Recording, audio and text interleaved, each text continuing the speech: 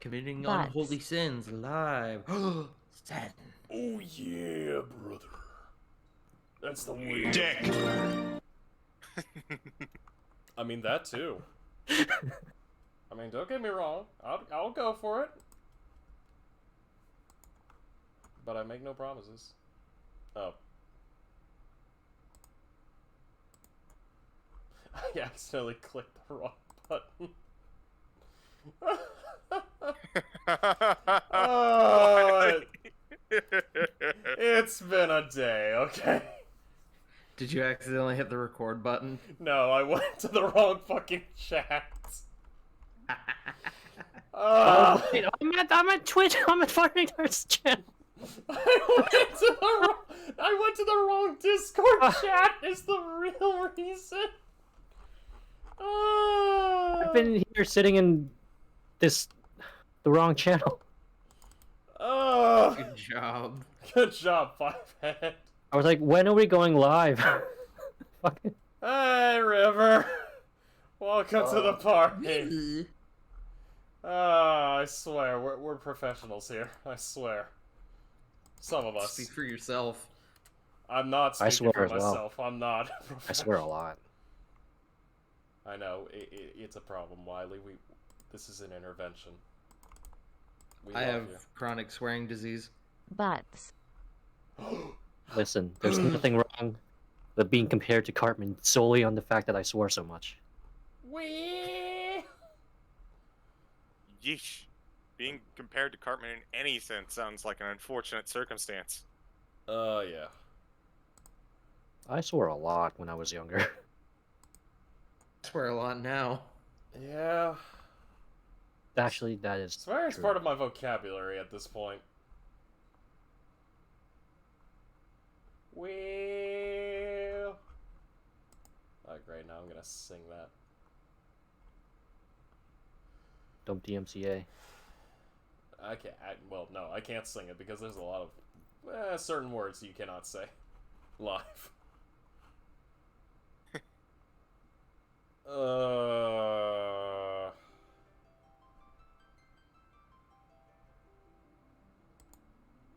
Shall we go ahead and get started since we started unfortunately a little late today? Let's do it. No. Okay then. Well, you heard him. Well, time to pack up and go home. I am listening to the main menu music. Alright, fair. I mean, it's dope music. I need to pick out a username. Hang on.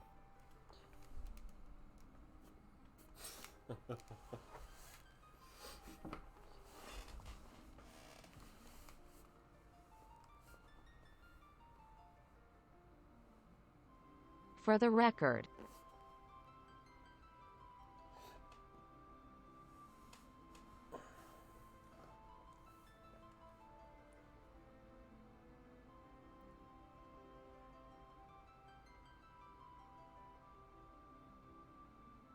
Never let Wiley play with create a character modes. It ends up poorly. Wow! I believe that. Oh, you haven't seen it. The things you can do in Star Trek Online. Amazing. Heck. I'm scared. I made a totally original character. Yes. Absolutely 100% unique. Totally legit. Please do not steal. I forgot until just this exact moment that there is a Lime's butt emote. I didn't know it was on What Twitch. emote? Yeah. Well, I shit, saw it on now Discord, but I never looked on Twitch for it. Shit, now I gotta Yeah, subscribe to Lime's Lime. butt. You know, okay. I'm looking at that totally original creation. I'm just imagining a you versus the man she tells you not to worry about meme, with him as the man you're not supposed to worry about, and you being the three-eyed aliens from Toy Story. Alright, check out this heresy. Let's see what heresy we got. What the fuck is that thing? I love them. Christ on a bike, my Wait till you see eyes! his close up on the face. Jesus!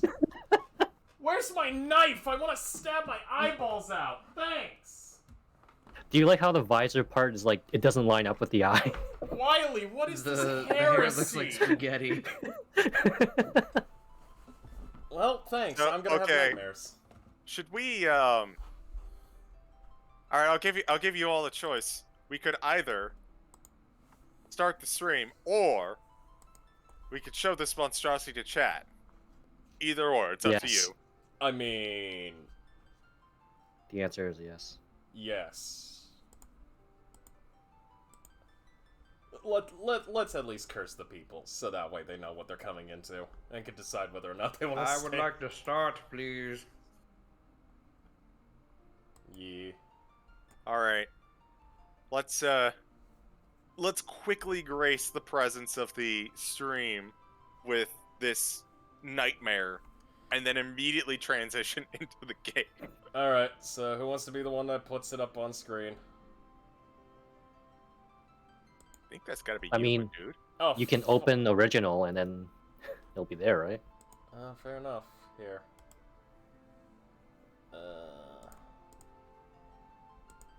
Open original. Yep. Okay, everybody. I'm gonna switch over the camera so you guys can see this absolutely beautiful monstrosity. Okay, so I want to say that would be. Yep. Here you go, everybody. Enjoy that beautiful, happy baby. I can't do this anymore. I can't lie to these people. I can't do it. It's ugly as sin. It's ugly as fuck, and I want to burn it to death with a flamethrower. CG, don't respect Sen like that, Jesus. Oh, I didn't say sin. I said sin. He's in Final Fantasy X, and he's very ugly. Oh. He has a face only a mother could love, but I don't think it has a mother. There we go. And on that note, hello everyone, and welcome to Festive Fantasy. I am your DM for the evening, CG. Ordinarily, we have Kirsten Strahd on over on Farting Tart's channel, but Hello. Farting Tart is unfortunately not at his computer, and is in fact very far from it. Facts. So, as per usual, whenever the Lies, he is right here. I mean, they make a very valid point. as Oh. is usually the case when our streamer is out of town, streaming duties fall to one JFrost, which is why we're over on his channel today. Hi, people who show up to JFrost's channel. Hello, you beautiful, magnificent people, and I'm sorry to have cursed you with the horrific knowledge of this channel's existence. Chat, I love you. We do love you, chat. Indeed. But, yes, usually we have Curses Strahd every other Tuesday over on Farting Tart's channel. But for the month of December, it just didn't seem right to be gallivanting around the lands of Barovia. So we decided to switch it up. And for this month, and probably, you guys, it's possible that we'll finish tonight, but you'll probably be into next week as well. The month of December and a little beyond, we're going through a homebrew campaign of my own design, based on the world of Final Fantasy, with all these wonderful chuckleheads. So, Hello, that is us. yes, Mhm. who are the chuckleheads today?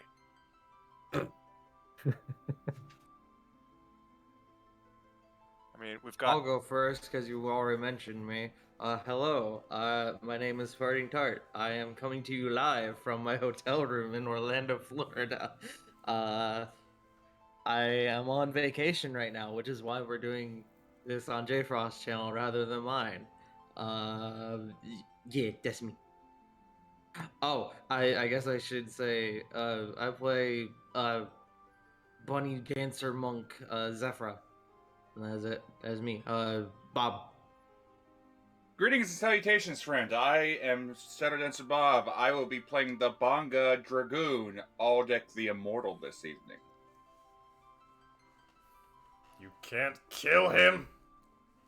It's in the name. Willie, catch. Huh? Hi, I am Wily Willy, and I'm playing Tongle, the Moogle Scribes Wizard. I almost forgot what I was playing. And, yeah. Your son. Eat. Catch the thing. Hello. I will be playing the Vieira Red Mage Fiona the Flame Fencer. Yes, you have to say the whole thing.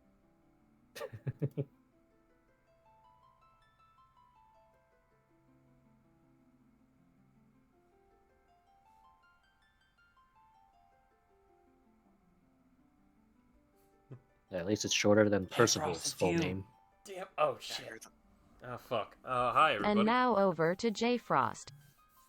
Thank you, With the weather. Sad. Hi, everybody. My name's Jay Frost, and I play Cyrus Fleetwood, the yeehawiest, gun-toadiest, definitely not explodiest, gunslinger for this beautiful, beautiful campaign. So, with that being said, throwing it back to you, God.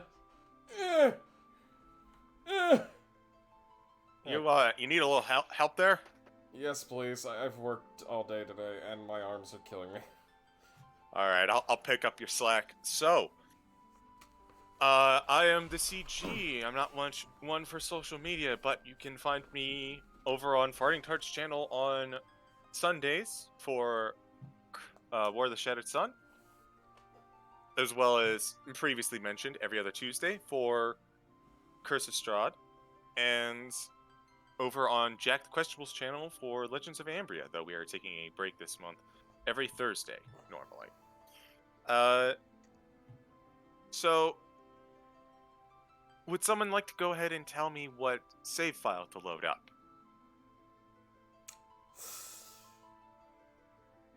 Let's see. Butts.save. No, not that one! Not that one! That's the save file that gets us banned from Twitch. Nah, it's honestly your own save file, but your little brother came in when you weren't looking and renamed it, thinking it was funny. That little shit, I'm gonna beat the fuck out of him. Then I'm taking his lunch money. You know what? I'll take the shot for this one. In our last save file, we managed to go forth and begin our quest to obtain the Earth Crystal, a crystal that, unlike the prior ones, was damaged due to a horrific effect from long, long ago. As we departed, we entered into a desertish region, devoid of all normal natural life, save for the usual cacti and other desert dwellings.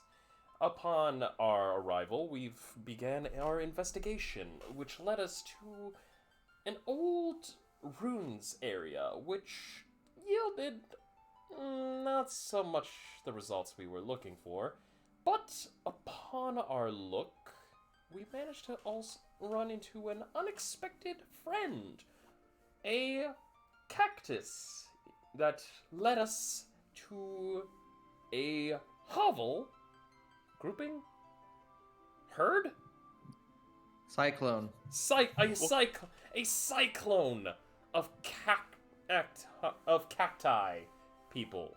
And honestly, we were then able to meet with the leader of these majestic plant-based entities, who, upon telling us that the guardian for the Earth Crystal, having currently been, well, trapped and held hostage by some very nasty fauna. It was our duty to go and save this guardian, so that way we can prove ourselves to be worthy of the crystal. Even though we also kind of proved our worth by, showing off a previous crystal, thanks to Fiona being the bearer of said crystal. It took us a lot of effort, a lot of blood, and a hell of a lot more fire. But inevitably, these voracious carnivorous plants were defeated, and the Guardian managed to come forth. The biggest chungus of all the cacti, who then proceeded to stomp the crap out of his/hers would-be captors. From there, we were able to return, and, of course, upon our return, and, thanks to a little bit of speech work, proved ourselves worthy to hold what was now the remnants of the Earth Crystal. And from there, our arrival back to our benefactor, whom, after an exchanging of words, and of course, a little bit of a, how shall we say, intense negotiation, we handed off the Earth Crystal, and yet still retain our Fire Crystal as a insurance policy. And now, after a little bit of a short rest, we begin our adventure towards the final crystal, the Wind Crystal. Go ahead and give yourself inspiration for this session, Cyrus Fleetwood. Grazie. Good, you're gonna need it when your gun fucking explodes again. Don't you fucking put that evil on me! I will do what I want. You can't touch me, motherfucker. I will fly to Florida. You all return to the tower of the Sage du Croix, as you had previously received the gem. He looks to you all and says, well, I do believe that I might have a lead on the last crystal. Though, kind of looks over to everyone, especially and over to Aldec, who is pretty much half pincushion at this point, with all the needles sticking out of him. Do you want to gain your strength back first? I would be appreciative. I'm alright, actually.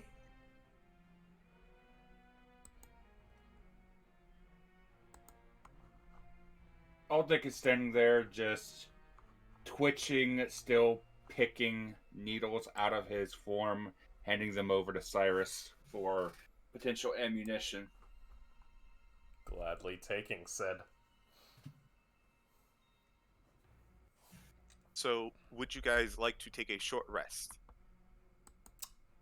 Works for me. I get key points back. I would love to take a short rest. I get all my fun stuff back. And I'd also like to finally fix my other gun. Alright. Everyone roll hit die. Cyrus, for your gun, go ahead and roll me a Tinker's Tools. Alright, would you like me to roll the hit die first? We'll start with Tinker's Tools. Okay. Please, dear God, don't nat one.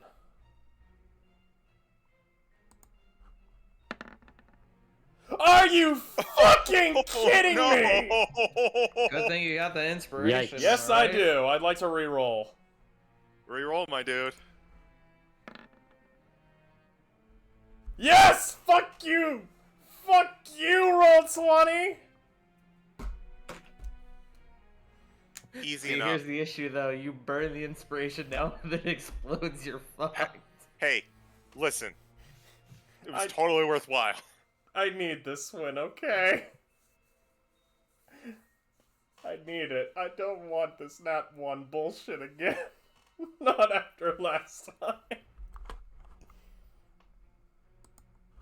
And anyone who wants to roll hit die, go ahead. Alright.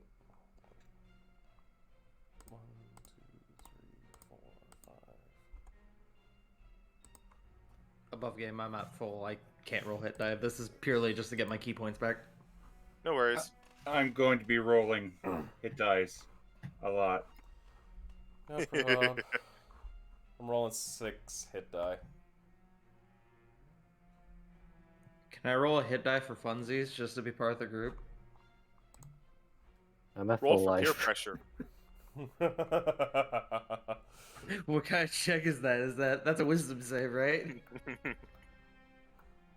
But yes. Alrighty. So You I don't don't feel feel compelled pressured. by your peers to follow along.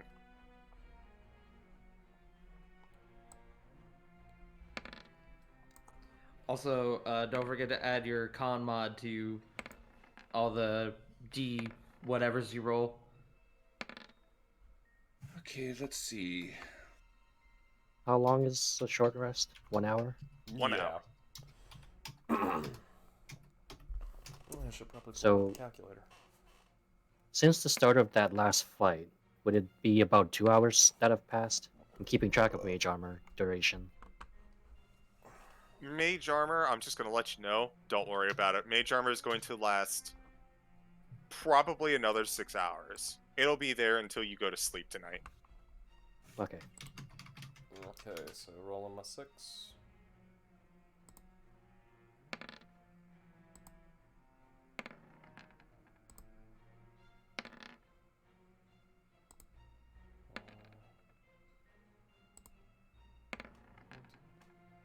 Five,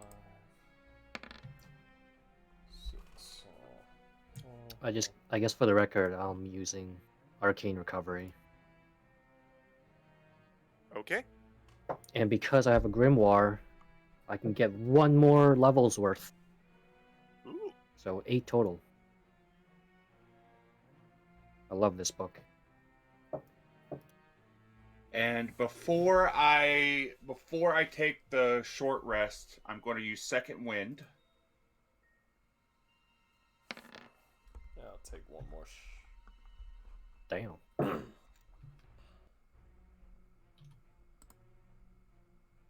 And since I take the short rest, I get my second wind back. But I've burned 14 hit die and a second wind, and I still have not fully healed. Jesus. Man's got a lot of HP. We have potions if you need them. Yeah, that's right.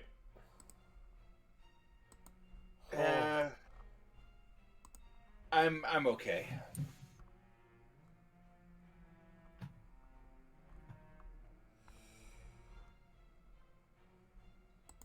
While we are short resting, is there anything else anyone wants to do? I would like to go to the market and buy some greens. Okay. Is there just? I'll add that to the list. Anything else anyone wanted to do? Anything I can do with those needles? That would be while you are. I'll say that if you want to do anything with that, you can either find a specialist in town or attempt to make something with it on your own. Fuck it, I'll try it on my own. What's the worst that can Okay. happen? Why would you say that? when you've Because I've rolled already that not won. Let's see what the fuck can happen now. All right.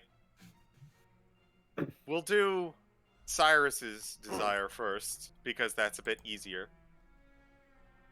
Yeet. 10? Somehow, Not one. you don't know how, but for all 100 needles that you pulled out, you break the tip of every single one. Sorry, dude. Yeehaw. More like yee-naw. Aldeck, above game. Would you? We can. Above game. We can take care of shopping, just kind of without Yeah. roleplay, if you'd so prefer. Yeah, that's perfectly fine. Okay. You look around for an item shop with, a fair bit of change. Garyland is well known for its adventurers, so items are not the problem. Instead, because they are in such high demand, there's quite a bit of notable markup, especially since people bring in a lot of rare and valuable goods. You find your way to what looks like a small peddler with a nice selection, and this is the shop you have to choose from.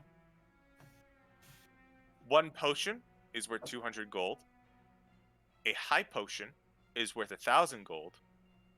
A remedy is worth 2,000 gold. A mega potion is worth 4,000 gold. A phoenix down is worth 5,000 gold. An ether is worth 10,000 gold. And this inventory has exactly one elixir worth 50,000 gold. Wow. By chance, do they have any greens like I don't know how to pronounce the word, like Gaisha greens, Chocobo greens? Oh, I think they're called. I think it's pronounced Gishel. It's something that you always read but never hear. Mm-hmm. Let me roll. We're getting ready to go to basically the Chocobo Valley. I want some Chocobo greens. He does have some in stock, as Gishel greens are not only nutritious for chocobos, but they help relieve occasional bouts of madness in individuals. Uh, Gishel greens are relatively cheap. They are only 200 gold per. I'll take 2 of them. Okay. Go ahead and mark off 2 purchases of Gishel greens and add 2 of those to your inventory. Okie doke. Unfortunately, that is everything for me at the moment because we only got about 500 gold. Okay.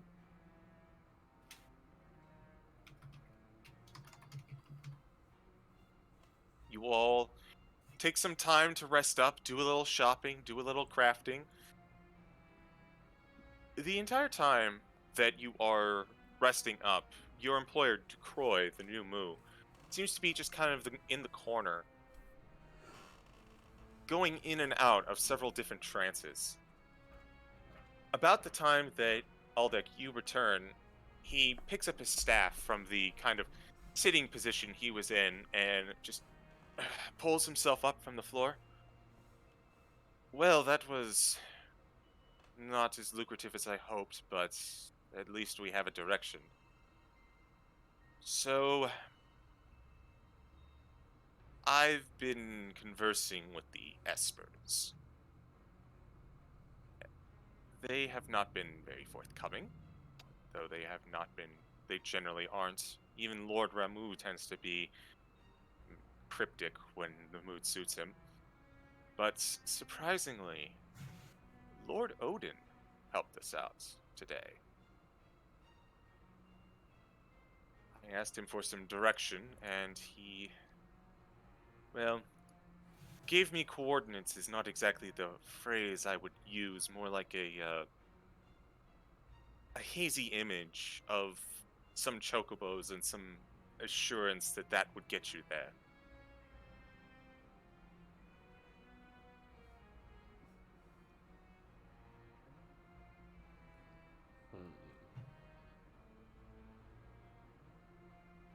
Are you all prepared?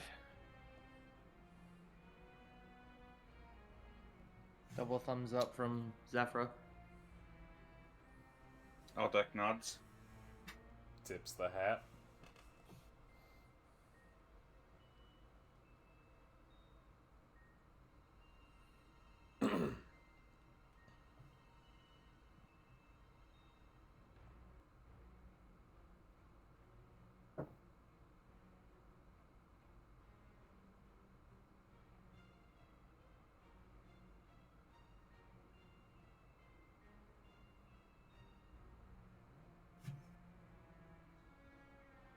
Tongo All right. nods. Very well then.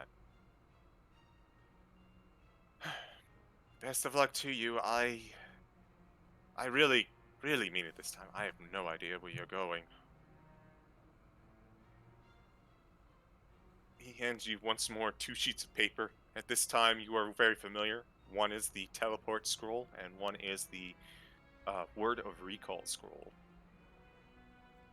With that, pulling out the scroll as you have done several times before, you are whisked away.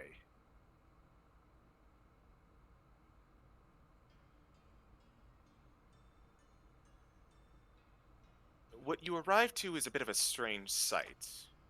Instead of the last 2 instances last 3 instances even, where you were in large open areas, a field, a giant snowstorm, a wide open desert, you find yourself in a small enclosed area.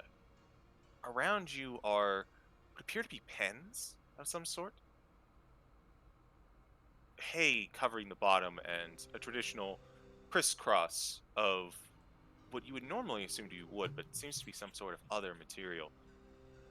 Looking around, it's probably about 30 feet across, maximum, as well as not accounting for the pens with a small pathway in the middle that you currently find yourselves in. It smells strongly of, well, something, but the area is dimly lit by what appears to be lanterns on the top ceilings. There appears to be a door ahead of you. Are there So anything we're inside the pins?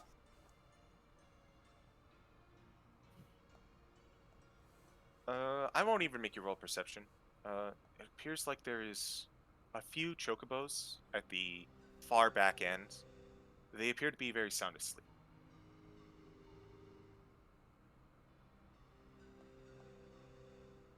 we're inside the structure.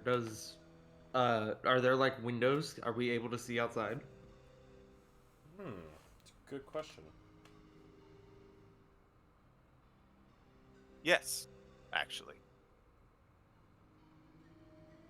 Go ahead. What time of day is it, if I may ask?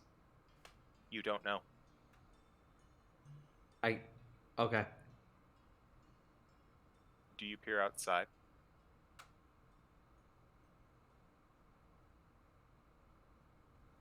I do. I do peer outside. You have to make your way over a pen because the windows are kind of on the upper area. But you kind of stand on your tippy toes to get yourself up to the bottom of the sill, and what you see outside almost knocks you off your feet. Stars. Endless as far as the eye can see. A bit of a weird glow going on outside, too. And some kind of. Something you can't quite place your finger on as you look outside gives you a sense of vertigo in addition to the unsettling scene.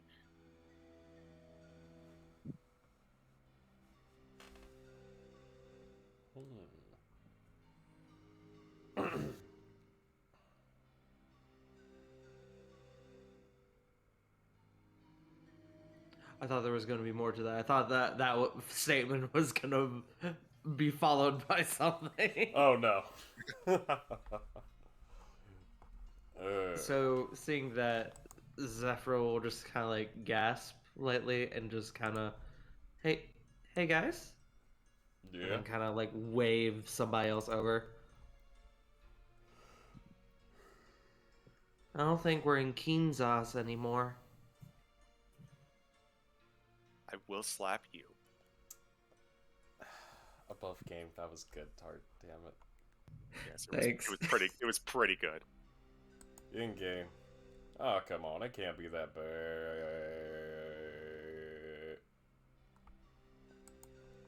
The words kind of catch in your throat as you take in this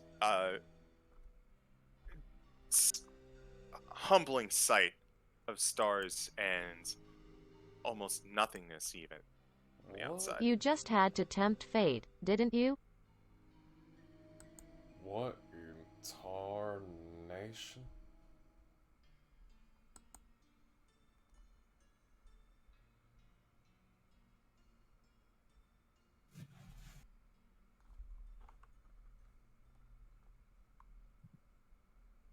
I'm walking towards the door. I'm gonna open it. As everyone is kind of looking outside, kind of trying to get their bearings, Aldec, you walk forward and you open the door, and inside is another thin hallway. What looks like seats of some sort, mostly empty. Think for a second you see something out of the corner of your eye, but as you turn to look, almost like an optical illusion, it is gone from your view. Hmm.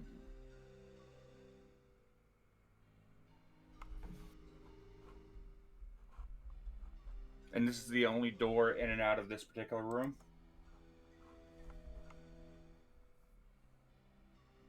There is a door to the back.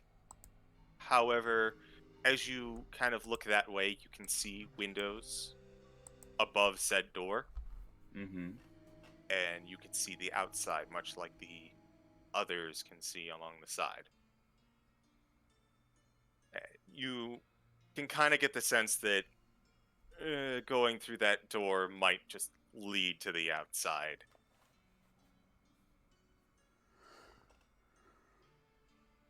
Hmm. I have a question. The windows, are there glass in the windows, or are they just kind of like portholes? A little bit of both. Uh, it looks like it's tempered glass, and you just kind of knock on it a little bit. But even with even when you knock just a little bit harder, you can feel that while it's see-through glass, it is very sturdy. Mental note of that. I punch it. No.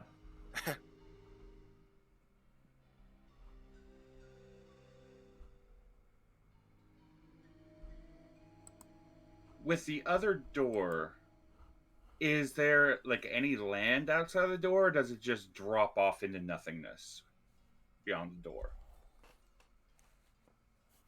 It drops off into nothingness. Hmm.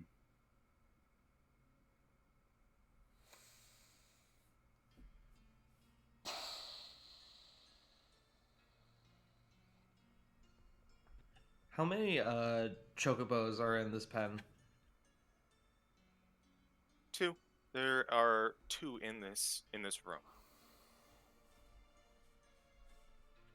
Okay. I think seeing as Aldeck has sort of moved on, Zephyr would enter the next room. You said there were seats in there. Can you Yes. describe them? They seem to be in the same like style of brass that the rest of the rooms are made of, though it appears that they're cushioned, meant for comfort. Is it get above game? Is this a saddle?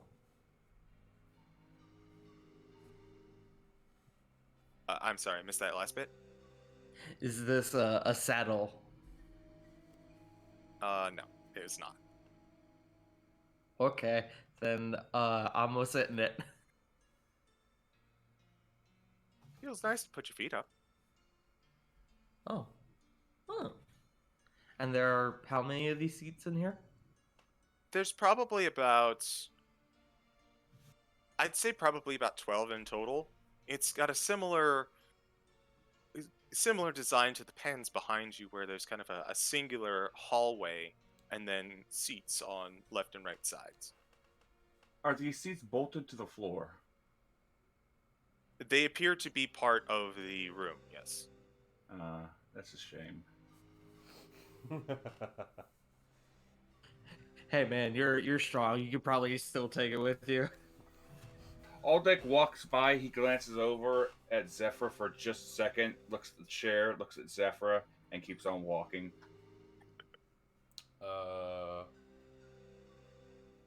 I'ma insight that.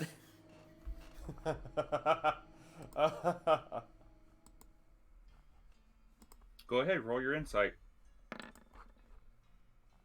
Oh!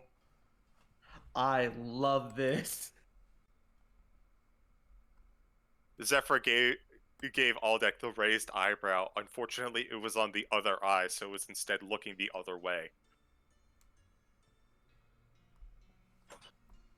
A single bead of sweat. Aldeck is still wearing his desert clothes, so he can still go into antlion formation at any moment.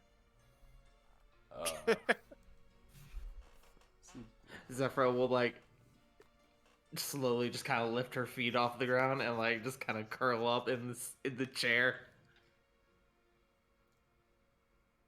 Do the rest of us see this? There's really nowhere else to look with the design of this room. Hmm.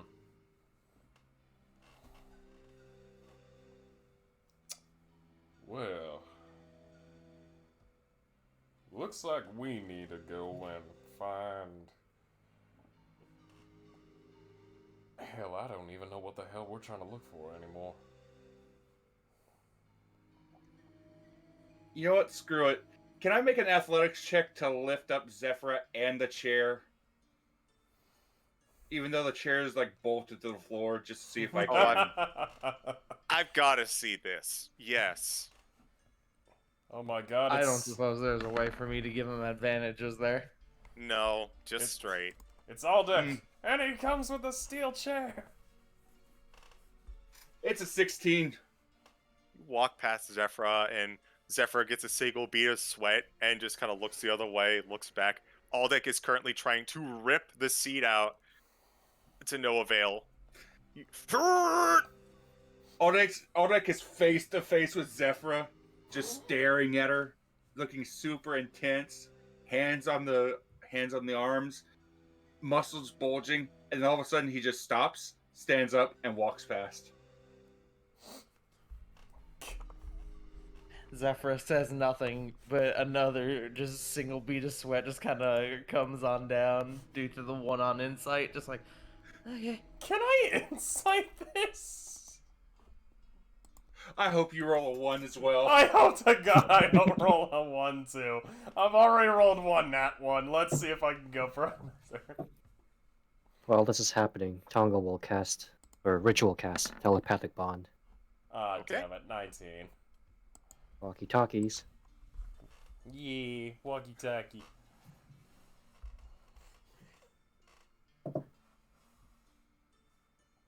Aldec, So, are you...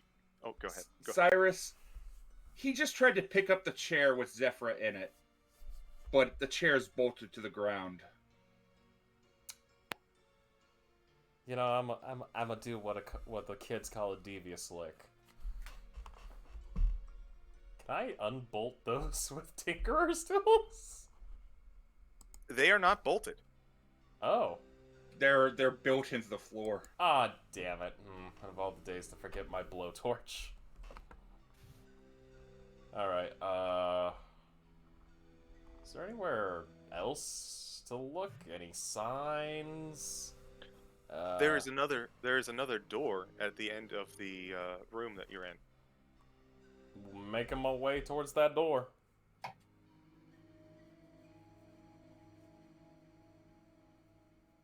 Easy enough. As you pass through the next door, there's actually a split in this time. One to the left and one to the right. One says dining. The other says chocobos.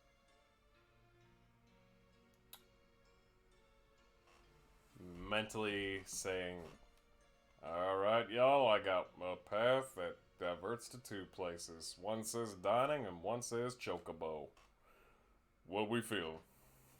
Zephyr immediately stands up and starts heading to the Chocobo door.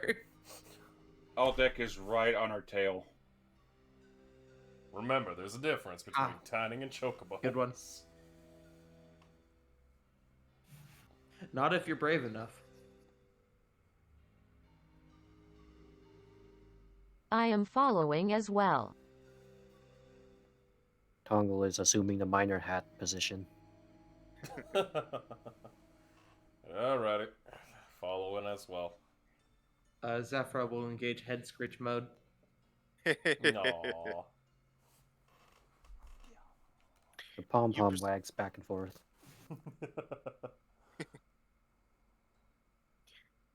You open the door that says Chocobo and head inside. Similar to all the other hallways, you proceed forward. The room is darker than the last couple, and as you walk inside, you can see why. There's about 16 pens, all full up with chocobos on the left and right, all of them sleeping. You can see various plumage from all of them. You are most familiar with yellow, but there are, in fact, a few blues, one red, and even a green.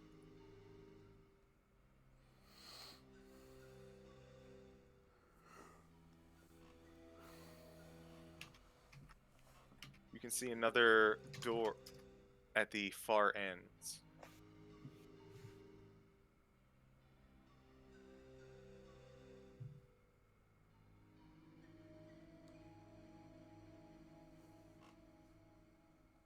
What do you do?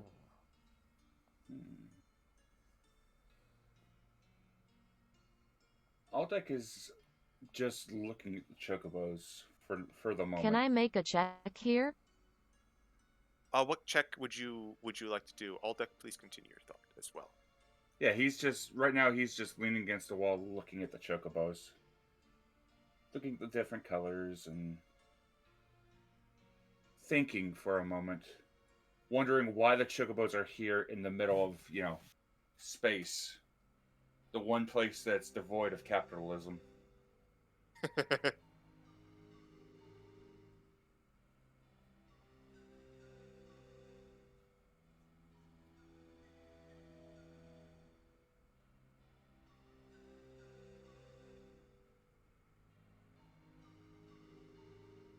I wanted to, without waking them, see if I can notice any obvious health issues.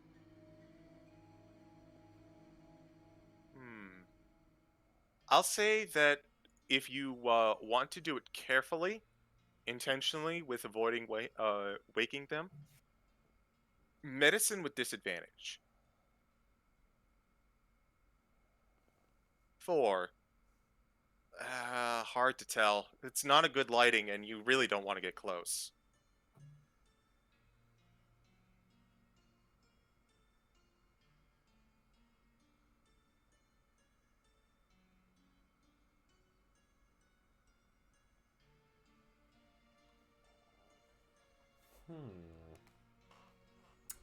Can I see anything about the condition of the pens? Sure. Perception check. Actually, investigation. Sorry, investigation.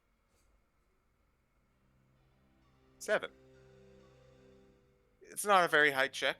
The pens are made of the same brass that the rest of the rooms and furnishings seem to be. There doesn't seem to be a lock.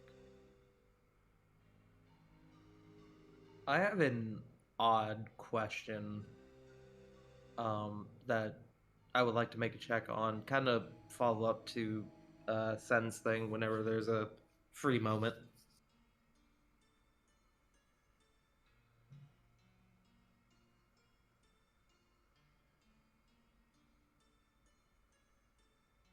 Ah, have they been tended? They look nice. You're not exactly a chocobo farmer, but you can see that it's kept clean. They aren't in disrepair or neglect or anything, and the sign there's even feeding troughs, water troughs, gishel greens kind of all over the place.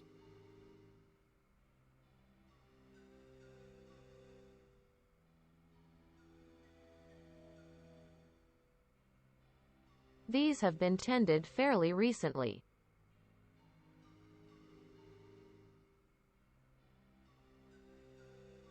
Kind of bouncing off of that, I would like to try to see if this is probably a stupid question. If I can determine whether or not the chocobos were, because all the chocobos we've seen so far have been asleep, right? Mm-hmm. I would like to see if I can medicine check to determine how long they've been asleep, if possible. Okay. If you want to do it from a distance, it'll be with disadvantage. If you want to get close, then no disadvantage. Can I stealth before I get close? Like, can I do a stealth check? You can do a stealth check, yes. You will still have to I'm make that check though. yeah. I am going to do a stealth check first. Got this.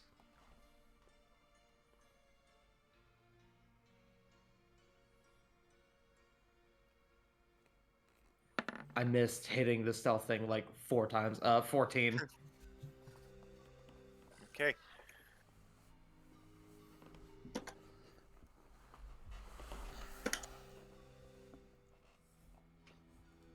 Wait, can I argue advantage from my stealth check considering that they're asleep? I gave them disadvantage. Okay, fair enough. You approach silently. You seem to have not awoken them, though if you come in physical contact, you will have to once again probably remake that stealth check. Actually, Okay. no. Go ahead with your medicine. Go ahead with your medicine. So it is flat then? Yes. Alright, cool.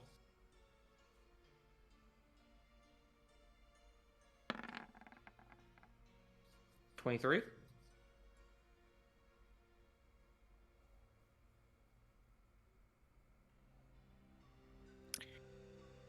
You go to put your hands on one of the chocobos sleeping soundly. As you do,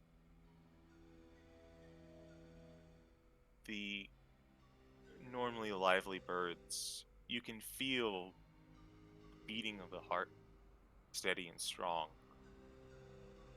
The feathers in their plumage rising and falling as they take breath. All out signs point to this chocobo being healthy, and yet, for some reason, hands are cold to the touch.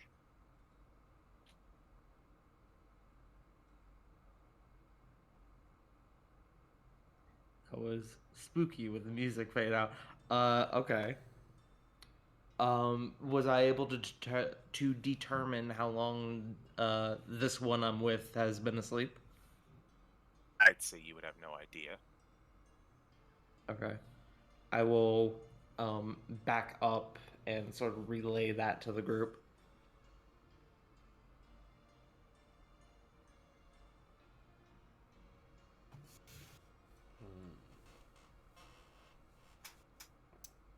Oh wait, I don't have to back up. I can. We have mental connection, so That would I'll have gone just off kind by of now, yes. yeah. I would just kind of in my mind just be like, these chocobos are very cold. They seem healthy, but I don't know. Maybe they're under some sort of magic. I'm not really sure.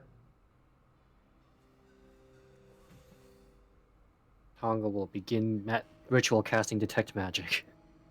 Okay.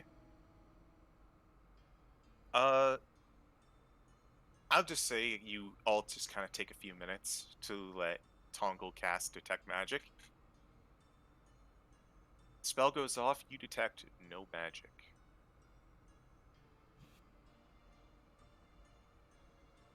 What There's no is magic beyond? here, Kupo. What's beyond the next door? While Tongle's casting, and Aldeck would have looked just to make sure that area is secure. Alright, I need you to roll a stealth check as you walk your way over there. Oh boy! And well, this is bad. That's a 14. Yeah. Yeah. It worked for me, bro. A natural 20 though. Oh,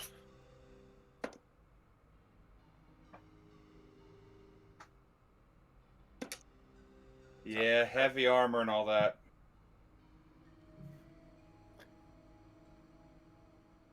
despite the chung, chung, chung of steel against brass, none of them seem to wake up as you make your way to the next door.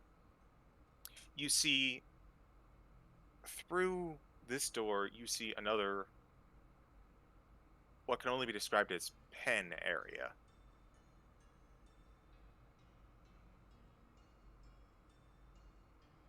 Mm-hmm. In each of the pens, uh, much like the room that you're currently in, are sleeping chocobos. This time, you notice that there are even a couple black chocobos, extremely rare. Ooh.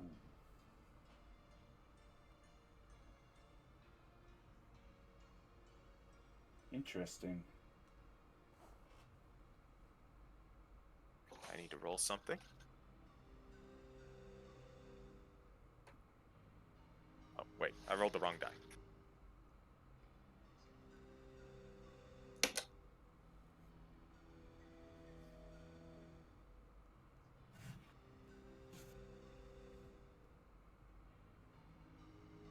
You feel some sort of movement underneath your feet, almost as if the room that you're in just kind of shifts slightly.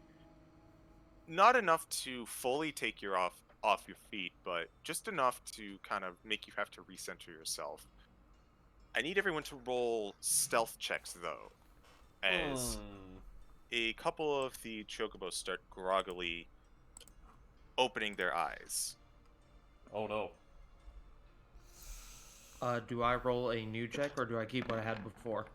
Go ahead and roll me a new one. 10. 20. 18. 21. 21. 21. Do you win?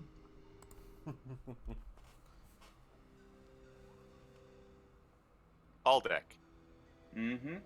as you are kind of looking into the next room, you feel the bump and have to recenter yourself. And the pen immediately next to the door, one of the chocobos begins to stir, starts to clamber to its taloned feet. He is immediately going to offer some of the greens that he brought with him to the creature. The chocobo, let's see what chocobo it is, actually. Okay, it's a basic yellow.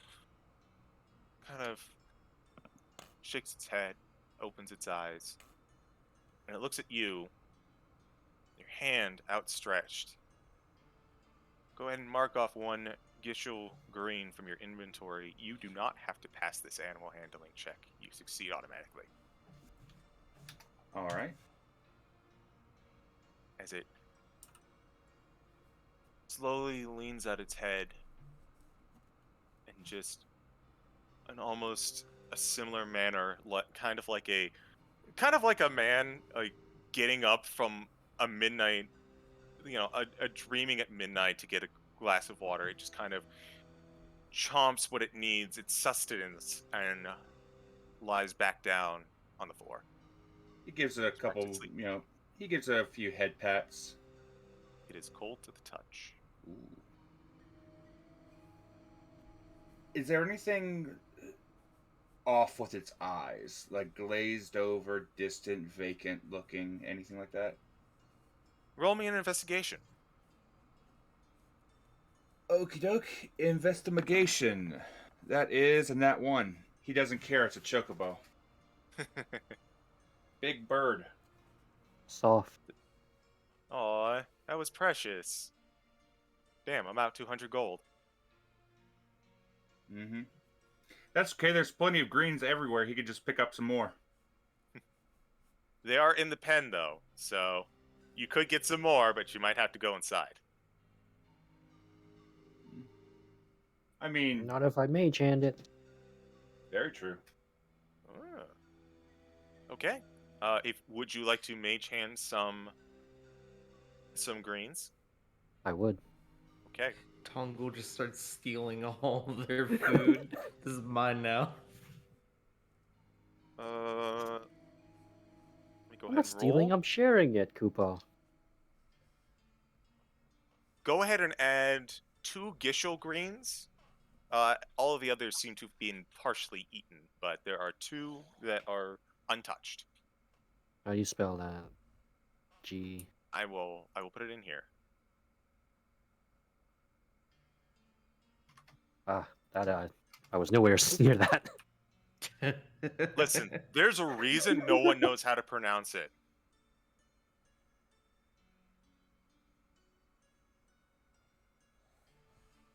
Guy shall.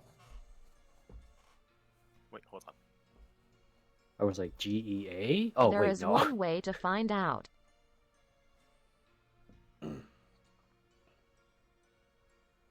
Oh no. Oh no. Geishel Greens. Aha! Hey. Geishel. Yeah. I thought Justin was about to make an appearance.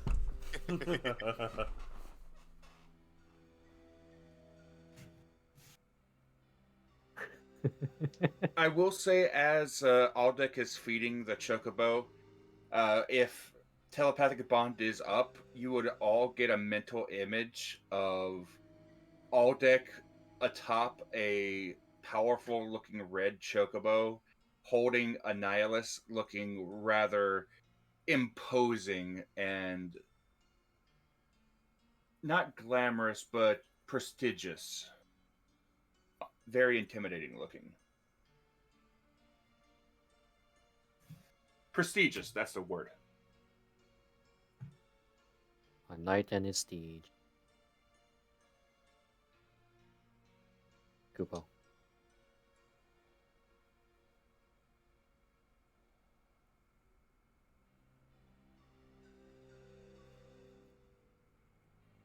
I will respond mentally with, first you will need to lose a little weight. Oh, Damn. Ooh. Shit.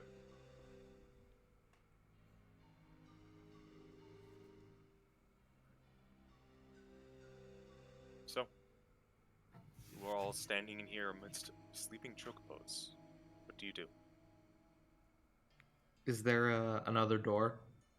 There is. Aldex scouted one out, and it appears there is another room of chocobos nearby. I will head that way. Okay. You go through the next door, and as you proceed, you all proceed through the next room. I need another stealth check from all of you. Oh boy. Stealthy wealthy, here we go. 18 again. Hey, Hey! 18 twins. Makes sense because we're together. 14. Exactly. Your hat rolled it. The same. 25. And poor Aldeck. Once again, Aldeck clanking along the floorboards. This time, one of the black chocobos starts to get up, hearing the noise. Aldrich is there offering greens and a head pat. Much like the first, sleepy. Um, um, and goes back to sleep. Head pat, chin scritch. Would you like to check the eyes again? Sure, absolutely. I would love to. I'm probably going to get another nat 1. Nat 20. Yeah! Let's go. Ooh! Chocobos normally have, for lack of a better term, wide, expressive eyes. You know, large irises, but other than that, it's very similar to any normal being. These Chocobos' eyes, and now that you think about it with the natural 20, the other one's eyes were all black. Like pure black.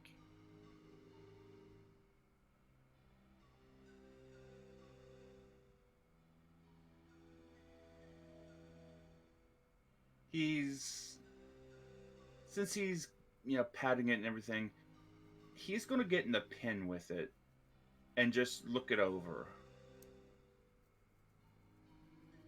He doesn't like the fact that the eyes are black. Okay. And the rest of the party kind of gets that, kind of can feel that, kind of gets that feeling of concern from him. He's especially looking at the eyes. Would you like to So- roll medicine Oh. on this Chocobo? I would very much so. Leave it to the fighter with hardly any intelligence to be doing the skill checks. To be fair, medicine's wisdom for whatever reason. 12. Oh, damn it. I'll say, I'm going to be nice, but I'll say because you pacified this Chocobo and you're in the pen with it, I'll give you advantage with the natural 20. Yo. Then another nat 20.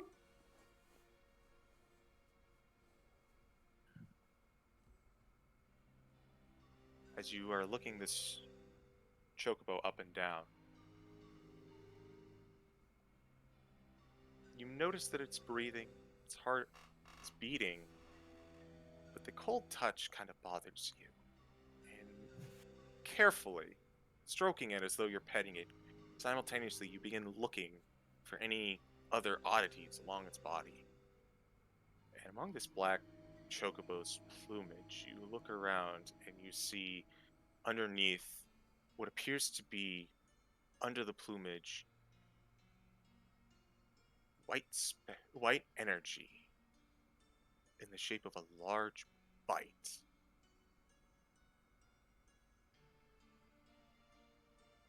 Like there's Pull a your hand. bite mark. There's a bite mark. And it is substantial. It is probably, to put it, it was hard to tell from the angle, but half of this Chocobo's torso appears to be missing.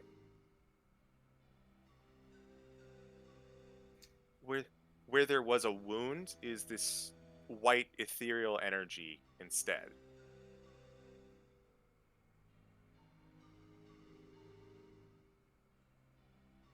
And it's not magical. It is not.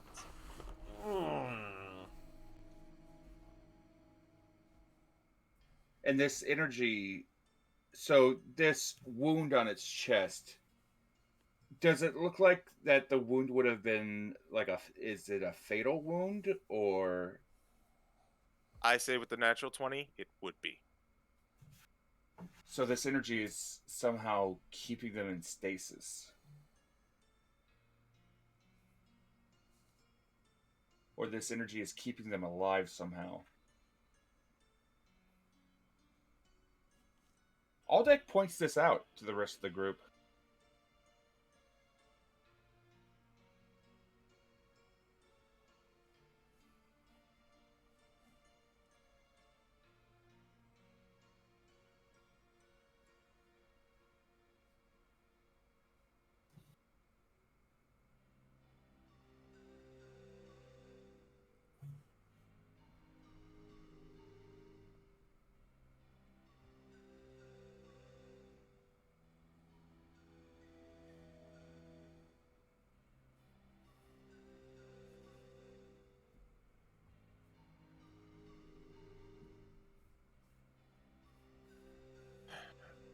I'd say medicine with advantage from all of the insights that everyone has done before and the messages shared through the bond.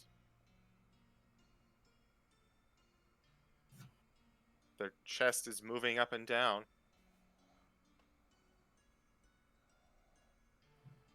Can I do a check to see if all of them are like this?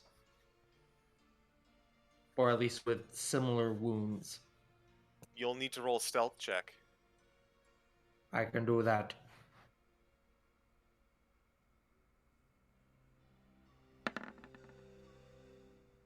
fuck. Your stealth roll has not been 13. stellar. Oh no. Oh. You immediately step into one of the pens, and the moment that you do, this. Let's see, what color is it? Oh, it's this one is another yellow. Immediately opens its eyes to look up at you, that deep black eyes. I would like to try to pacify with an animal handling check. Please do.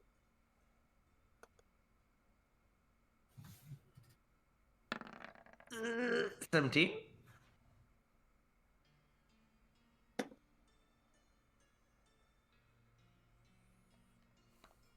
There's a tense standoff. You look into its eyes, it looks into your eyes. And just you slowly reach your hand out to just kind of make contact with it. And it lets you. Standing there's this awkward tension between the two of you. Can I know I said I was gonna look over its to see if it had a wound. Can I actually see if like, because the impression I'm getting is that they almost seem like drugged. Can I tell, or can I like make a check to see if they're under some sort of like influence or if they're just drowsy? Or perhaps a mixture of both. I don't think there'd really be any way to tell. Go ahead and roll a medicine check with disadvantage. Okay. Hold on.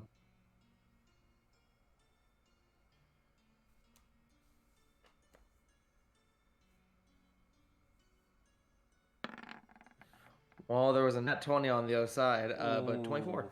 24 is still dang strong. You can't tell if there's some kind of drug influence, but you can, as you're looking this one over, kind of trying to get a better idea. You see this one looks frailer than the one in the other pen, whereas the other one was more hardy and healthy. This one appears to be in an advanced age. And instead of like a giant wound, much like the other one, this one just seems to be almost from every bit of its body just leaking ever tiny bits of this energy.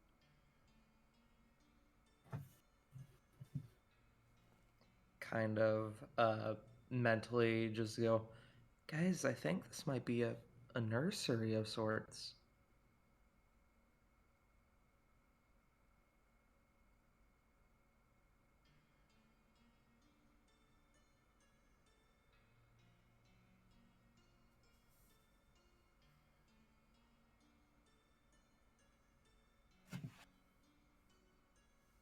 Hmm.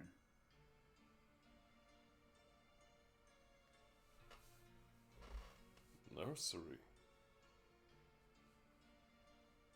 What the hell?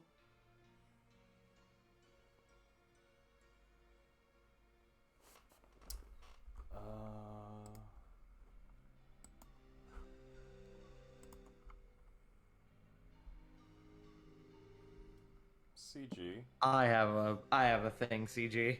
Yeah, I'll let you go start. I would like to I don't know what in God's name this check would be. I would like to determine whether or not they are dead and paradise is heaven and they are just here in heaven.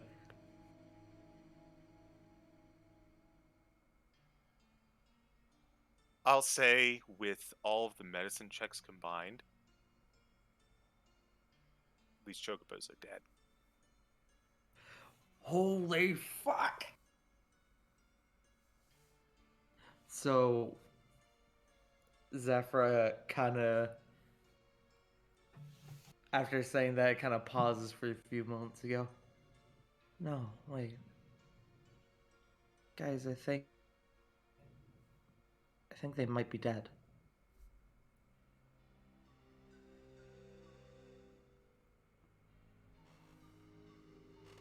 How could they be dead?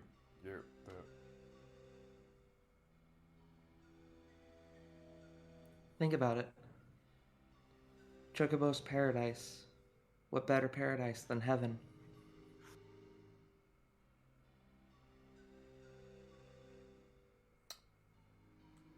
Kind of realizing that's No. Cyrus is actually gonna go cold a little bit with that.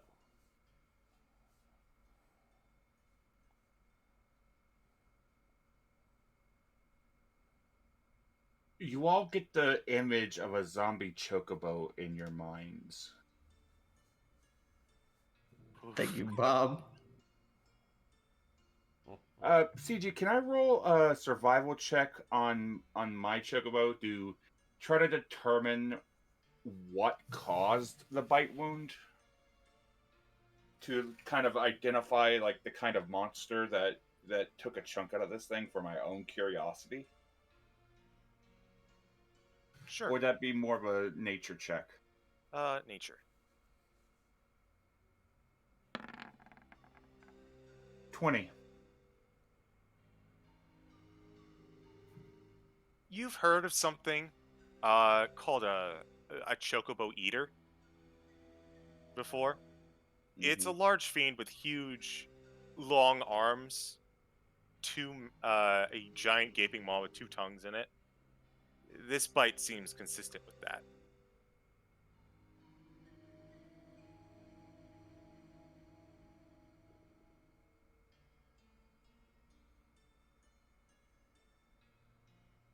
Aldex slowly, as he's petting the bird and everything like that, he runs 2 fingers along the beak, along the cheek before he nods and stands up and climbs out of it.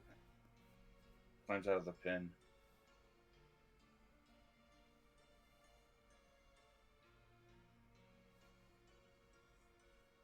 Everyone, go ahead and roll me a history. No, a religion with disadvantage. Ooh, Okay. religion. That's gonna be a fun one. 5. 7. 5. I accidentally clicked sleight of hand, sausage fingers. Hold on. 20. Dirty 1, my favorite. Ooh. Nope. Fuck. Something's gnawing at the back of your mind. Some sort of story you might have heard, but none of you seem to piece it together.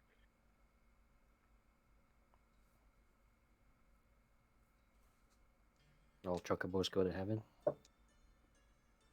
Shut the fuck up. Oh my god.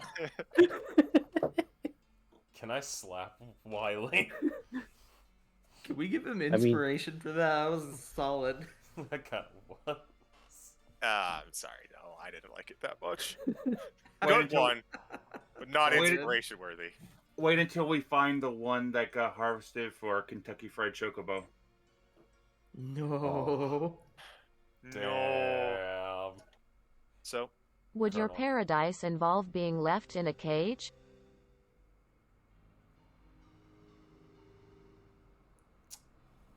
Zephyra sort of ponders that for a second. And then looks down at the supplies. Well, they're tended to. They're safe. It's not ideal, but it could be worse.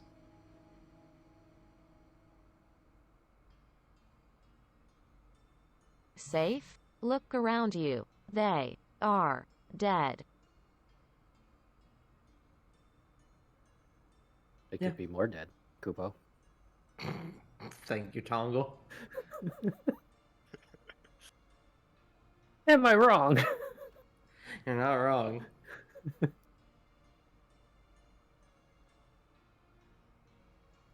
Zephyra just kind of doesn't really answer the question. Just kind of looks back at the chocobo she was at in silence and just kind of ponders about things for a few moments.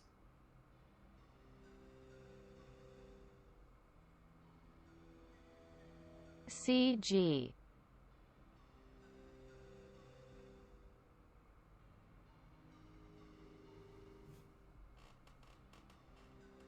I'm listening.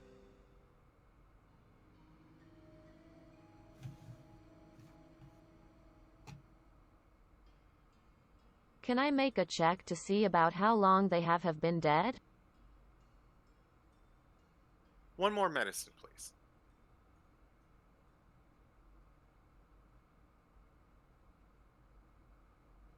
Fiona, unfortunately, not a good night for rolls other than stealth.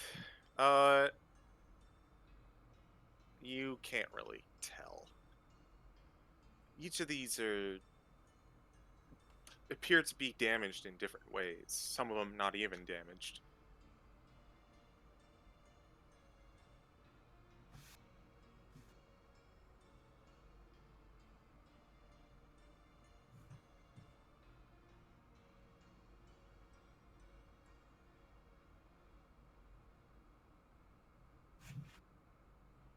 You all, Above game, the other direction had, what was it, a dining room, you said? yes. Zephyra kind of thinking back on that. I think we'll start heading in that direction towards the dining room.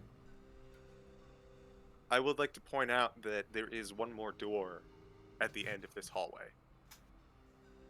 You would like to continue going forward or head it back to the dining room. I'm going to roll for it if that is okay. Aldec's going to check out the other door.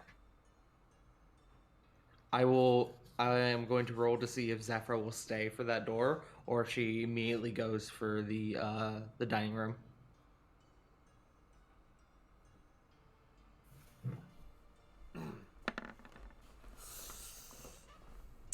Okay.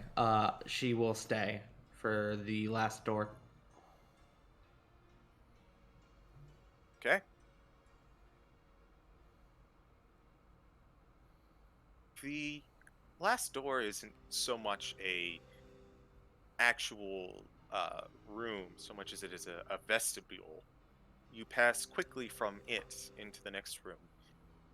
This last room is covered wall to wall. Well, not wall to wall, but covered in front of you. About 30 lever, each one of them marked. And you notice on the wall on the top right, it says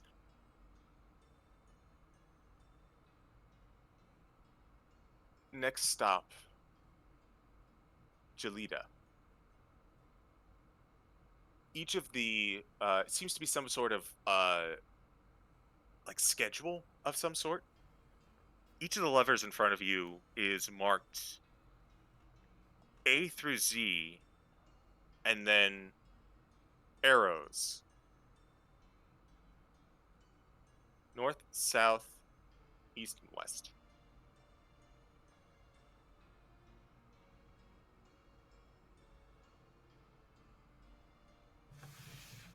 Can you repeat a little bit of what you said before? You said there were 30 what on the walls? Levers. Letters? Oh, Levers. letters. Okay.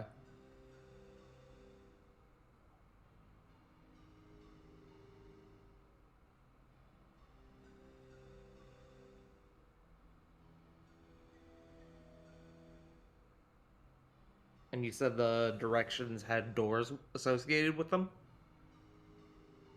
Uh, no. There was levers and there was a letter for each of them. Oh, okay. You notice that there's also a small bit of paper nearby.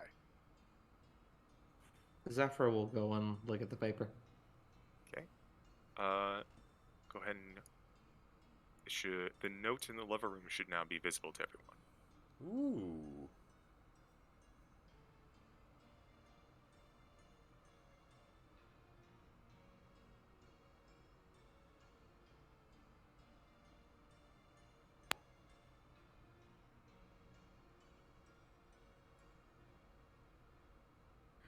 Okay. Hmm. I would like to roll a check as to this is stupid. I'm thinking this is like a train. This is the Infinity Train. Are you going to roll this check? Can I? I don't know what check that would involve. Go ahead and roll a religion with advantage. Oh shit. Okay. And no, go ahead. Go ahead.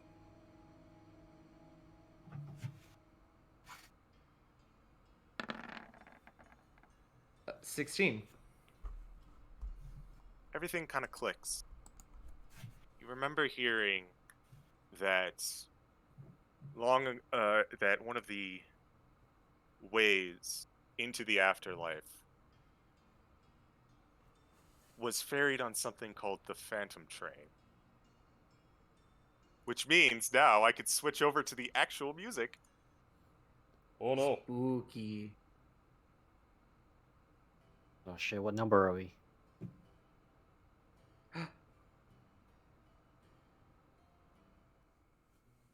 So, kind of looking over the instructions, kind of looking over at the letters, or the levers, sorry, and just kind of thinking on the whole thing. Zephyr just kind of pauses and goes, "Guys, I think we're on the Phantom Train."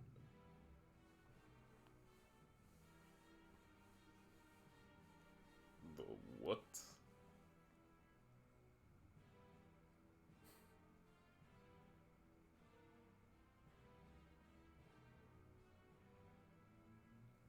It's a bit of a moment of silence as everyone processes the information. It all just is kind of adding up and kind of makes sense.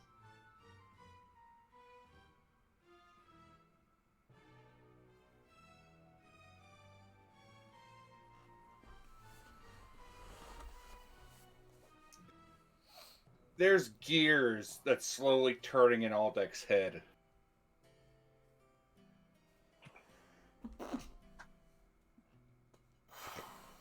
Do we see an image of gears turning? He's on the train to the afterlife, but he didn't die. So is he still the immortal if he's on the train to the afterlife? Cyrus will put a Fuck. hand on Aldeck and go, "Buddy, you're still considered immortal. In fact, I think you managed to actually beat the game."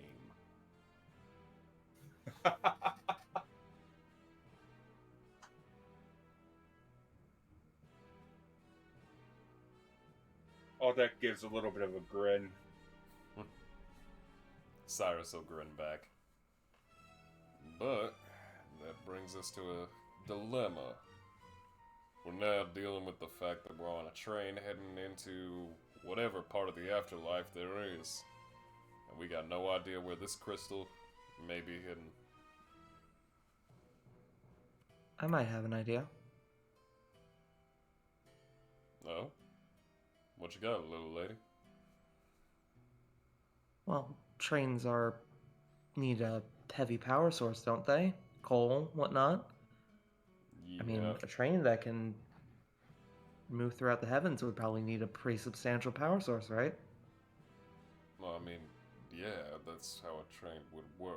Oh, wait a minute. She just starts kind of nodding as he puts the pieces together. Hold on. That brings up a conundrum. Kind of looks to the group. If we remove the... If we take the crystal from the train, does that mean no more train? Well, we Why don't would we need take the it, whole Kupo? crystal. Sorry, Wiley, go ahead. Why would we take it, Kupo? We never took the other ones. Fair, We but... just need a small fragment of the power. The train should be fine. That begs the question of why it is here in the first place.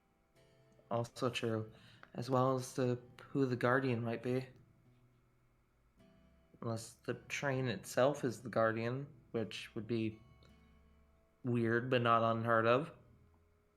Image of Aldex suplexing a train. That would be an interesting one, Aldic. But at the same time, Aldeck, or there's a return message of Zephyra there helping Aldeck suplex the train. Go ahead, while we're all kind of laughing, go ahead and roll me a history check with advantage, all of you. oh boy, it's gonna be a neat one to try. 18.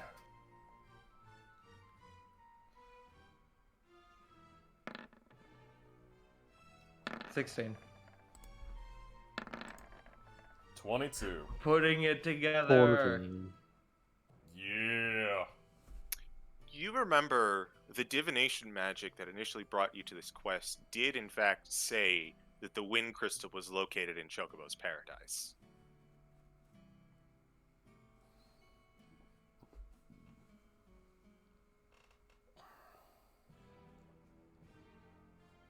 So we have to go to Chocobo Heaven. Oh god, we gotta fight Chocobo God. El Choco de la Muerte.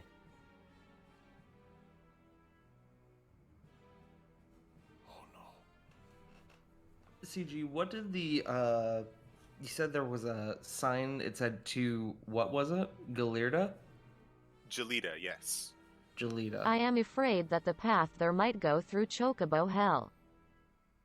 The hell? What the hell is Chocobo Hell? Kentucky. Oh, Above game, I'm gonna smack you, CG. Giant deep fryer. Kentucky. Fiona gestures to the note. Oh boy.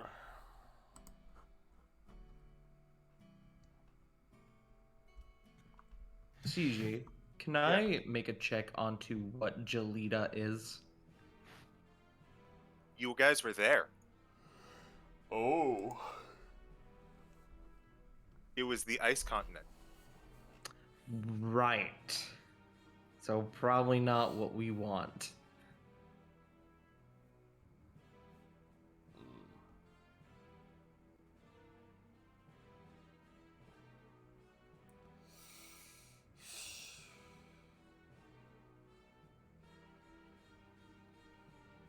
Well, Above game, I feel like when you start pulling levers, but I'm scared to pull levers.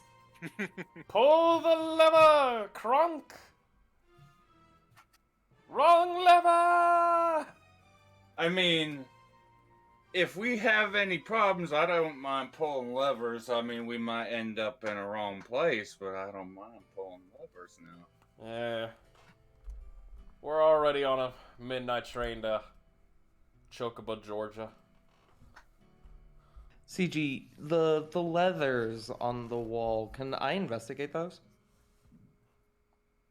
As Leathers? to perhaps like what their purpose is?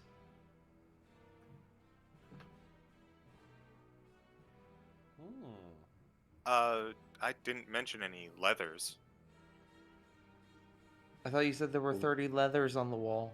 No. Lever. Lever. Oh my Levers. god. Okay. I understand now. Apologies. Barbecue's so good at messing with the mind. They're levers made of Yeah. leathers. There you go. Sorry, it's been a long day. I'm tired, and I'm listening with one earphone in and music. Okay, so I'm gonna go over and I'm gonna investigate the levers. I did admittedly think like, why the fuck are there leathers on the wall? But I wasn't gonna question it. I wasn't gonna Chocobo question the leathers. DM's Wait. decision. uh,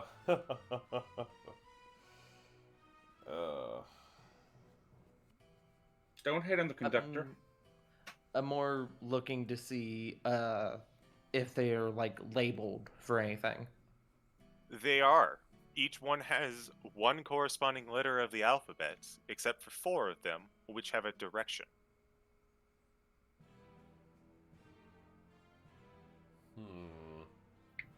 I am going to pull levers to spell Chocobo Paradise. All right. Choo choo choo choo choo choo choo choo. You pull a bunch of levers down, and they all return to place. Nothing seems to happen. Hold on. There aren't enough O's, Kupo. Let me test this.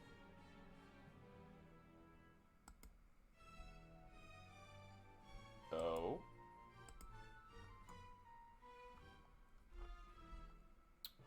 I am going to pull levers BJ and O. You pull down B, J, and O, and you can feel. Actually, you don't feel, but you look outside, and you can see what appears. Now that you know that where you are, it makes more sense. As you see the stars, the only landmarks, were initially moving, which was the sense of vertigo from before.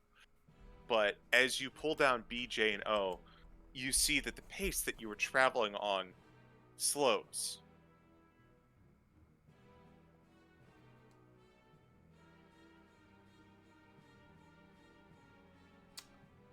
You know what? I pull ATETWS.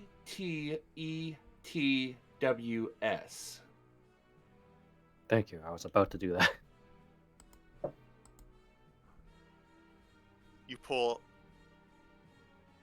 A, T, E, W, and S. And so No, there is no- ATETWS. The levers aren't pull and recede in order. You Uh-huh. pull all of them down at once and they stay. Ah, okay. Good to know. I was about to ask that, yeah. CG. Question.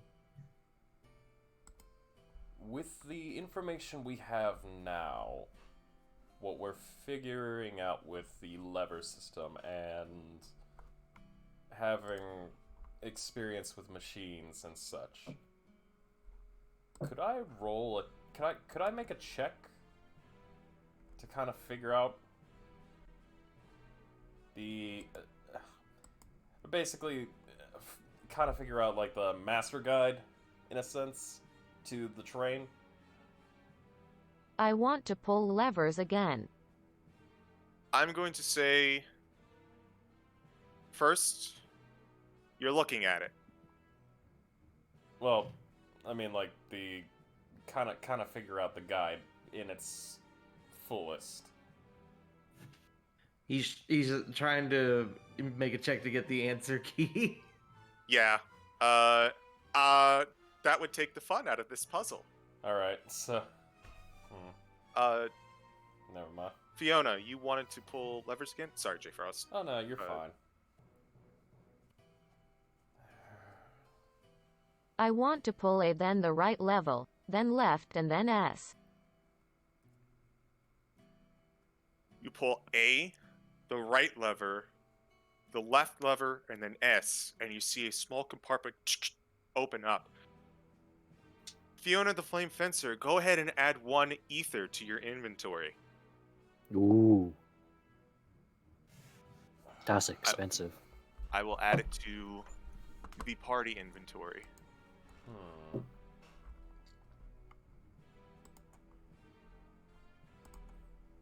It is so simple. A fool could figure this out.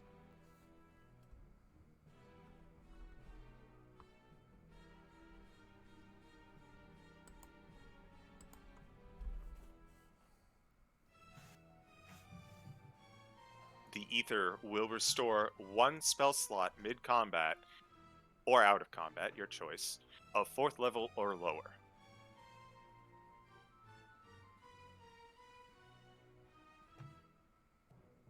While after that happens, Zephyr goes, well, then I'm gonna leave you guys to it. I'm gonna see if maybe there's a conductor on board, because I would feel bad about derailing in air quotes this train without, permission from the conductor, who may or may not be the guardian. Right now, I think I am the conductor. Well, whoever the conductor was then. I'm still gonna go look, see if maybe I can find heads or tails of something. Hmm. Let's find the owner, Kupo.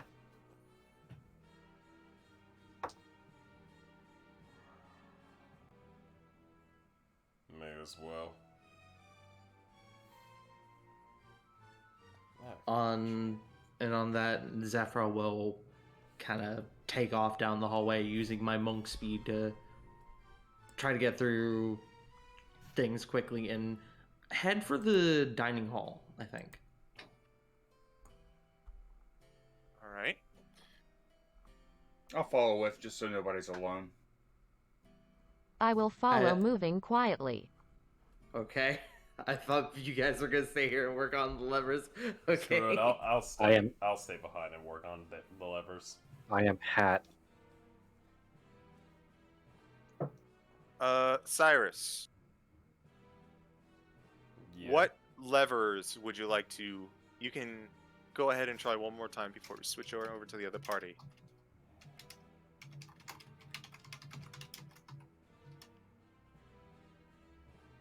AETHR. Forward.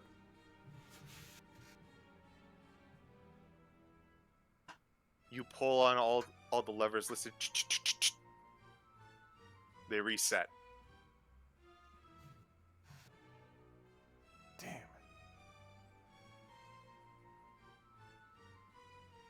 A fool, I said.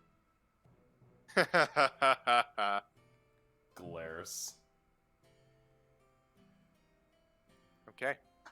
Everyone wants to check out the dining hall then? I believe so, yes. I'm mainly seeing if maybe the previous conductor is in there somewhere. That is my objective right now, to see if I can find whoever the conductor was.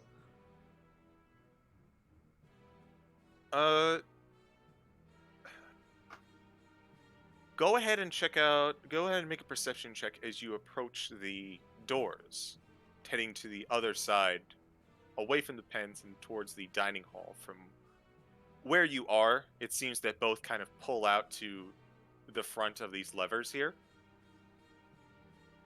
So go ahead and roll a perception check for as you peer inside the dining hall.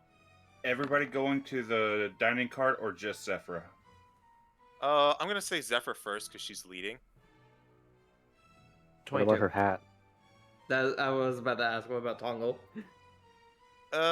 You have to kind of jump up to see inside the door, I'm gonna say. So from your position, sure, Tongle, I'll let you do it.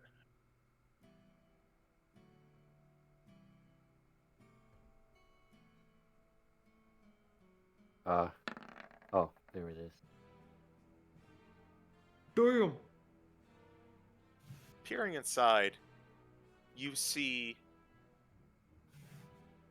a bunch of different races: humans, New Mu, Banga, even the occasional Sikh, all sitting down at various tables and engorging themselves on what can only be described as the delicacies that you may have never seen. Rare steaks,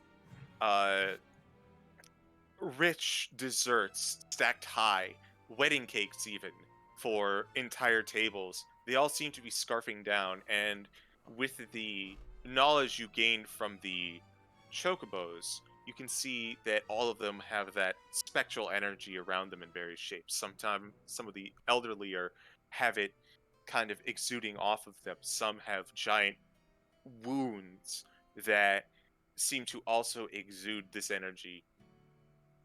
The cause of their death, you could probably surmise.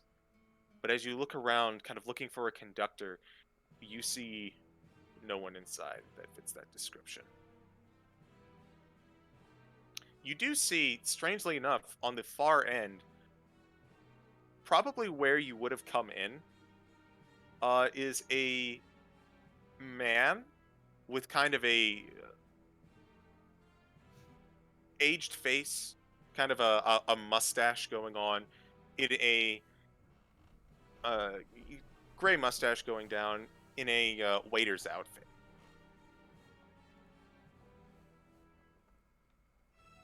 I would like to approach the waiter. All right. As you enter the room, you see a bunch of people kind of going almost buffet style to and for from different tables. You can try to force your way through or find a way around. Attempt to find a way around. I would like to go over with acrobatics. Okay, roll me an acrobatics check. Tongal, I need an acrobatics from you as well. 18. What is the DC I said for this? Oh, not Wait, bad. Tongle can 17. fly. Yes, but you're attached to Zephyra, who is currently jumping. Fair It's enough. not about flight. You're trying not to fall off. So, Zephyra, you jump effortlessly. Well, not effortlessly. You jump over the line, and as you do, an especially tall Sikh individual, which is a large, kind of brutish pig-looking individual, you just barely jump over his head, but Tongle, your pom-pom makes contact with him. I need you to make a charisma saving throw. Oh, Uh-oh. Uh-oh. oh, oh. Oh no. 13. 13.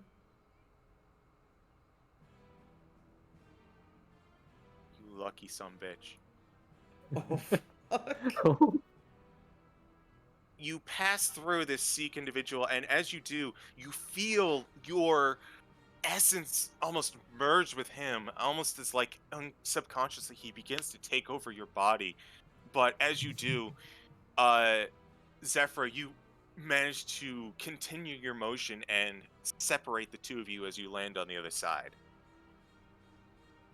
It is literally the DC you needed. Good shit, Wiley.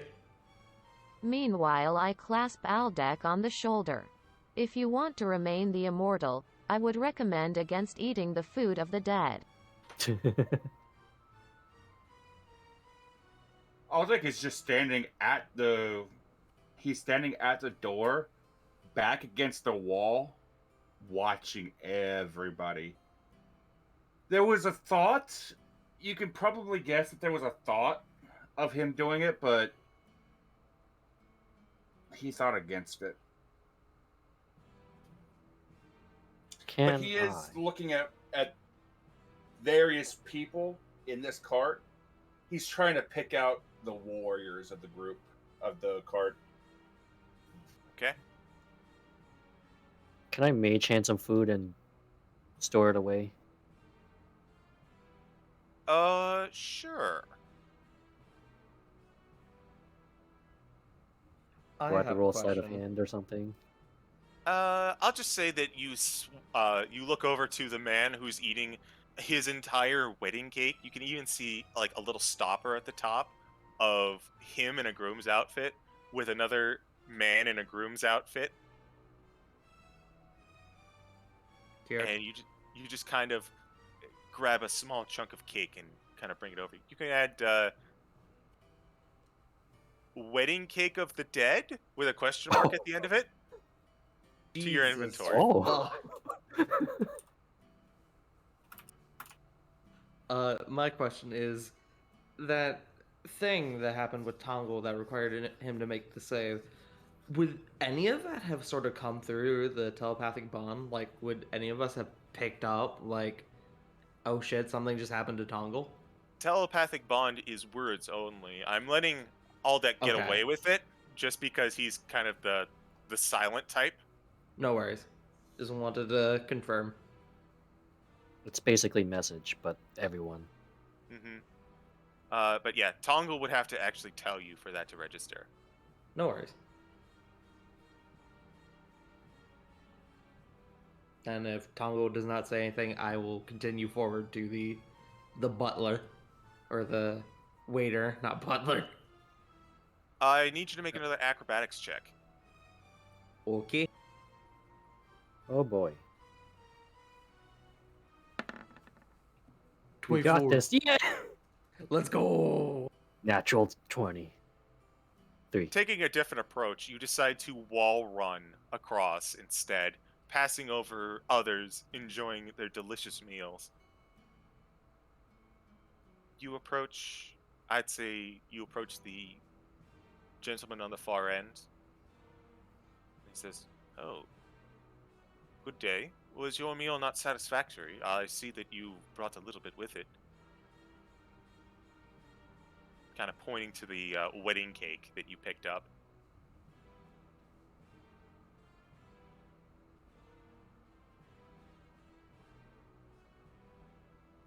Puff game, I'm gonna let Tongo answer that because Tongo's got the cake.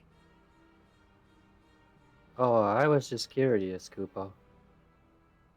Hmm.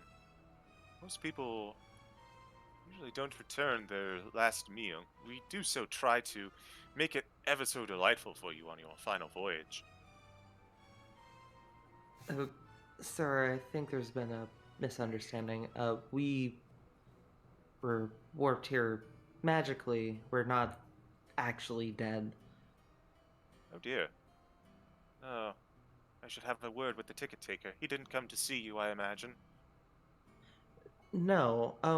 May I actually ask you a few questions, if that's okay?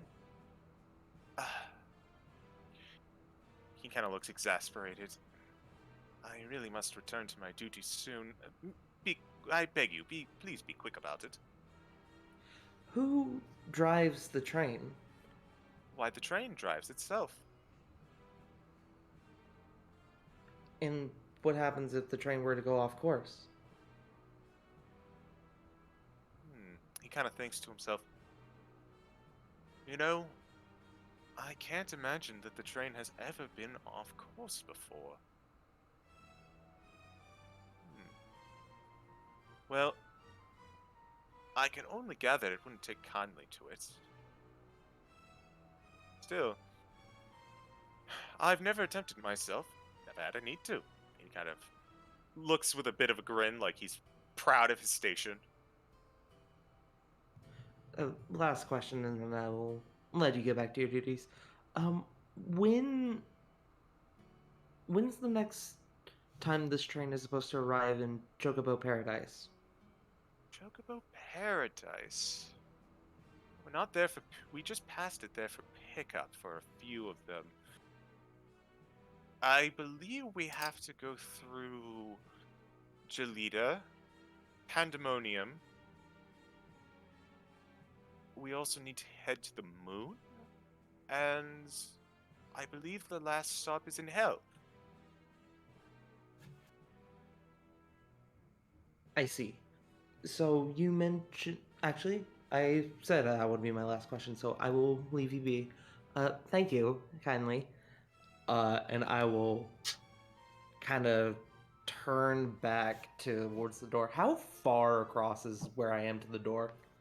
I'd say it's probably about 50 feet. 50. Okay. Then that won't work. I won't do that. I will just attempt to get back. Okay. Roll me 2 acrobatics to the both of you. Actually, I need to check one thing really quick. Give me 1 second, sorry. No worries. Tongo will mentally say, "Don't touch the dead people, by the way, Koopo." Okay, good to know. I won't do that.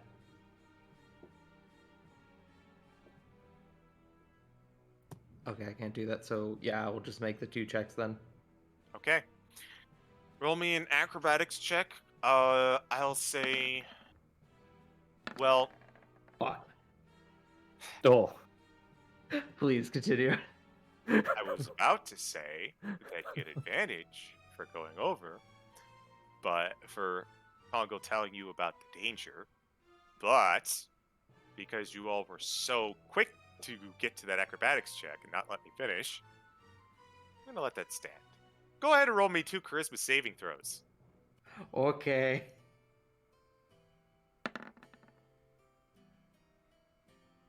I am going Okay. to. I'm going to burn a key point to reroll that. Okay, so Tongle, I've got good news for you. You passed your first charisma saving throw because this was the two I was referring to was one from each of you. My bad for not being that Oh, clear. okay. For your first failed acrobatics check. Oh, okay. That Uh, my 10 turns into a 17. Okay. Thankfully, you both pass as you come in contact with what looks to be a couple like street thugs with knife wounds in them. A couple of banga, currently eating what looks like a some homemade chili, and fortunately, you steal yourselves, and your souls remain intact. Go ahead and roll me one more Wonderful. acrobatics check, the both of you, this time with advantage, as you try to get over the last hurdle.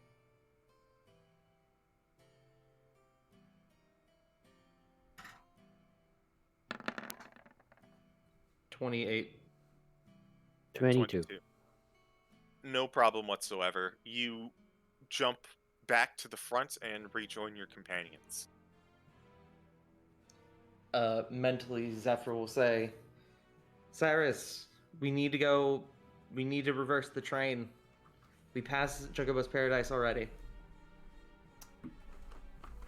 All you hear is angry chimpanzee noises as Cyrus is basically just banging on every lever. Give me 1 second, everybody. No worries. Go ahead, but we'll follow.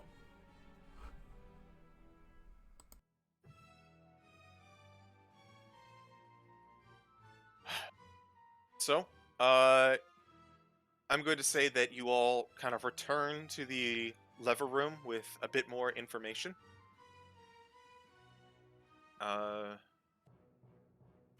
Just wait Yeah, it. Zephyr will kind of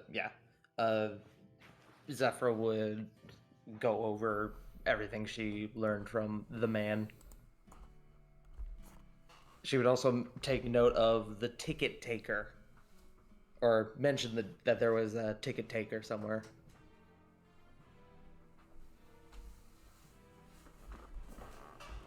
And back. Sorry about that. No worries. Duly noted. Also, more angry chimpanzee noises.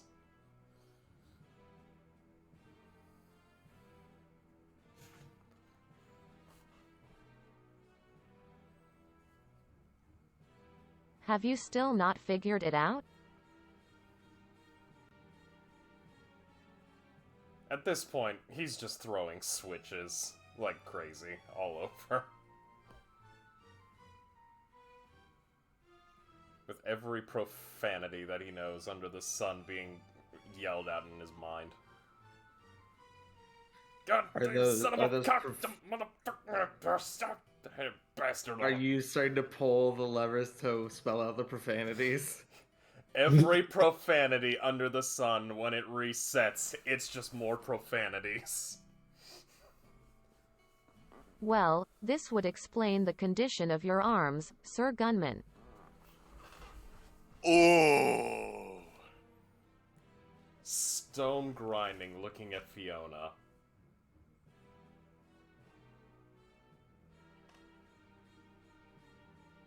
And just stone grinding back.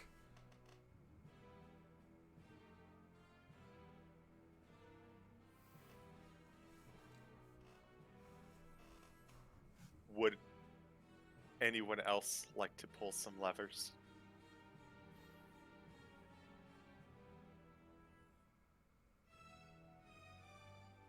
Aldeck is just leaning back against the entryway and just watching the show for the moment. He knows Tongle what his job is in this particular company. Tongle will mage hand the left. Wait. Or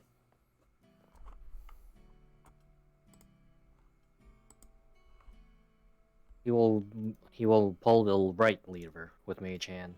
and then the O.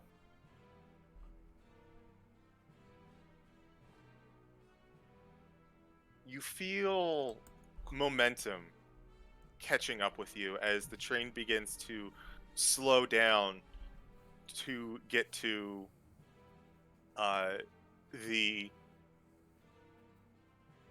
reversal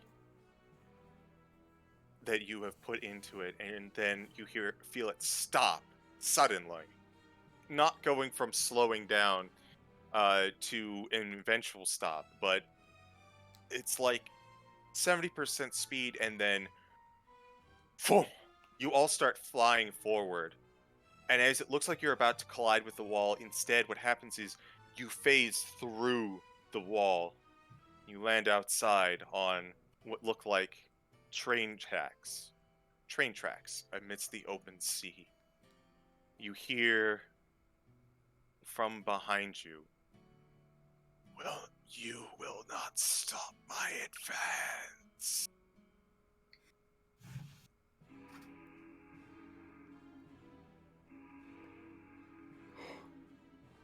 I need everyone to roll initiative. Jesus fuck, Oh no! we're fighting the train. Christ on a bike. And that's where we're gonna take a Roll break. train. 12. Alrighty. Actually, hold off, everyone. Huh? Let's do this a I was bit ab- better. Oh, we're doing this with the map?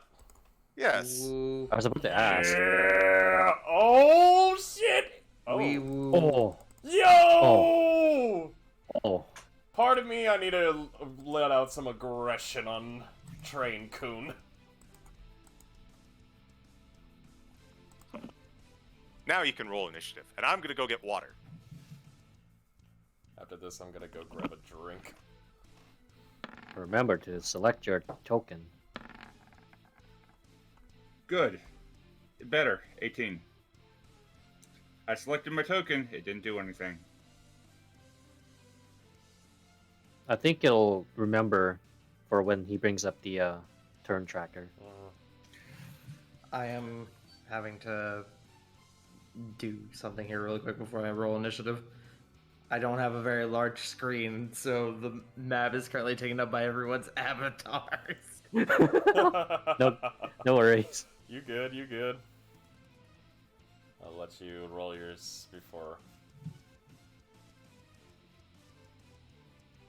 Also, hi chat, hope y'all doing great tonight. We're gonna suplex this train, brother. I'm gonna put a few bullets into it, screaming an angry monkey. Note to self: J Frost, not good with word puzzles. Note to self, why need word puzzle when me have gun? Me go boom boom. We just Monkey found brain out will that work good. It's a machine, damn it! Why can't I work this thing? Let me check the turn. Imagine that. The writer is good with word games. Funny how that works out. 18 on initiative. I need to go to the 32.2. bathroom. Yeah. Fuck you, J Frost. Love you, Tart. Fuck you, I'm gonna go take a piss. Mention my name, You you can get hang out safe. with- You can hang out with Aldeck. Yeah. Motherfucking goddamn son of a bitch, fucking cocksucking train, fucking kick you in your goddamn headlight. Fuck you, you piece of shit, metal ass hunk, piece of junk. Fucking sending you off the fucking rails with a fucking dynamite well placed shot. Fuck you. Hope you get turned to scrap and turned into a meth lab.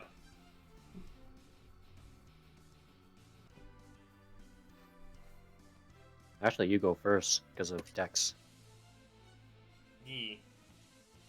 Not first, but first of you two. Ooh, interesting.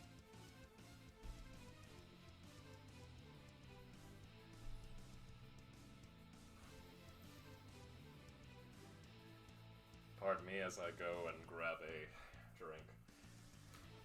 Other than that, hey everybody, hope y'all doing great. We love you, chat.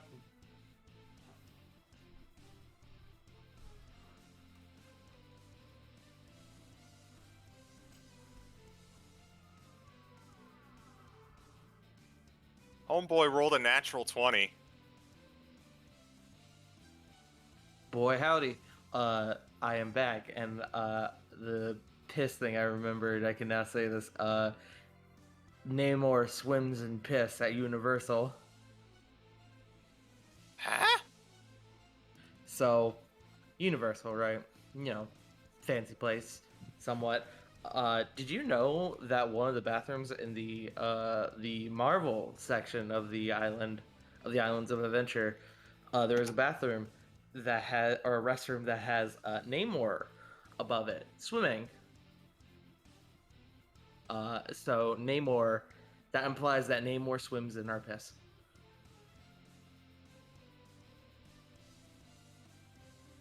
That's disturbing. Yeah. Enjoy that. Enjoy that curse knowledge I've bestowed upon you.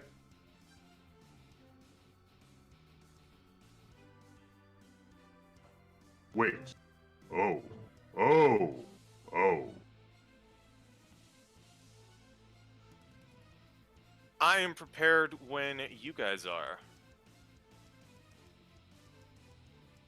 I am ready.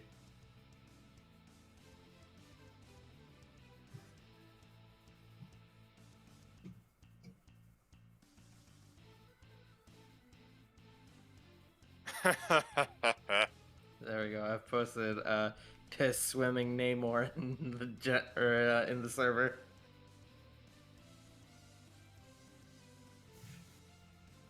I am ready. 1, I'm ready. 3. J Frost? Okay, J Frost is away.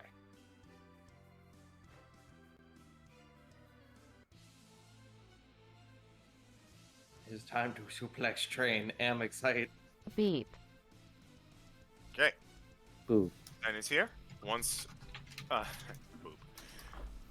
Once J Frost returns. I return with booze and mozzarella sticks Excellent. and anger against a train. That's Well, good. That's a good combo. Yes, it is. That train is going to go ahead and take its turn, as we're going to start combat. So, beginning of the combat,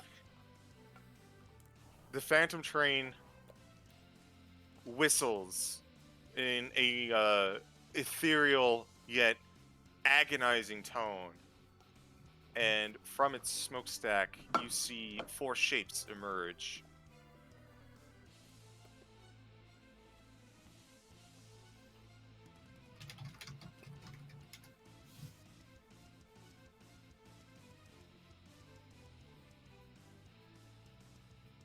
And as 4 wraiths have entered the fray. Oh, pfft. Well, Oh? I just can't seem to be able to get away from it. Ghosty has rolled a natural 1. Let's go. I am tired of these motherfucking wraiths on this motherfucking train. And I have also good news for you. Oh? Because fall you off and die. elected to slow it down first, it's going to spend its turn to ramp up back to normal speed, but it's going to approach here. Jesus fuck. Which, admittedly, I am going to move these so it's easier to see. That is not where they are, but you feel the pum pum pum pum pum pum pum pum pum pum pum pum as the train revs back up on the tracks, gaining speed once more. So I can't get the If you right click on their tokens, there should be a thing that says to front. Do that and it will put them on the top layer. Thank front of you. the I train. did not know that. Yeah, I got you. Thanks, homie.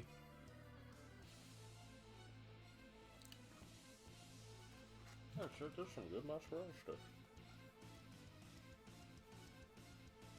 All right. Cyrus, you're up first.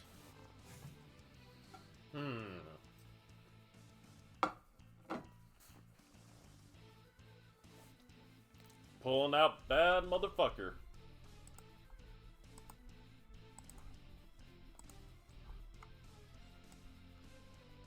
All right, who you aiming for? I'm aiming for the train's light. Okay. I will spend 1 grit point to go for good old-fashioned dead eye shot. So that will roll with attack, and I will use the sharpshooter. Okay. Yippee-ki-yay, motherfucker!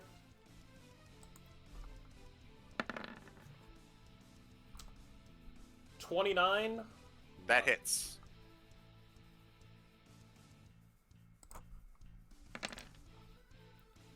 Uh, 10 piercing, 5 force, and an additional 10 piercing because of the sharpshooter. So, Okay. So as you take the shot, you aim true, you fire into its lamp and its grill. The force damage of the gun seems to dent the light, but where the actual bullet landed didn't seem to penetrate very deeply, even with sharpshooter.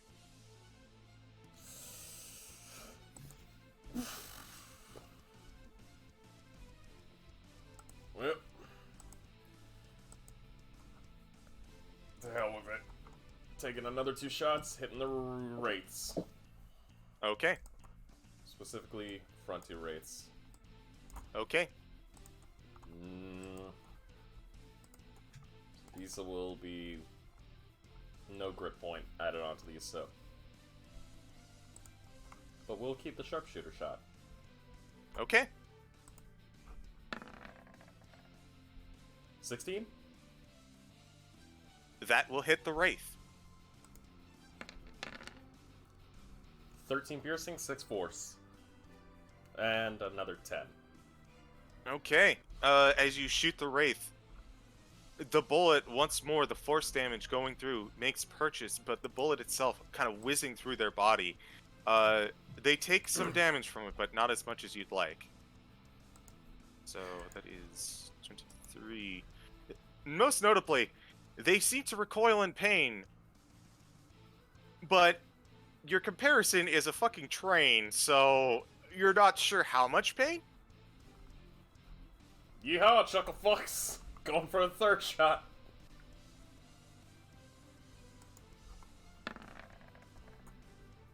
$31! That hits. 16 piercing, 3 force, so technically 26 piercing, 3 force. Alright. That makes purchase. What do you do? Do you have anything else you'd like to do this turn? Nothing I can do at this current moment, except turn to the party and go, "Alright, who's got any idea on how to fight a ghost train? Because bullets ain't doing what I normally would hope they do."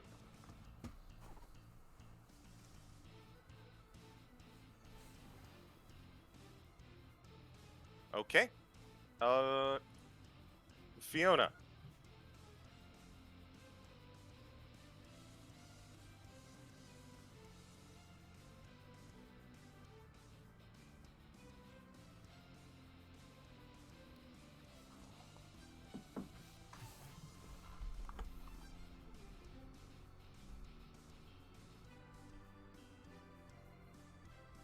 Most notably, Fiona, as you move towards the train to engage in your action, you make sure that you have to watch yourself on the tracks so that you don't slip and fall.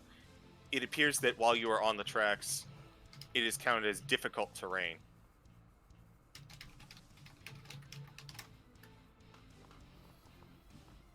Oh, shit.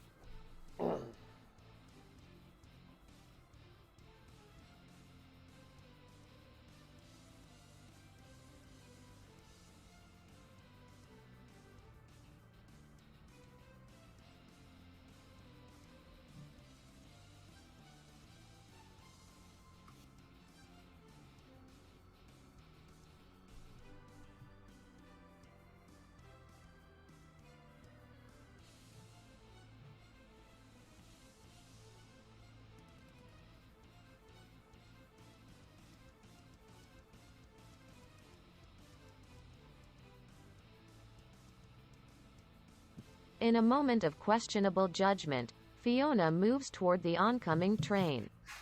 With a few whisper words, she ignites her sword and stabs at the machine.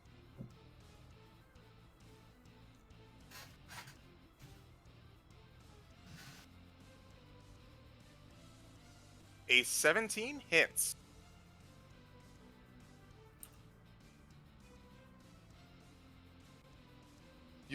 The power of the final word, your magically enchanted rapier, finds purchase in the train. It seems to damage even its brass hull.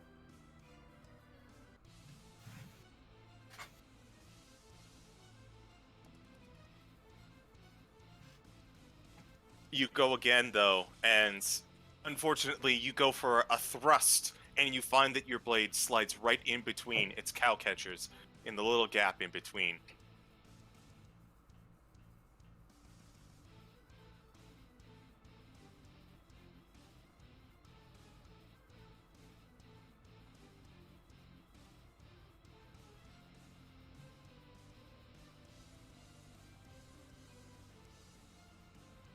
All right.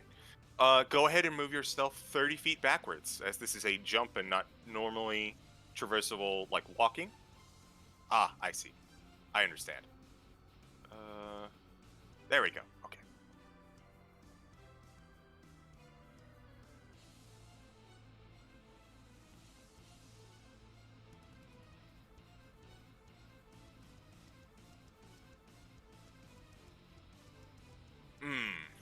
Natural one. Let me roll severity on that.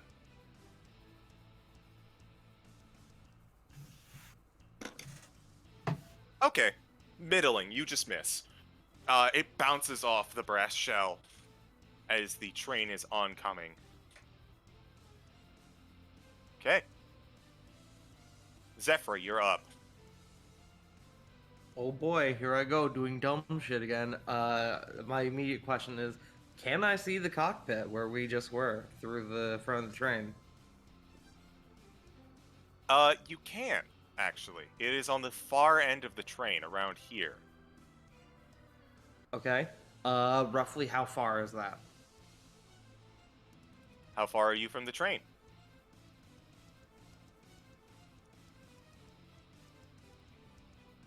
I am 15 feet away from the train itself, but you said it's on the far side, so I assume there's what, like an extra, considering the size of the train, probably another like 25 feet ish. I would say so. Okay, then I am going to move forward, so I am within 30 feet of that slot to get into the to where I can see like the interior of the cockpit, and I'm going to Misty Step into the cockpit. Okay. Because I have the one cast, so- which I will show here in just a sec. So, I have some bad news for you. As you go to try to run up to the train, and hold on. As you try to run up Yeah, to the sorry, I was train, just pulling it up because it took me a second. no worries. As you run up to the train, you start to jump onto it and start running, and the moment you take your first step, your feet fall through the train. You wind up back on the track, somehow phased into the train. You are... Hold on. Nope, that is not you.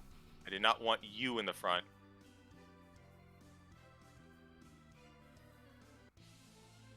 There we go. So you've taken your movement here, landed on the train. You've taken about 30 feet of movement before you realize that the train is no longer letting you travel aboard it, let's say.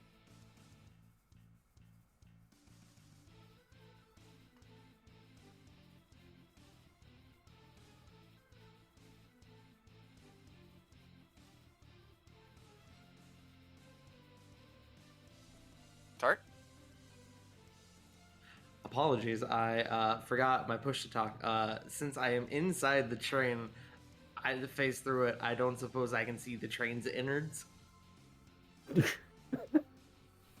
Well, you can see the train's innards. Not sure if it's going to let you punch it from this position. Okay. In that case, well, fuck. I will. I will need 1 second to determine what I'm going to do next. I apologize. I was really banking on that idea.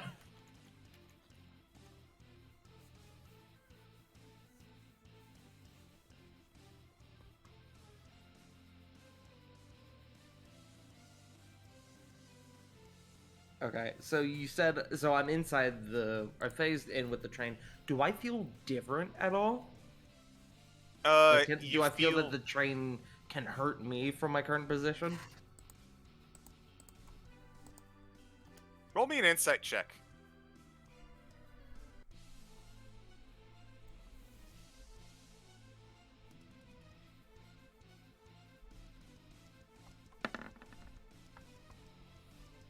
Dirty 20. You think it might be a very bad idea to be inside the train when it takes its turn. Good to know. Okay then. I am going to. So I didn't burn my bonus action to do Mystic Step. Then I just used movement. Correct. Okay. Then I'm a punch. Uh, this wraith here in front of me. Okay.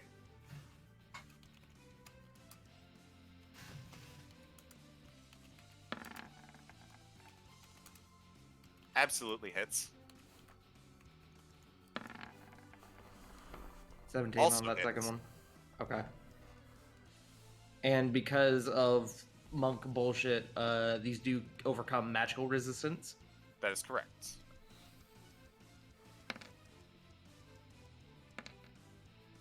So 3 damage total. To this one, you said? Yeah, I'm gonna call him number 3. Okay. So number 3 takes a solid wallop to the head. He's not looking good. And then I am going to use my. Actually, you know what?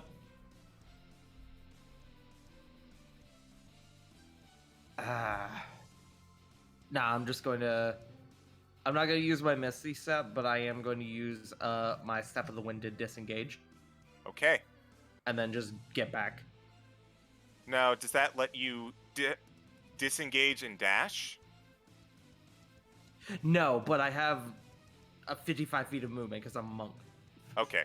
So just a reminder, this is difficult terrain you're on. That is right, it is. Okay, then you know what? I'm going to forego that, and I'm just going to use my Misty Step to move back 30 feet. All right, go ahead and move yourself 30 feet. Okay.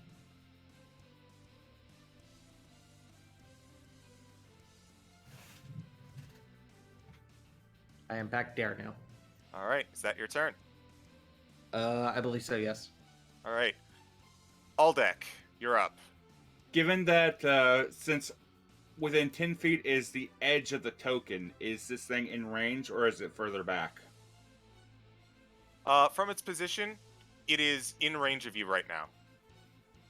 Okay, and whenever it comes to movement, are we only allowed to stay on the track or can we move other locations?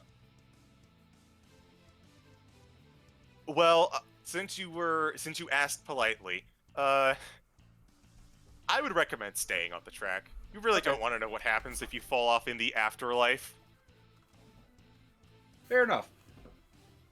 There are 2 big, burly German men who will make you work out. They are here to pump you up.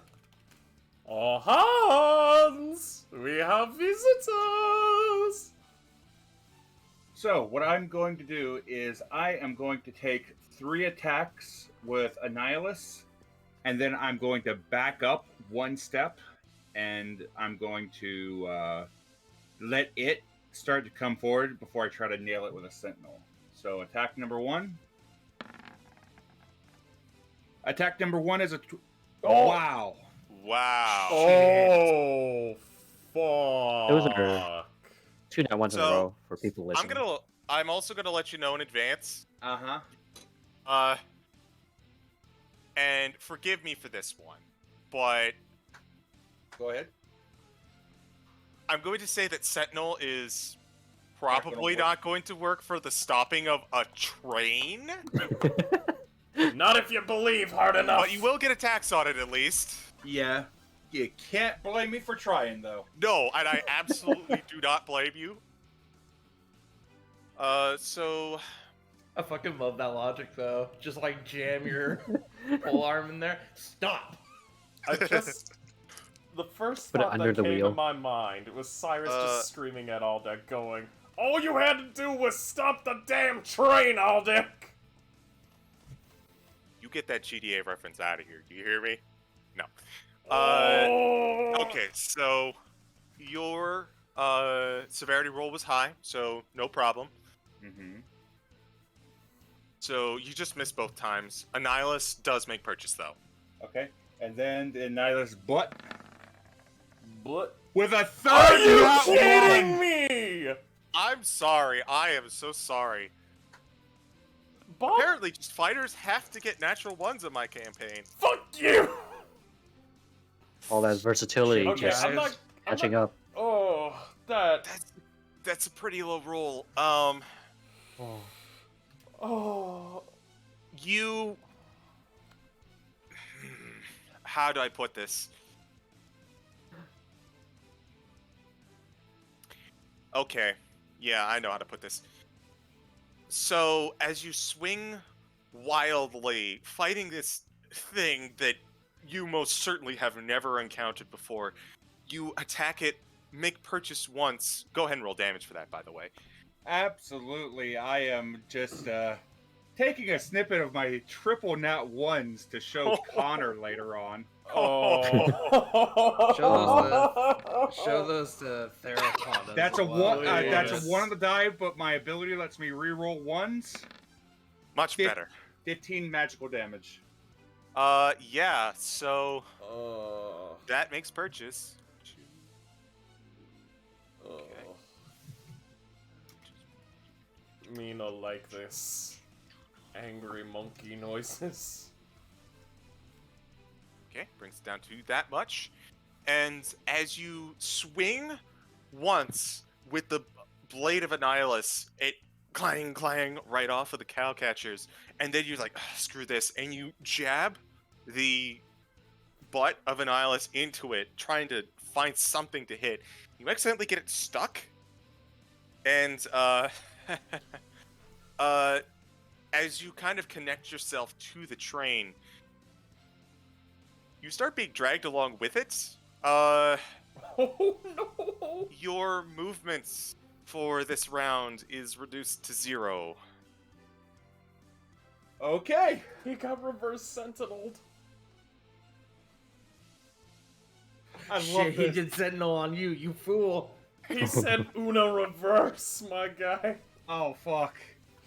I end my turn. I just got uno'd. Yeah, you did. I'm also refreshing roll 20. Good idea. I do Don't not blame me blame on you. that one. Oh, damn it. Tongle, it is your turn. Well, I'm going to use something I don't think I've used before.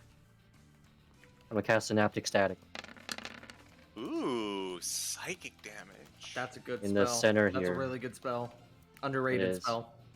It is Ooh, so that's a good. really good roll. Intelligence save. How smart is this train? Actually pretty smart. Oh, fuck. It is sentience. For an object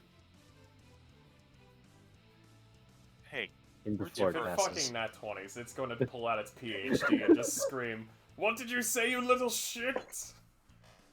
so that's a failure for it. Oh, thank God. It has a bachelor's. What is your DC? 20. Wait, why does it say 18? It should be 20. I don't know, but we do know it's 20. Yeah. Roll 20 for So- some reason over the past couple months has had real trouble determining what saves, like save DCs are. I don't fucking know why. Yeah. So synaptic static goes off. Yeah, these guys are not able to withstand all that damage because that was a really good roll for you. That was nothing but 6s and 5s. Damn. Oh, Damn, boy, he's smart. well, I did get fucked that other fight. It's just unfucking me now. Yeah. And until they pass a successful intelligence save, they have to minus a d6 on attack rolls, ability checks, and their con saves if they maintain concentration. Ooh, that's pretty solid. Wait, Wiley, Yes? would you say that it requires main training concentration? God damn. I regret nothing. Can I take that psychic damage as well? Because he just fried my brain with that one.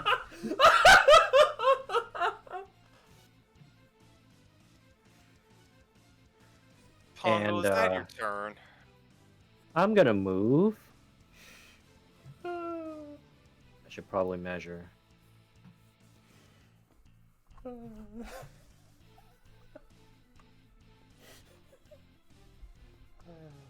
Christ. I will move 20 feet here. Okay. And then fly up 10 did- feet. Okay. So you are flying. Gotcha. It is now the Spectres' turns. The Spectres are going to float on over to Cyrus. Fuck Seeing it you, ghost. easy. They're sentient. They're smart enough to use tactics. But they do have a pretty substantial debuff.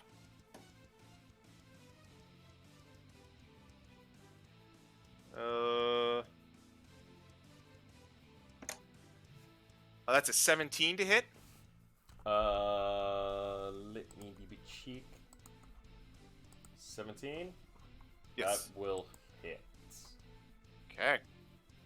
Go ahead and make me a Constitution saving throw to roll this damage.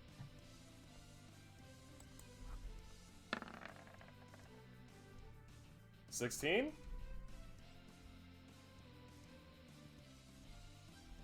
You're fine. Oh, thank goodness. Where? There you are.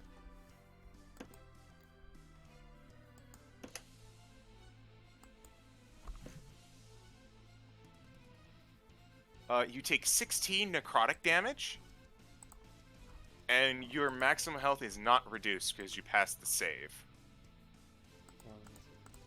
But, You are, however, in front of a train. and you are also in front of another one. That's cocked. That is a... Hold on, rolling the d6.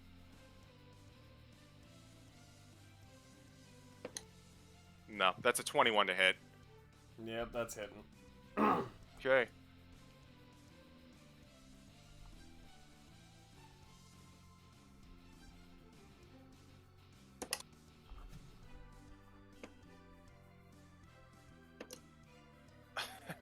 You take 11. Another con save, please. 1, 2, 3, 4, 5, 6, 7, 8, 9, 10, 11.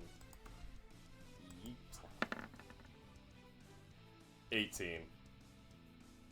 No problem. You pass with flying colors. Hooray! Fuck you, train. It's now the train's turn. Oh no. So to start, it's going to move...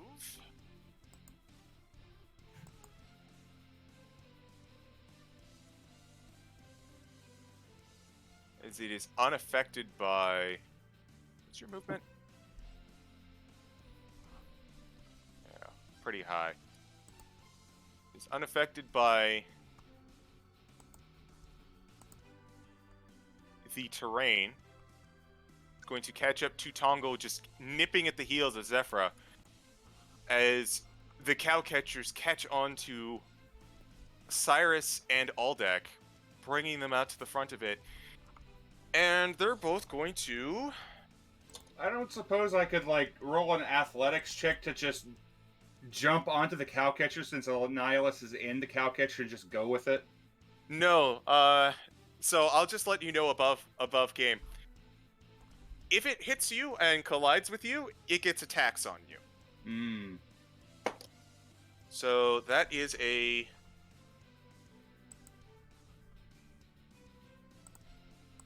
This is on Aldeck first. 21 to hit you? That's a hit. Alright, I'm gonna keep track of this all at once.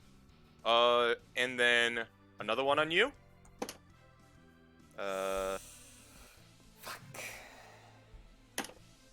A 20 to hit you. That's a hit. And then 2 on...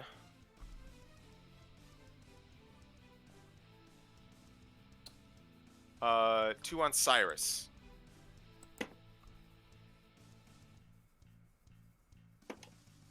Oh, that's definitely hitting. That's also a 22. Okay.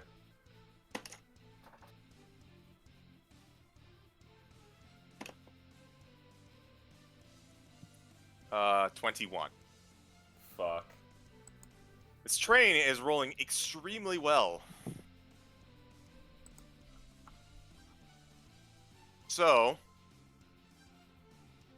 Since it's hitting my allies, do I get a reaction attack or no, since Annihilus is in its cowcatcher? I would say you would get your reaction attack. So, Don't- hold on. Please, not another nat 1. 24 to hit. Oh! Fucking nat 20 on the other side. That is a 2, I believe, which means I can re-roll it. 11 points of 11 magical damage. Alright. Noted. Cyrus. Yeah. Or, sorry, Aldeck. Aldeck first. Ooh, ouch. With the 2 attacks that hit combined, you take 43. Mm. Owie. Cyrus. Yep.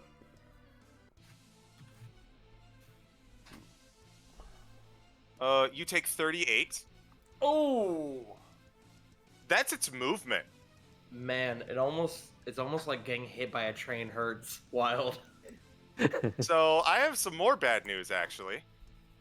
It still has an action. It still has an action. Yeah. You see the smoke billowing from the smokestack of this unearthly train rising high into the air, down the track. I need everyone to make a Constitution saving throw. Oh, fuck me. Hold on. 21. Really? I don't suppose my purity of body protects me from this effect? Nope. Okay, just making sure before I rolled. Ooh! What the hell? Roll20's changed a few things. Yeah. I unchecked my dexterity saving throw thing. Dex? I'm gonna burn a key point to re-roll that. Okay. 25. 16. Okay. Let's see who passes. Cyrus and Aldeck, you both pass. You both take 24 acid damage. Everyone else takes 48. As acid rain from the cloud begins to shower upon you, melting your armor and your skin and your clothing, dealing significant burns to you. And that is the Phantom Train's turn. You Wait. said 48? 48. Ah, we have Okay. a response. I also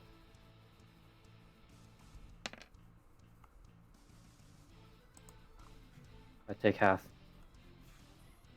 Okay. Nice. Now let me redo this math. 24. 24. Woo! Ah, Hellish Rebuke. I like it. Man, fuck this train. Second level. Excellent. Roll damage.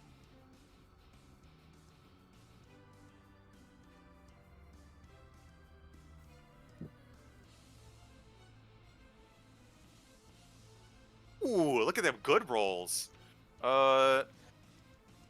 Dex, you say. What's your spell save DC? Yeah, it fails. As it takes 20 fire damage raw as the fire burns and heats the brass around it, but it continues on. Cyrus, you're up.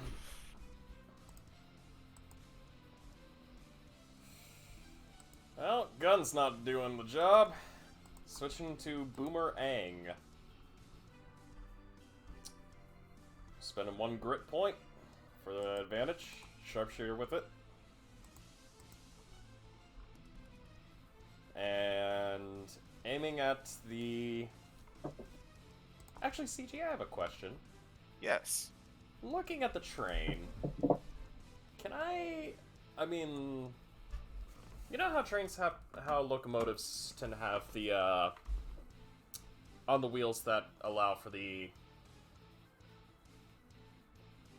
motorized piston? Whatchamacallit? Fuck. Yes. Is one of those visible? From the angle that you currently are at, no. Well, guess I'm going with the light. Or, actually, can I aim for the smokestack? Sure. Yeah. Don't fail me now, Boomerang, please. Dear Jesus. 29! You spent a grit point, yes? Yes. Okay. Wait, do you have that rule that you ignore disadvantage on when you use a ranged weapon close for the Yes. boomerang? I do. Thanks Okay. to the, here, give me a second, I know it's in here. The... yeah, Gunner. Being within 5 feet of a hostile creature doesn't impose disadvantage on your ranged attack rolls. Thank you. Okay, and go ahead and roll damage. Yeet! So, 17, technically? Because that extra 10? Did you say you were using sharpshooter? Yes. I'm sorry. I Sharpshooter missed. along with the grit. Okay. That does hit. So that's first attack. Going for the second, but still keeping that sharpshooter up. 19? Misses. Because of the -5. Third attack. No sharpshooter. Damn it, I should have kept it! You bastard! Always keep sharpshooter, Roll bro. 20, you fucking dick! I will. Murphy's Law. 9. Okay. But, and in the words of the deceased Billy Mays, but wait, there's more! Action Surge. Okay. Spending my next grit point for that advantage. Okay. Boomerang. With sharpshooter. Yep, with sharpshooter. 22. That hits. Another 17. And next two will be with sharpshooter.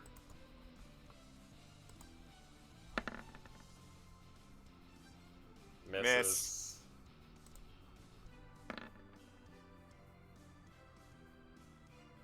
17 hits. Yes. 18. Okay. Is that your turn?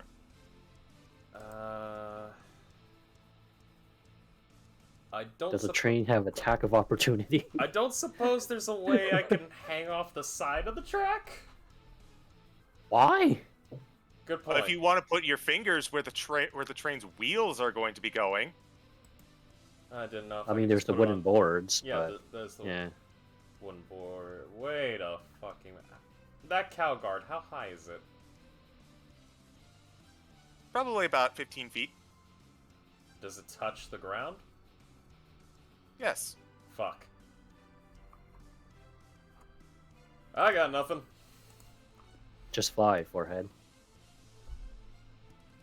Tongles. Said Tongle, the creature who can fly. Kupo. Mentally, Tongle is getting an image of Duck Hunt in his head now, with Cyrus holding the gun. Is there anything else you want to do, Cyrus? Beg for the sweet mercy of Jesus. I'm gonna take that as a no. Yeah, that's it. Bitch, Kupo. Fuck you. Fiona the Flame Fencer, you're up.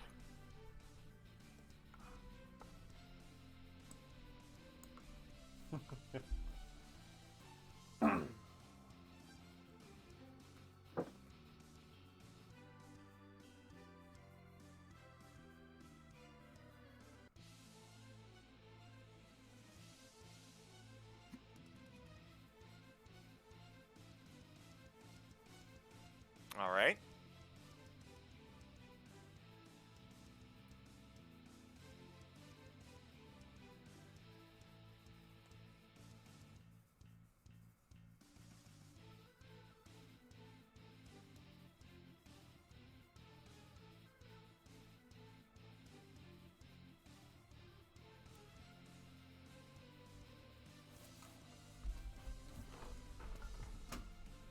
I'm going to say that as your ally, you're smart enough to maneuver around it. I would like a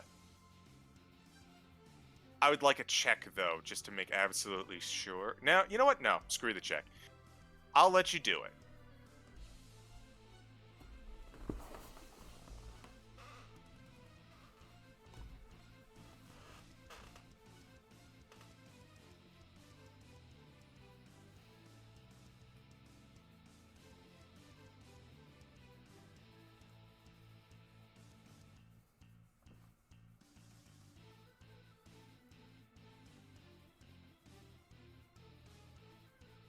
That hits.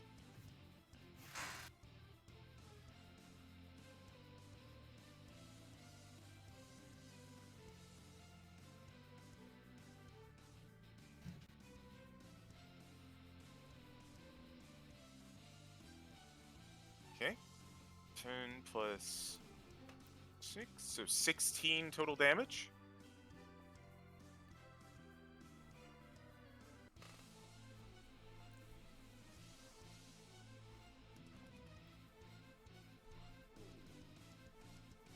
That hits.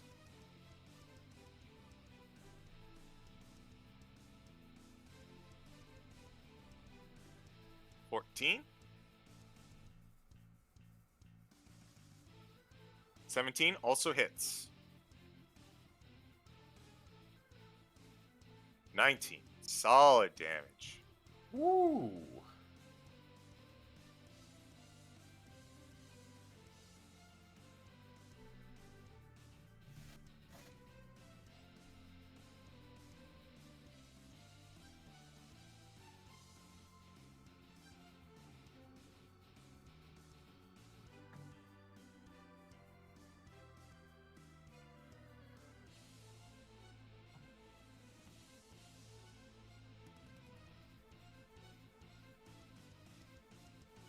Alright, would you like me to move you back 30? Okay, there you go. I wasn't sure if you had trouble clicking on it is all.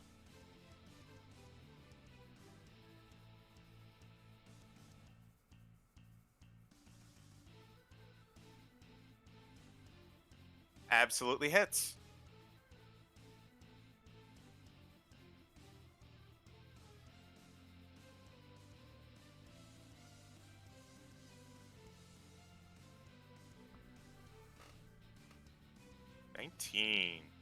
It's a lot of attacks you put out for being a not fighter. Pretty impressive.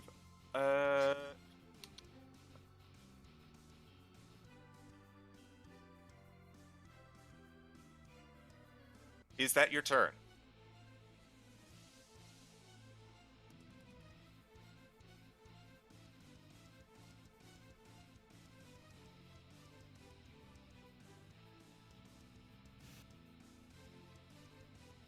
Okay. Up next is Zephyra. All right, I have a couple of above game questions before Yes. I take my turn, if that's okay. I'm noticing on the map that the token just consists of the front of the train. So are there like no like box cars behind it? Like if we were to move through, would we be safe, or would there still be like box cars behind it that would hit us? I'm gonna give you this for free. There are cars behind you, but you kind of get the feeling that through the power of the train, due to its sentience and its ethereal nature, climbing on or past it probably won't work. You can definitely attempt to get to the other side, but that is a strategy in and of itself. If you want to ride the train, no. But you can try and get through. I'm gonna say the train was. Hold on, I have to do a little math. Matt, I pity you with your maths. Which one? Quick maths. Skiddity bop. Loop 250 feet long. That's the whole train? That is the whole train. Is 250 feet long. Okay. My other question. When we were in the cockpit, was there a lever that just stops the train? There was a lever combination that stopped the train. Yes. Okay, it was combination. There wasn't like one specific lever for it. Correct. If you remember at the note, you guys pulled the, I believe, reverse. But the one above it was stop. Okay. Well, not really any of my ideas are going to work. So I am just gonna do what I do best, and I'm a attempt. I'm a burn through my key points. I'm gonna hit it. Okay.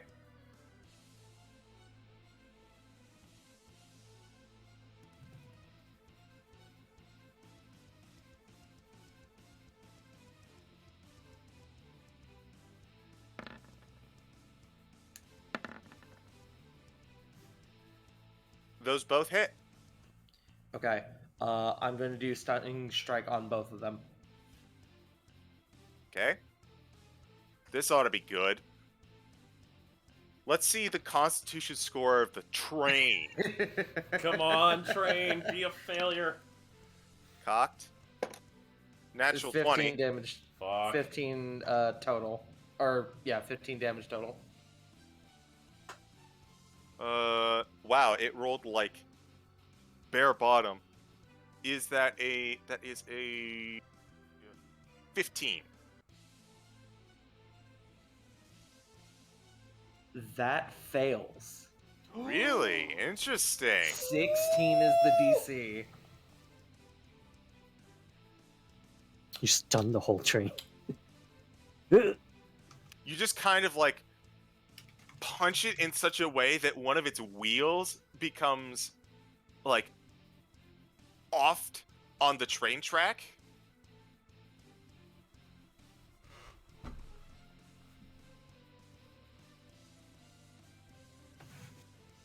Well, shit, I didn't expect that to work. I'm gonna be real. I didn't think I would get this far.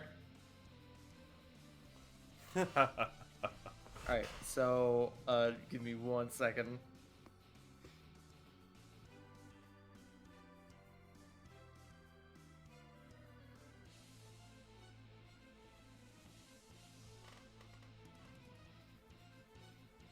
Yeah, so So just a reminder for while it's stunned, it is incapacitated. It can't move, and can only speak falteringly.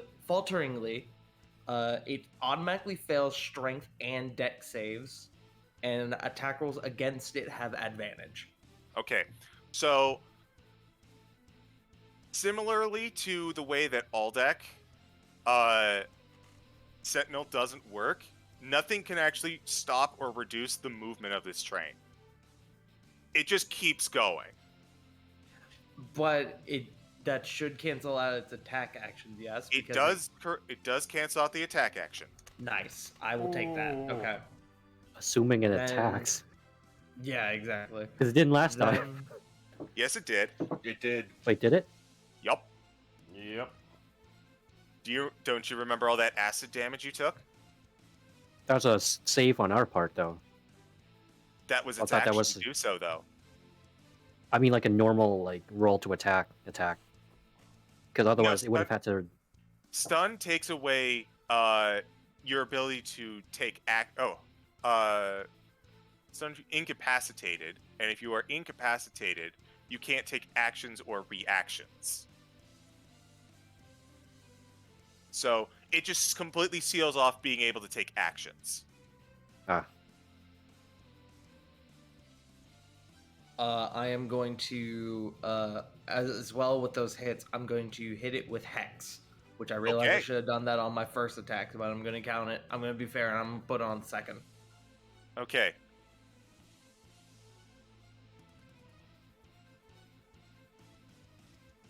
Sorry, it takes me a moment to navigate through everything. This does take worries. my bonus action.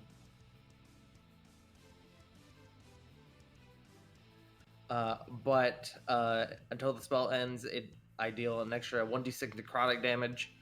I should have done this at the beginning, but again, it's fine. And then I'm going to give it disadvantage on. I'm gonna give it disadvantage on con saves. Okay. Oh, Con wait. save disadvantage. On just constitution checks. Okay. Yes. Again, should have done that at the beginning, but it's fine. That is my turn, I believe. Okay. Aldeck, you are currently stuck in the cowcatcher of this train as it ran you over a bit, but you managed to finally yank Annihilus free. And due to it being incapacitated and stunned, my attacks are advantage, yes?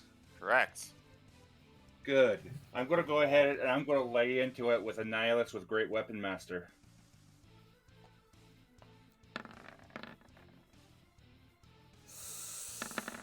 Let me see. So that is a 21. That's a crit, and that is a 16 for the first wave of attacks. Okay. So I'm going to add plus 30 to this total. Yes.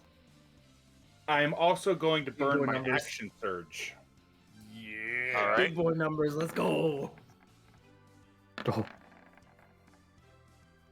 The Ooh, yeah. lowest is a 17 for this particular set. That all hits. Okay, so I'm going to be rolling 6 attacks, and it is also taking an additional 60 damage. And if I roll an 8 or below, 3, 4, 5, 6. Let's see, 16 Total is plus 14. 148. Jesus fucking Christ. Those are fuck you fighter numbers. I love it. Bonus action, I'm going to second wind nice. and gain Is- back does 19 hit points. Is this your tag team with Zephyr? Hey man, when it works, it works. It's good shit. Zephyr with the full Nelson. Alec with all the strikes. I set it up, he knocks it down. So, And that is 2. And I'm going to use my movement to move to back. And that is it for me. well, Fuck, I didn't even think about moving. I was You wondering. didn't exactly let me Oh. speak. Go ahead. As you lay into start carving into the front, you see damage start to pile up on the train, and as you in the middle of your strikes, you hear a loud sound.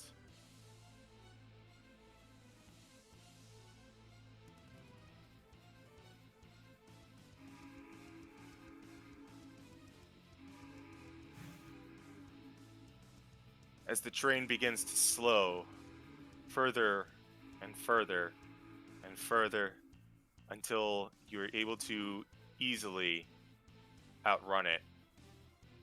Combat is over. Oh shit. We beat the train. I You just see it made let a, off steam. I just made a realization. I never got the critical damage from the crit. Yup. Fuck But 'em up. There we go. well, you're not keeping your action search though. I'm not. You see it slow, and it says, "Shh. I cannot be stopped. I will let you go where you need, so long as you cease."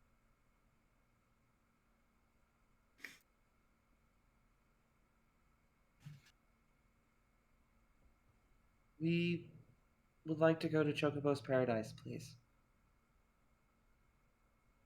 Shall make it so. Join me on the train, and I shall transport you there.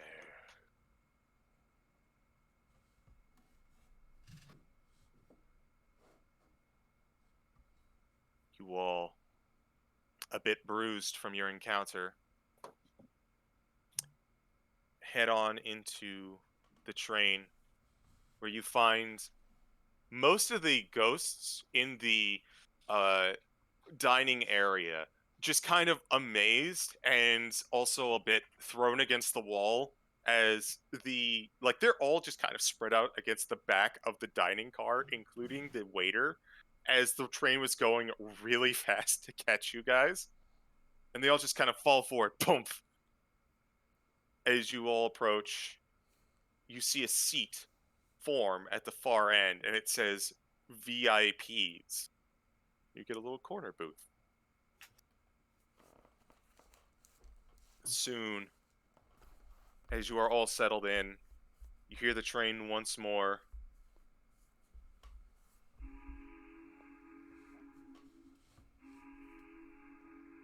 And begins to pick up speed.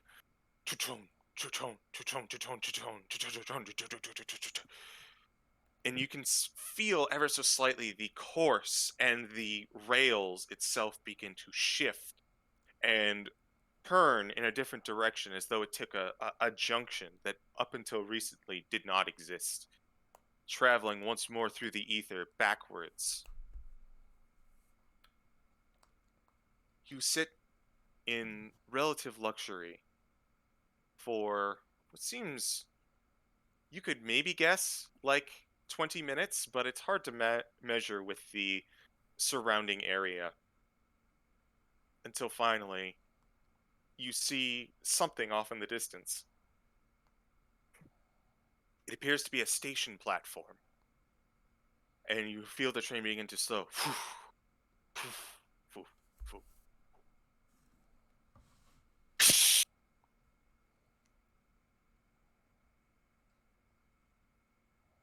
We have arrived at Chocobo's paradise. Depart.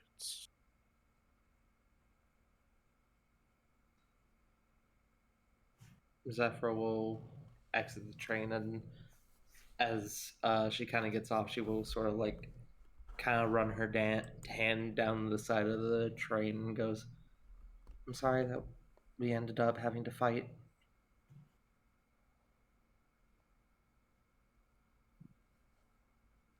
is no ill will. I will see you all again. She will hug the train. You just kind of find like a pipe that's just kind of sticking out. A pipe that She- Aldeck knocked out. it's like silly because it's just a pipe, but she is like 100% like into it. Just like, yes. As she leaves the train, Fiona will bow her head to the train. No offense, but I hope it is later rather than sooner.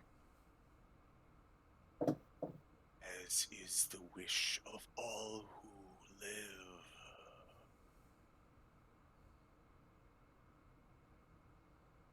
Sorry for the headache, Kupo. That hurt.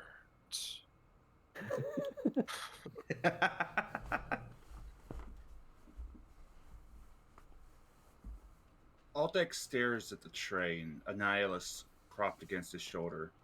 There's no words, but there seems to be some kind of understanding, at least from his side. He turns and he begins to walk away. The immortal. A falsehood. But I wish you enjoy it while you can. There's a slow smirk across his long muzzle as he walks away from the train of death. Bits and pieces still clinging to Annihilus as he does.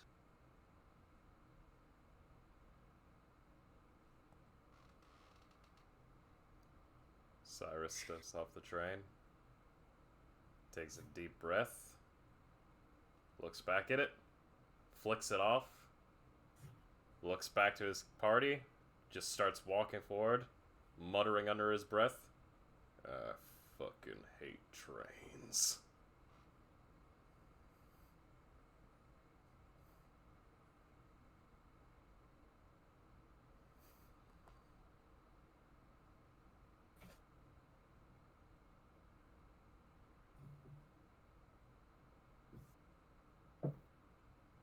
You hear off in the distance, you're getting a pen next time with the Chocobos. I know it is odd for me to say this, but you should be careful who you disrespect. You will be back here, again. Hopefully they have another route. Preferably with a horse. Or a chocobo.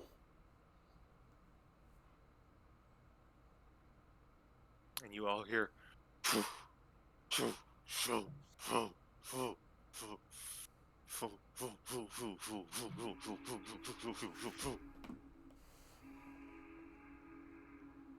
as the phantom train rides off back further out from whence it came, almost phasing out of existence and disappearing in the sunlight.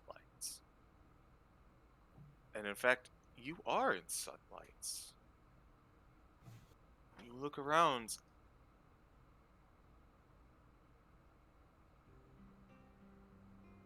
The area around you is lush. Outside of the train platform, which, as you stand above it, seems to shimmer and disappear, once again gone until it is needed. You see many different structures around. Large column spires, aqueducts running from between and in between them. Large staircases going up mountainsides and into what appears to be a large temple of some sorts. You can look off in the distance and see vast oceans, clouds up above in the sky. Perfect day. Almost as you can feel the temperature on you, a cool 69 with a light breeze.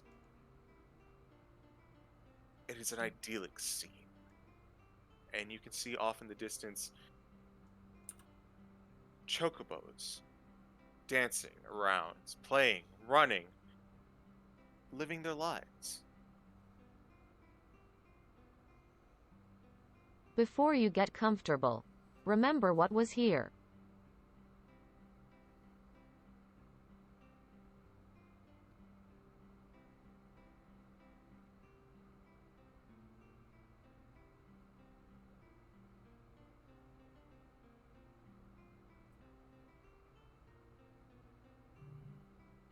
What do you all do?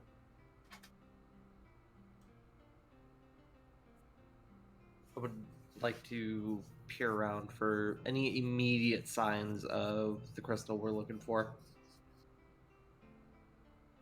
Perception check.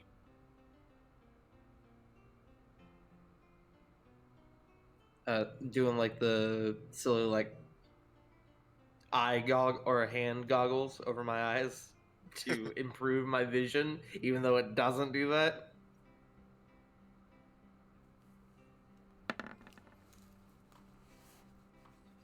The hands got in the 13. way. 13. You put hand goggles over your eyes, reducing your vision thoroughly.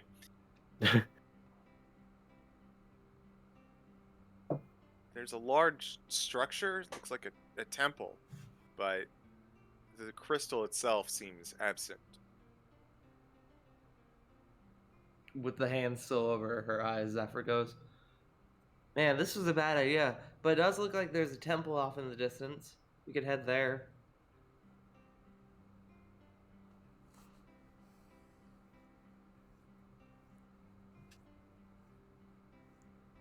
Aldec gives a bit of a nod. Tongo puts his spyglass away and nods.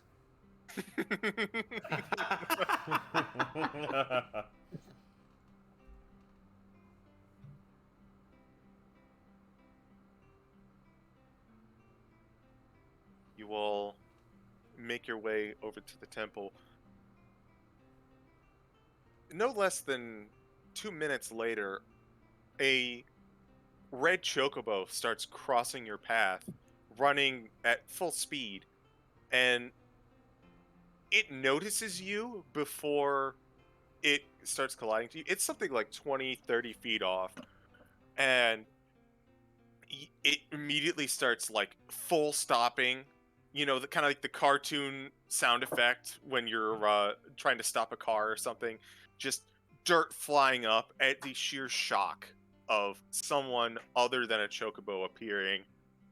It starts running into a frantic. It runs around in circles and starts dashing the other way. Aldec looks over at it, looks over at Tongo, and holds a hand out, motioning a couple fingers towards him, although almost as though he's asking for one of the greens. Tongo will hand over both greens. Or, yeah, that too. Any chance? So it's already bolting, right? Oh yeah, it's something like 60 feet away from you at this point. Any chance I can try to use the greens to lure it back? Unfortunately, no. It is. Here's the thing. In the moment that we've been talking, it is now 120 feet away from you. Yeah, never. I'm not even going to try. Aldec's he's continuously walking, but if we get any chocobos that are in like eyesight, he's going to try to lure them over with the greens. If anyone were to look at Zephyra, she is currently power stancing, as if preparing for the chocobo's approach.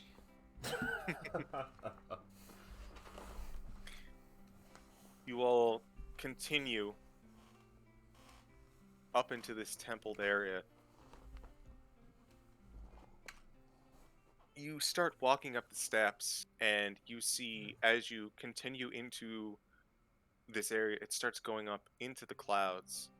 You see a black chocobo not taking the stairs and instead running up the sheer cliff face, almost vertically,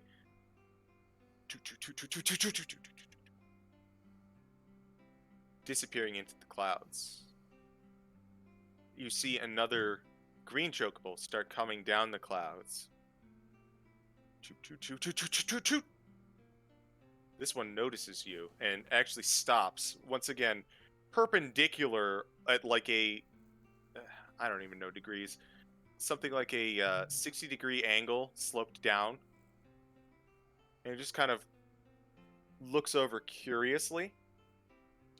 Zephyr power stances at it. Almost while Zephyr's doing that, Aldeck, almost like a kid, is holding out greens. Go ahead and roll a animal handling. Oh boy, this is gonna be fun.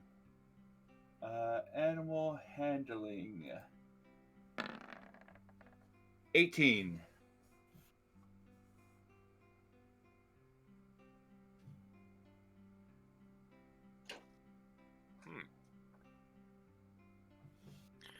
The chocobo walks up very tentatively. It kind of looks over you, looks over the greens, looks at the rest of the party, and like maintaining eye contact, goes for a nibble. Ow. Ow. Ow. Goes for another bite. Ow. He's doing his best to remain calm. Very slow head pat. It accepts it.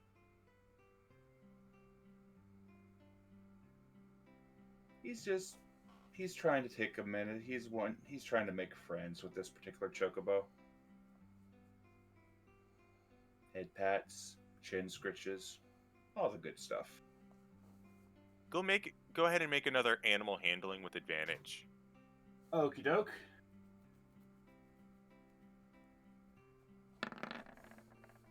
$17.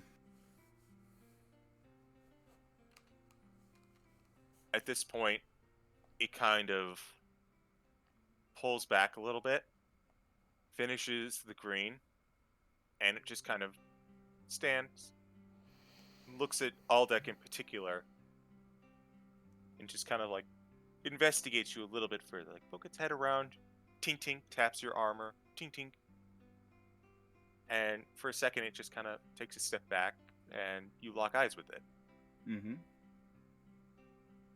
Seems pretty comfortable around in your presence.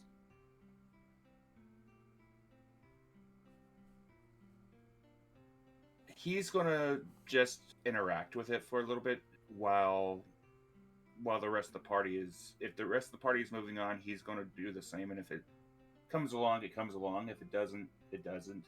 But he's gonna use the second greens, just continuing to try to, keep it nearby, keep it calm, and show that the party's friendly. Okay.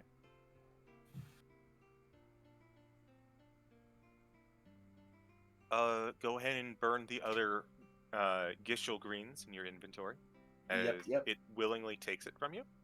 Yep.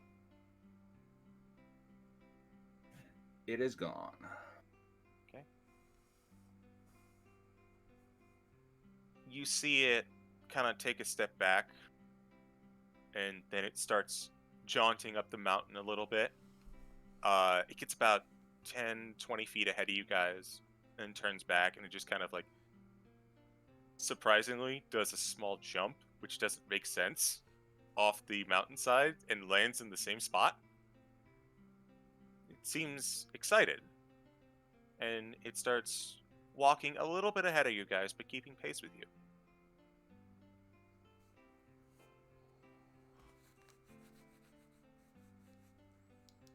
Aldeck grins at the rest of the party, and he begins walking along with it.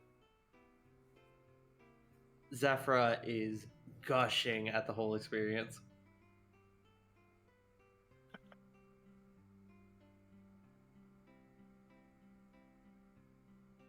You all continue on with your new Chocobo friend, heading once more up the mountain. It takes a little bit, and you can tell that every once in a while the green chocobo like forgets itself and starts taking off quickly, but then slows down and kind of looks to you. Eventually, you make it to the top, passing through the fluffy clouds to where a giant throne sits, a court in front of it, and a pool in the center, surprisingly. Up on the throne, flanked by two splendid golden chocobos, is the fattest motherfucker you have ever seen. Yes, I was hoping for this. Fat Chocobo. Oh yeah. A giant 20-foot tall chocobo with fully developed wings and a massive girth, as well as a tiny itty bitty crown on its head, is sitting in front of all of you, sitting on its throne as you approach. Your green chocobo friend kind of like jumps a little bit, runs up, runs forward, and it starts squawking in front of the fat chocobo. And you see the fat chocobo just kind of flutter its arms a little bit, and it squawks back. And the green one just kind of takes off around the pool, and then jumps in the center, just starts swimming around. Every once in a while, looking at both the fat chocobo and your party. Fat chocobo looks over to your group, and it just kind of like raises its wings and kind of gestures you over. CG, I have a dumb fucking question. Oh no. So I have this feat via monk, and I want you to tell me if this will work for the chocobos communicating with each other. Tongue of the Sun and Moon. Do I understand them?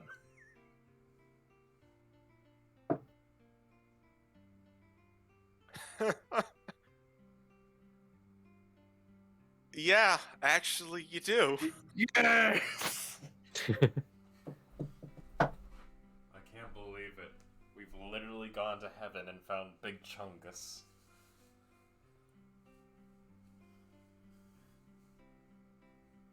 Hold on, and now I have to actually think about what they said. I'm sorry. No worries. I know what they said, I just don't know the specifics of it. Bark? Quiet you. They said queh. Queh. A lot.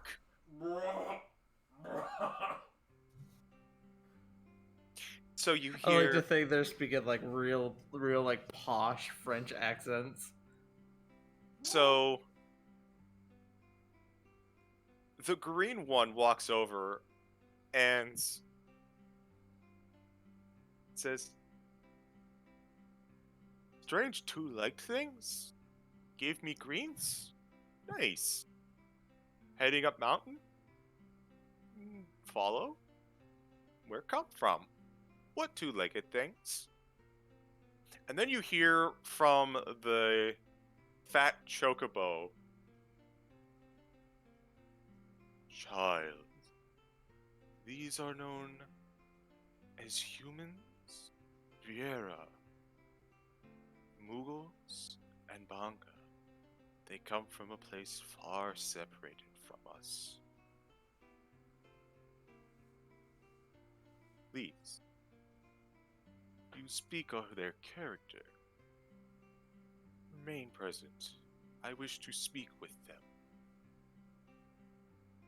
And at this point, proceeds. The green jumps in the pool. The fat chocobo gestures you over.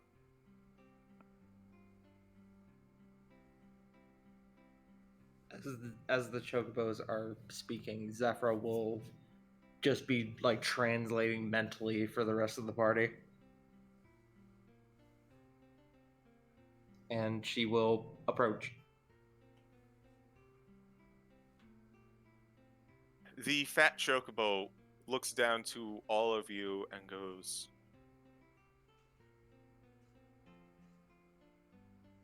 "You came to this place through such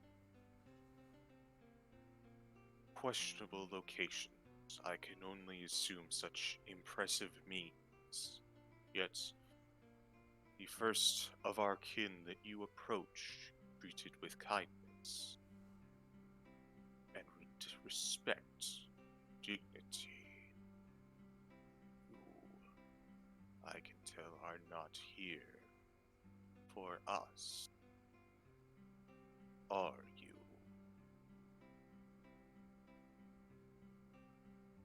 Zephyr will speak as via the feet. Even if it doesn't speak English, which I I don't know if it does or not, it will be able to understand Zephyr. So, So sorry, I just realized what this is. Imagine this conversation between the chocobo and the fat chocobo was basically if Doug the dog from Up started talking to God. I love it. I love it. But go ahead, So Zephra. Zephyr will look at the big fat chocobo, and she. Oh my god, I love this fucking game. I stunned a train, and now I'm talking with a fat ass chicken. I love it. So Zephyr will look to the fat chocobo, and she will go, My liege, we come from a distant land. We are here on a mission of utmost importance. May I ask, are you the guardian of the wind crystal?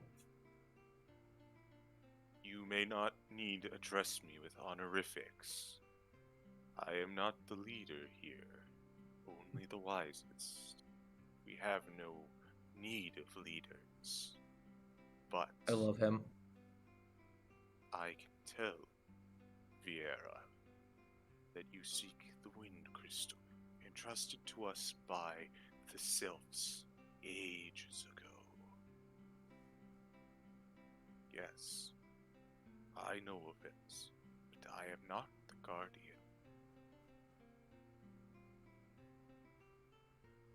He May I kind of ask who? Sorry, go ahead. he kind of waves his wings, and the chocobo on the right, the golden chocobo, kind of jumps off. These two are, and the one on the left kind of jumps off. This is Choco, to the one on the right, and this is Boko, to the one on the left. They serve as the twin guardians of the crystal. It is our highest honor to protect it, and in the course of their lives, they have been able to earn that honor.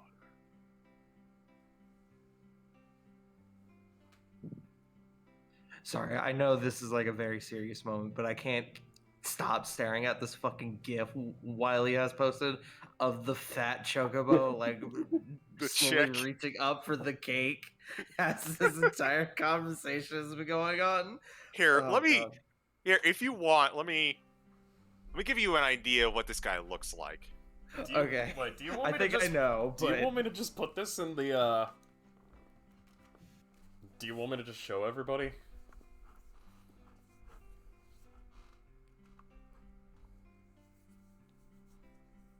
Please, Man, please, let's not show the GIF. I love it. Are you sure about that? Yes, I'd like at least some dignity being involved in this scene. Fair. I genuinely didn't think the tongue of the Sunnyman was gonna come into play at any point during this, and I fucking love that did in this way.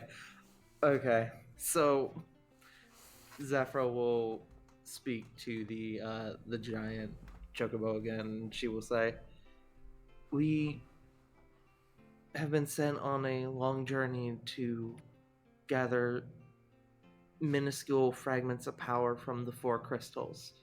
We've achieved 3 so far. Our mission is to help a scientist by the name of Ducroix hopefully create a new crystal.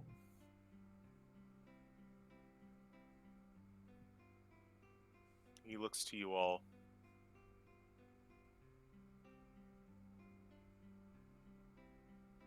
Everything I need to know about you has been told to me within mere moments. Your actions and your arrival, even your camaraderie, I can tell. I believe and trust in your character, for now. And I shall believe what you say until you prove me otherwise. If you wish to seek out the crystal, and he kind of gestures over to the 2 chocobos, they will take you to it.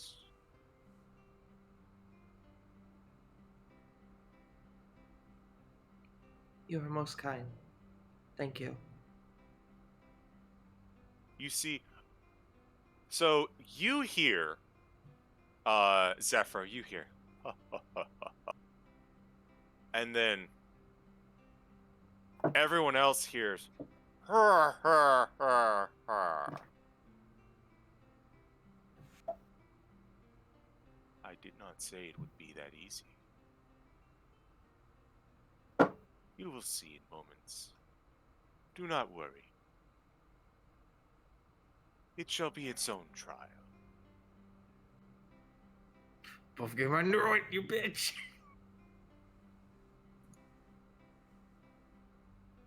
I was sitting here like, why doesn't the train have legendary resistances? What the fuck? I knew it!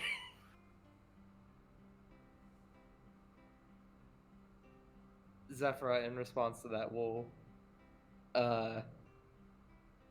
reply with, "We will endure whatever trial you wish to throw at us." Then, young adventurers, ride these chocobos to your prize. And he waves his massive wings above the 2, and the 2 immediately squawk in acknowledgments.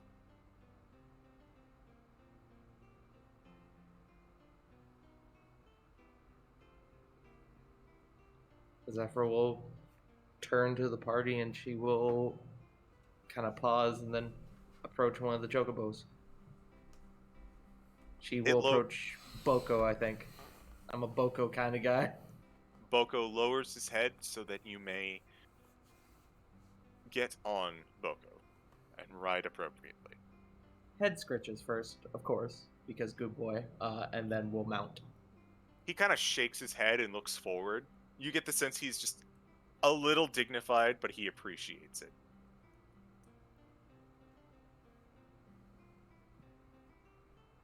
Well, Zephyra is on Boko. Zephyra and Tongal, I believe. Yeah, which means Tongal is there as well. Mecha Choco, Mecha Choco. Quiet, you. The long sense of battle-hardened and wounded Bonga that at a glance could normally be considered cruel and hard walks up to Choco slowly.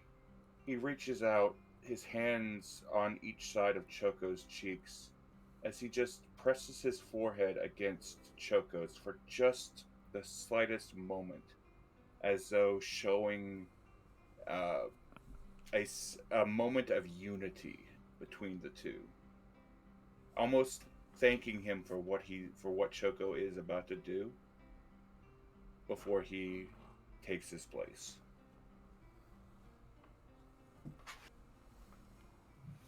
There you sense a moment of respect.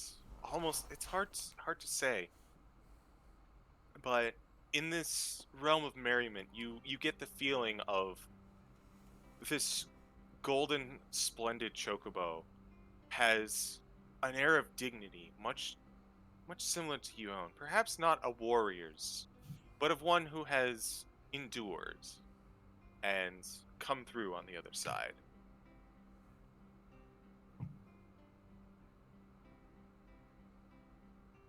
There's respect in that, and Aldex shows it to this noble creature.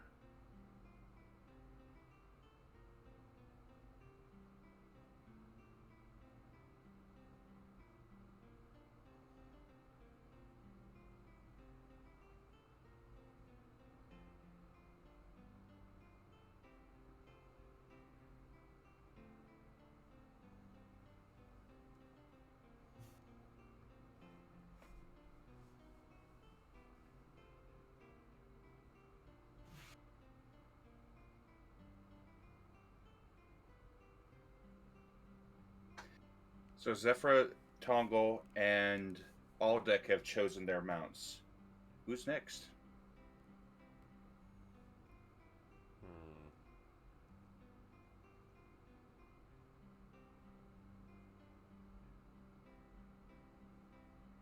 If I may. With a practiced grace, Fiona is able to lift herself up and onto the back of Boko, joining Zephyra. Alright, that works for me. Ignore me then.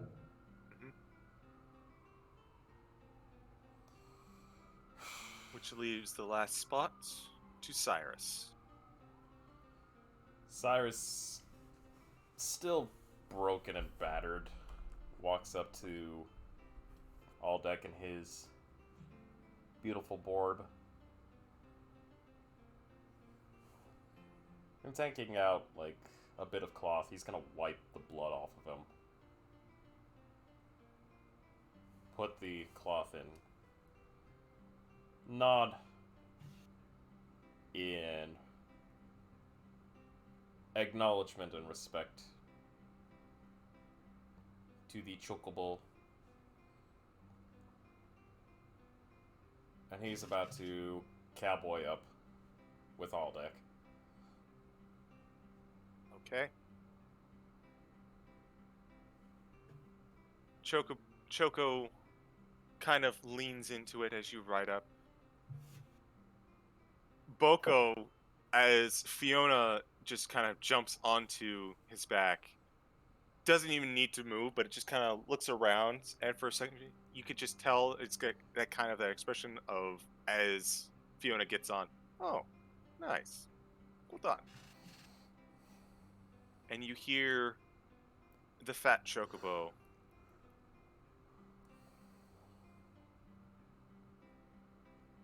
speak out once more. I recommend holding on. And with that, before you even have a chance to process that, boom!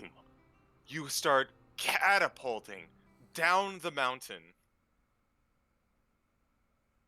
at breakneck speeds, easily going 120 feet a second. Hold on. Where are you? No, that is wrong.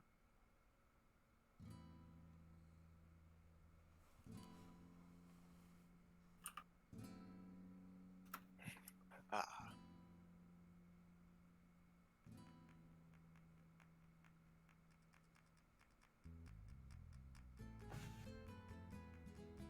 So as you careen down the mountain, you come out into this open field. There is whiplash as you come from the angled mountain to the straight line.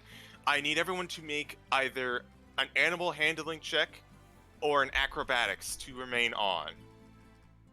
I don't know if this will help. I have proficiency in land vehicles. Will that help in any way, shape, or form? This is not a vehicle. Fair enough. Sorry. You said acrobatics? Acrobatics or animal handling of your choice. Acrobatics. 21. 30. Okay, man.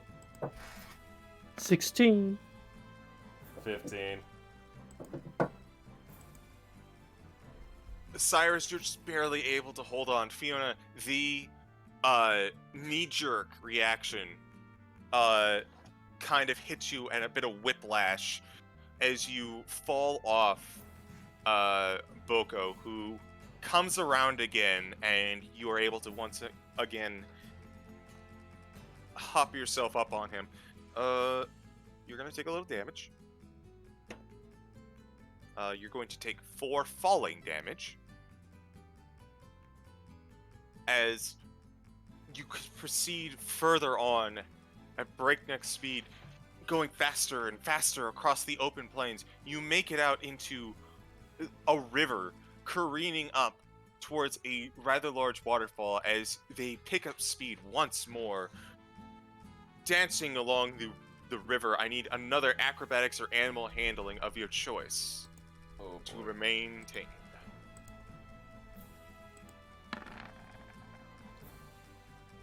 $16. 20 win. 17.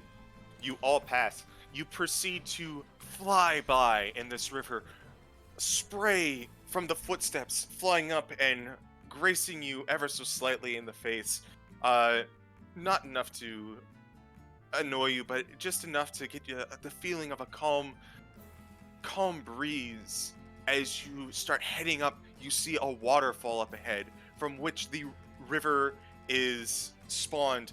They immediately both split to the left and right, and instead of going up the waterfall, they start heading up the mountain, similar to as you were the first time. I need everyone to once again make the same rolls. Yo, these natural 20s, though. Yeah. Ooh, 5 this Another time. 30. Uh-oh. Oh. Oh no! Oh no, Tongle. Okay, what the fuck? All right, but with 16, can 17, I 18. with my super high roll, considering that Tonga was literally attached to me, can I attempt to grab him in any capacity? I'm gonna say no. I would have What? allowed Fiona the chance if it wasn't a natural 1. That canceled out the worst of it, but they still failed the check. Can I fall if I'm flying?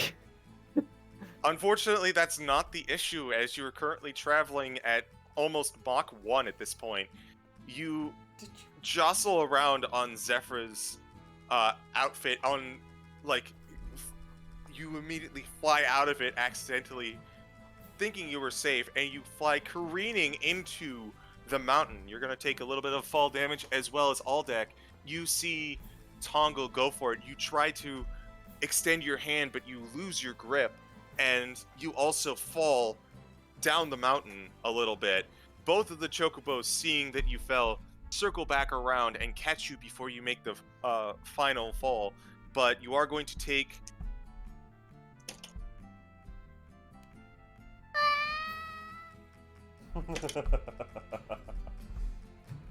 Thank you. We love you, Watley. 18 points of falling damage as you careen into the mountain. Though you are caught once more and you head straight up further. Coming around, you expect to see the river continue, but instead you see a vast ocean in front of you. As they start traveling across, walking further and further, their feet start sinking, but they never fall entirely. I need another check from all of you. Was that 18 points of damage? 18. ACG. If in the event something like this happens again, could I make a lasso? Quickly. 29. Oh, hot damn. I love with Aldeck's relationship with the Chocobos how he's the only one rolling animal handling. And you're doing damn And it's good with it, too. succeeding, yeah. 25! Everyone holds on for dear life. They know going at these speeds, even holding your arms out slightly, could lead to the wind catching you and doing serious damage. As you run along the ocean, you once more keep going, picking up pace, and all of a sudden you feel yourself rising, as the Chocobos hold out their wings and they start flying above the waves, above into the air. You can see a large circle, a shadow on the ocean as you see above a large landmass floating in the sky, and with a sharp turn, they take a sharp 90 degrees straight up. One more acrobatics and animal handling roll for all of you. Yippee-ki-yay. 20 win. 8. Oh no. 18. Preparing the lasso. 27. Sorry, Aldeck. Aldeck, everyone grips on intentionally. Aldeck, you feel as though you're gripping on too tight. Your warrior's spirit feeling you might be damaging to the chocobo that you've grown fond of. And he is going to you are unfortunately going to lose your grip as you fall. You're going to take a little more falling damage, but Choco comes around once more and picks you back up. Unfortunately, this is really gonna hurt. I'm a big boy. Hit me with it. I got hit by a train earlier. I can take this. You take 40 falling damage. I ain't hear no bell. I could do this all day. As unfortunately as you take up, you instead fall off into the ocean and you land and belly flop before you start sinking. And Choco comes and picks you up, flying up once more into the sky, soaring through the clouds at breakneck speed. You emerge, and you all land on this outcropping, seemingly levitating in the sky. The chocobos flutter their wings and slow their descent until they land in front of the crystal. You all, heavily disoriented, get off of your mounts. It takes a moment for your legs to return to you, but they acknowledge you. They give you a slight bow, and you feel as though you have passed their trial, though admittedly with a few more bumps and bruises than when you walked in.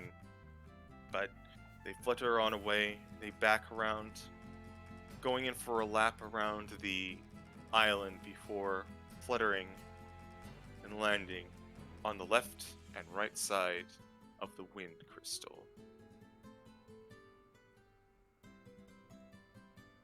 Upon reaching the crystal, Zephyr would stumble off of Boko, laughing just kind of to herself, almost like a child that has just gotten off of a roller coaster.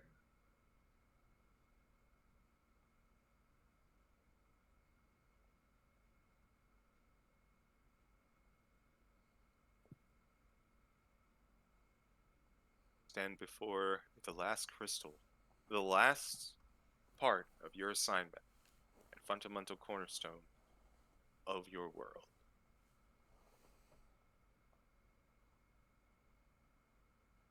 Zephyr will pause and just kind of take in the whole presence of the crystal and everything around them. And then she will take out her small vessel. She will approach. You hold out your smaller version of the crystal before you, and you hold it out, and the holy green energy from this particular crystal flows into your receptacle before filling up entirely. As you have claimed the last of the crystal's power. And now that you have,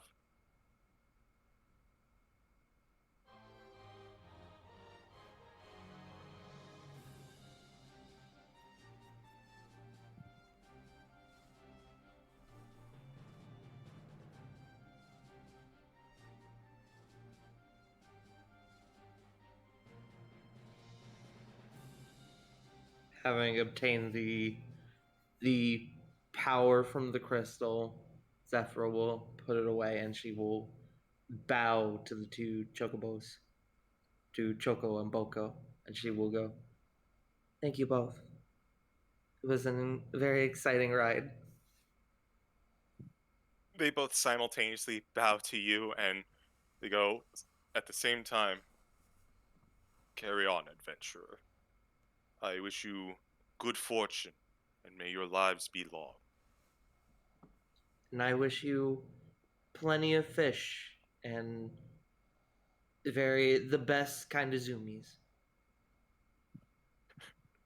You see uh Boko kind of look over to Choco, who's like, "Yeah, I'm not much one for fish, but I'll enjoy my greens, thank you." Don't listen to him, he's a bit of a snob. Well, I mean, I'm not going to judge. With that, you, I assume, pull out the scroll of word of recall. Do we want to use a cottage before we go back? I I think so. Yeah.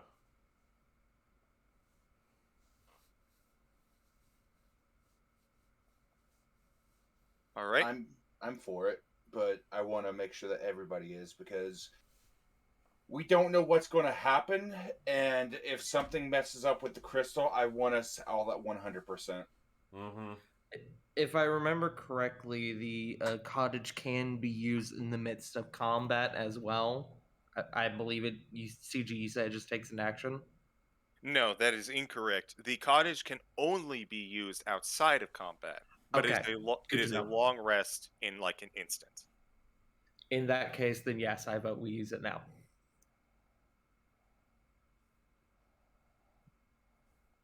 I'm down for it. Yeah. I could use the health, but I have most of my slots unused. Ooh, I need some health.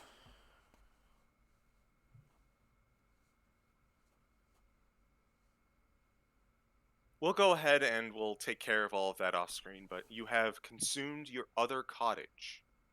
Mm-hmm. Could I have casted Crown of Stars before doing that? It lasts an hour.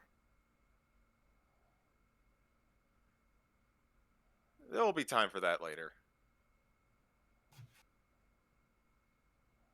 Then before we go back, all deck is simply still no words, but he's going to look over at Choco and Boko and he's going to nod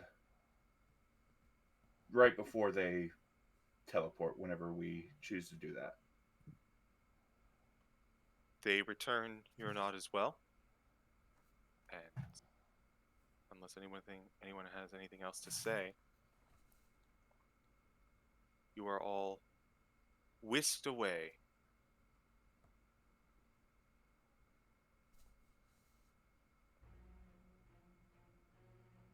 Returning. Before we return, we need to talk about what we want to do if things go badly. Yeah, this is good music for this conversation. Uh, We have time. I'm going to hit things really hard until they die. Aldeck, you're speaking. That's so out of character for you. What in the hell? You can talk? You guys can talk in character or above character about this if you so wish. Above character. If things go wrong, probably focus on asset containment. Mm-hmm. Try to prevent any of whatever happens from spilling out into the rest of the city. Worst comes to worst. Asset denial via destruction of the crystal remnants, if need be. Or at least the removal of said elements. And fill this guy full of holes. above game, Resilient Sphere can target an object that is up to large size. So I can secure something at least. Fair enough. And if it is a thing where he's trying to take a power or some kind of power, he can't take it if we take it first. Fiona pulls out the flame crystal from her pocket. I kept this just in case. It should give us a bit more time to make up our minds. Hmm.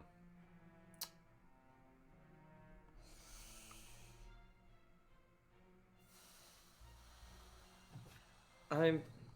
This is actually kind of a good time to talk about it. Well, he may seem genuine, but something seems off about our benefactor. You mean the fact Has that anybody noticed that he seems to space out a lot?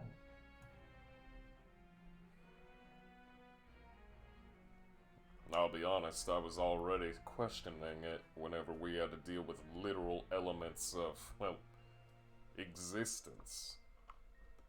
The four primordial forces of nature? You kidding me? And we already saw what happened when just one of those forces got loose. I agree entirely. He seemed very aggressive about getting the crystals last time. I am thankful he believed every word I said. Kind of nodding at that, Zephyra would say. I. Something's off. Again, he seems genuine, but I almost worry that. I don't think his intentions are malicious, but I do think his. I do think he would go to just about any means to get this mission done. All great Even if it liars means seem genuine. that is also true. If you don't mind me, kinda looks to the group. Y'all mind if I take a look at the containers that are able to house the powers?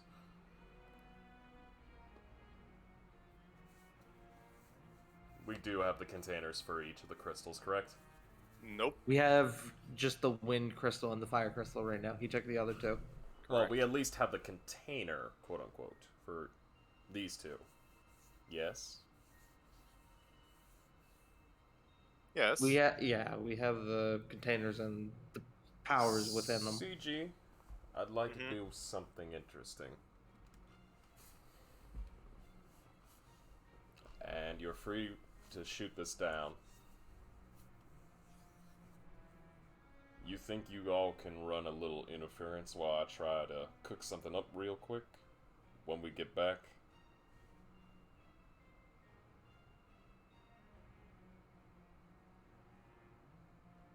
Like what? If things go south and we need to get the crystals and get out of Dodge, but you know, we're dealing with literal power of the four elemental natures all in one specific part. Power like that needs to be contained. And just any kind of motions to like one of the containers. Just one of these ain't gonna be enough. Give me a little bit and maybe I can build potentially a super container that can house it all. Zephyra kind of thinks back. I think I remember there being other crystals similar to these in his workshop. Maybe you could use those. That is an incredibly bad idea. Ain't the first one we've ever had. It's either that or we pull the old switcheroo. Kind of looks to the party. Remember that magicite?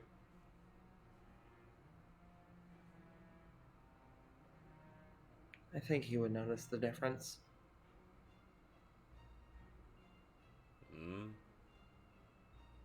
Still worth a shot. You are trying to combine something as unstable as the elemental powers into one container. I am, yeah. But at the same time, it's built to hold it, at least long enough until we can separate it.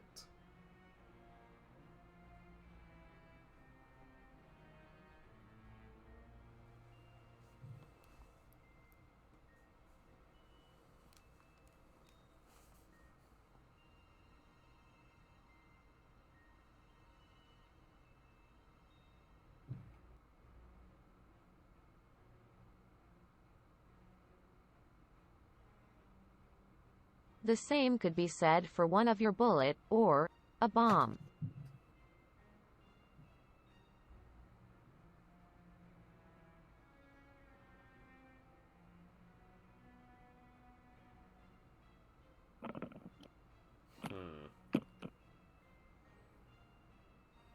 Well then what would you propose? Because the way I see it, there's only 3 ways we can approach this. We either find a way to maintain and control the power. We have to put him down quicker and make him never even have it. Or again, the old switcheroo, but as Zephyra stated, you might be more inclined to know about that.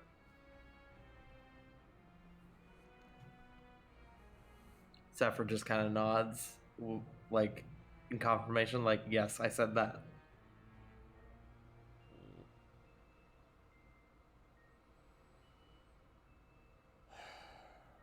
It's not a whole lot of options here.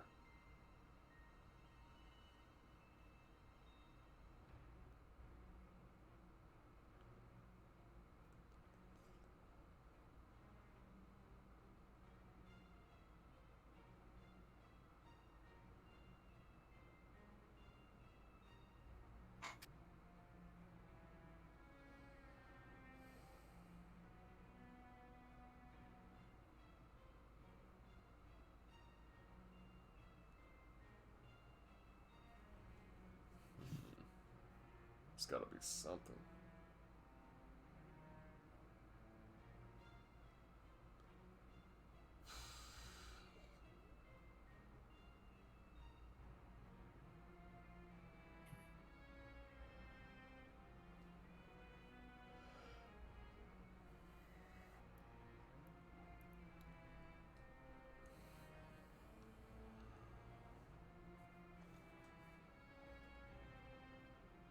Fiona thinks for a moment.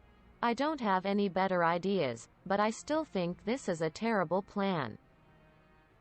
Should I read his mind, Kupo? I mean, if you can do that, yeah. Well, Still, he would know, Kupo. then probably not. Like I said, I'm willing to at least build a container that can house the damn thing, just in case things go AWOL and we need to skip town quick. It's not a perfect plan, but being able to at least hold that kind of power and get it safely transported without, you know, having it just go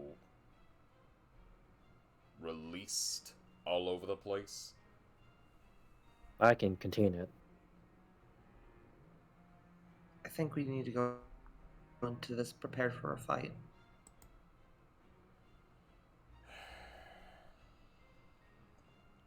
If he tries to make a move, I can stun him, Kupo.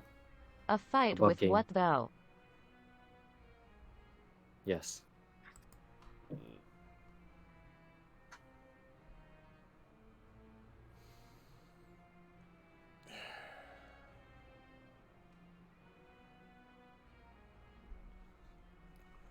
Zephyr just kind of ponders that and goes, hopefully something we can handle. It's either we handle Because it. if we can't, I don't know what else we'll do. Lights a cigar, takes a puff. Well, if we can't handle it, it's the next group's job.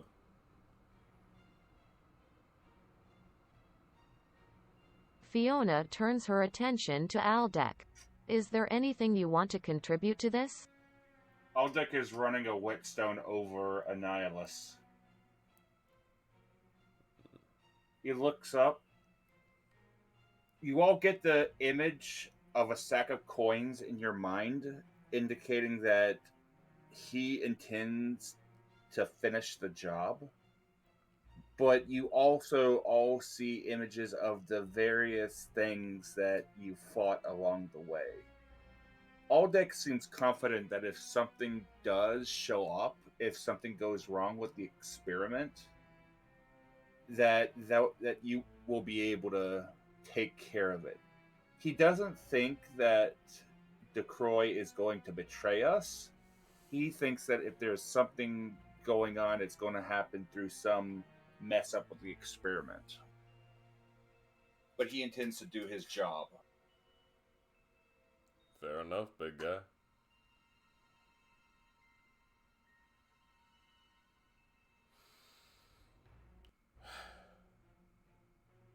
Alright then. I guess we just hope for the best, expect the worst.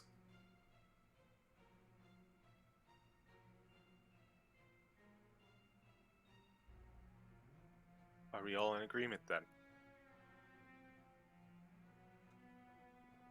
I think as much as we can be. Yep. Nod. Very well. You all pull out the scroll after having your long conversation. And you return to the Croy's tower. Croy is eagerly awaiting you as you arrive. Were you successful? Did you get the last one? Kind of cautiously, Zephyr will pull out the air crystal, and before she hands it to him, she will go, "You're confident this will work, yeah?" He looks on over to you, and for the first time, he seems excited. And he looks over to you all. No, I'm not, but think of the possibilities should something occur from this. We could finally tap the power of the crystals for our common good. Sorry, he kind of like wipes his face. Getting ahead of myself. Results first. Grandstanding later. I want to insight that. Same. Go for it. I want to as well. Yeah. Same. Everybody inside this man. 26. 14. 27. You bitch. Fuck you. Love you, Todd. While everybody's inciting, I would like to make a stealth check to move something on a nearby dresser an inch to the right.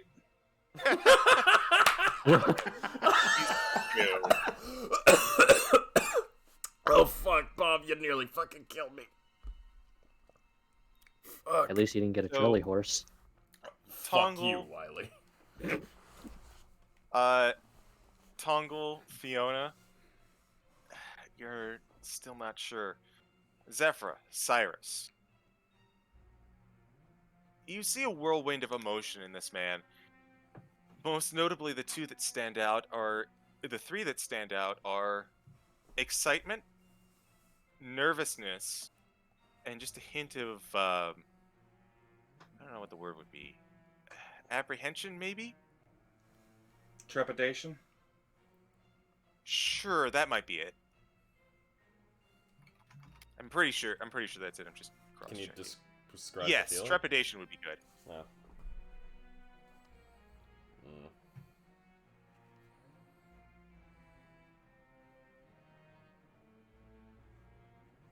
Zephyr will pause for a moment and then, with slight hesitation, give him the crystal. Holds it out and he grabs it from you. And he looks on over to Fiona and the fire crystal.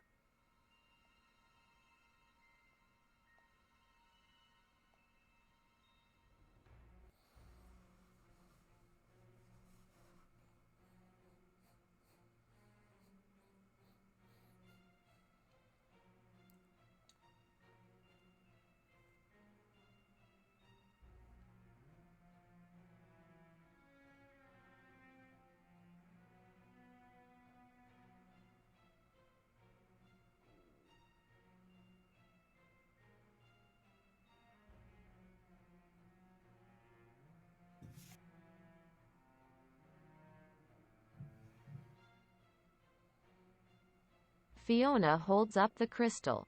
As he moves to take it, she will keep a firm grip on it, taking one last opportunity to gauge our employer. All right. You want to roll one more insight? Go ahead. Actually, gonna insight you back.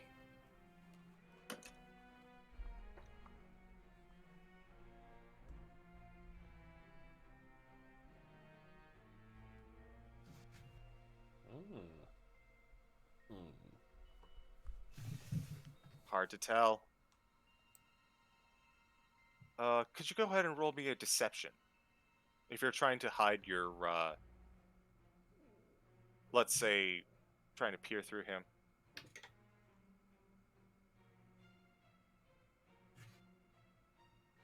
He looks at you, and for a second, there's a beat as you don't let go of the crystal. There's silence, and he goes, "Are you going to let go?"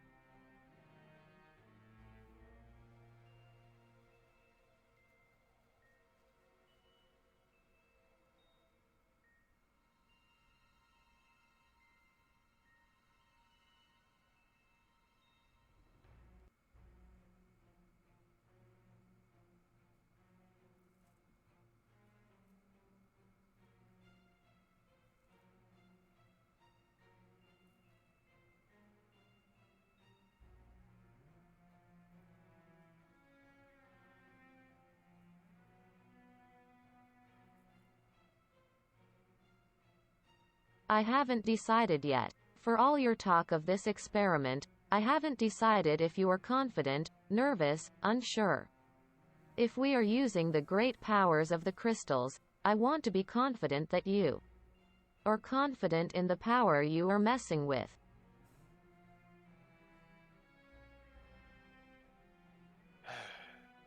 He sighs a little bit. He takes his hand off the crystal.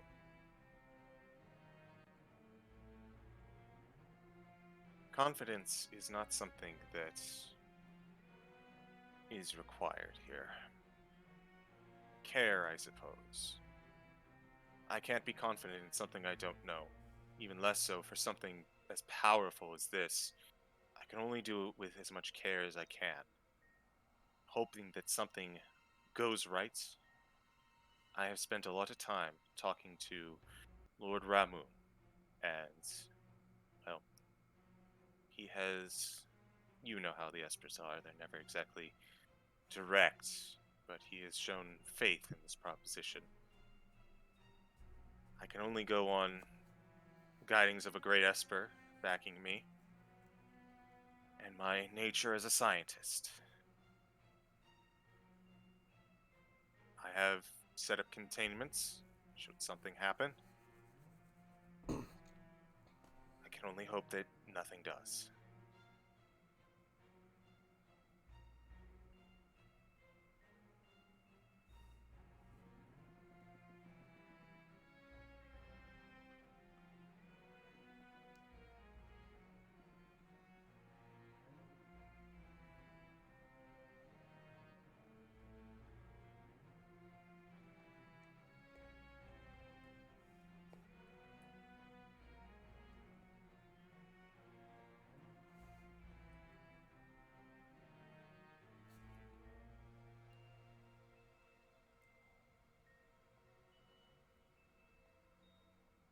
Care without confidence in your actions is meaningless. One simple misstep, one second guess, and it all explodes in your face, figuratively and literally. Confidence without care simply leads to blind mistakes as well. It explodes in your face, yes, but that happens regardless of care or confidence. The unknown is a daunting, daunting individual.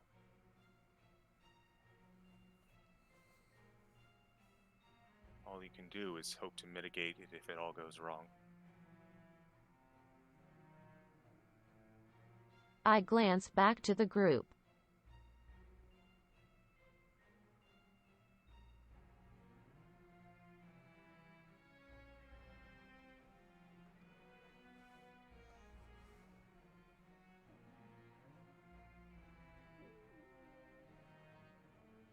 Aldeck raises his vote by motioning, by giving a hand gesture as though to say, give it over. He's good with the crystal being handed over. Zephyra pauses for a moment, and she will just, after a couple moments of thinking, just kind of nod.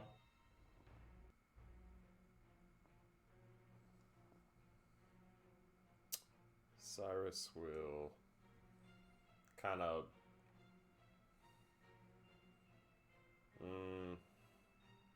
not really scout. He'll kind of give a little bit of a not a good idea, but he'll nod his head.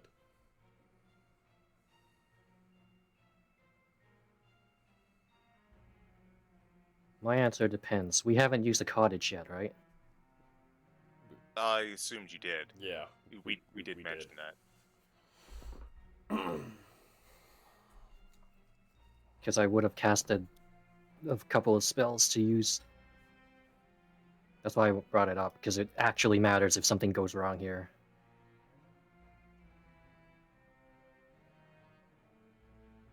Also, I would have had to prepare different spells for this. We can talk about that above game. Alright. So, right before we would have used the cottage, I would have casted Crown of Stars to have those floating around me. So,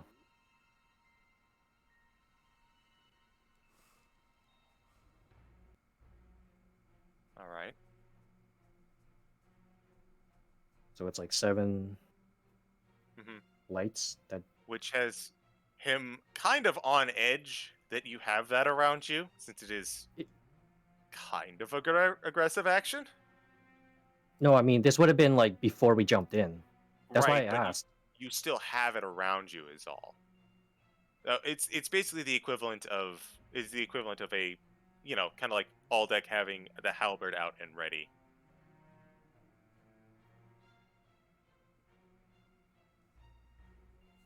So it's there. It's just You have your hand on the holster, effectively. Bingo. yeah.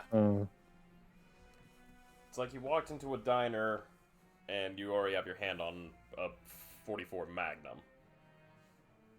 You're making everybody nervous. If it seems that threatening, then guess I'll not do that. Okay. But what I I will respect do your is... decisions, Wiley. Well, I didn't think like they're just motes of light. They're not like violent energy bombs. Like they're 7-star like motes of light. I don't think it's that threatening, but if I'm wrong on that, then I guess I'll take it back.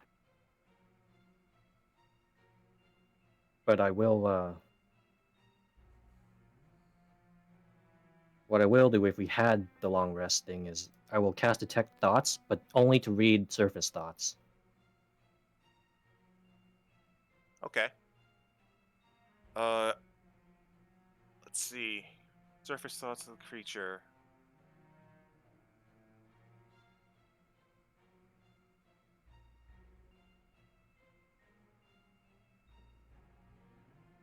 Hold on, I have to think about this. Surprise, you actually can't read his thoughts. His intelligence is actually lower than a 3. He's actually a puppet.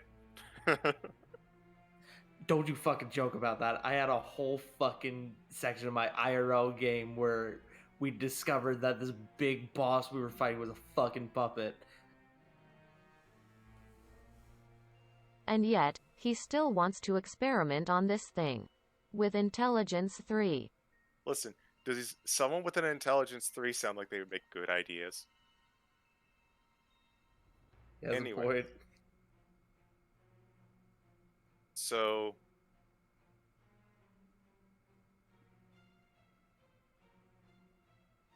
his thoughts are... immediately...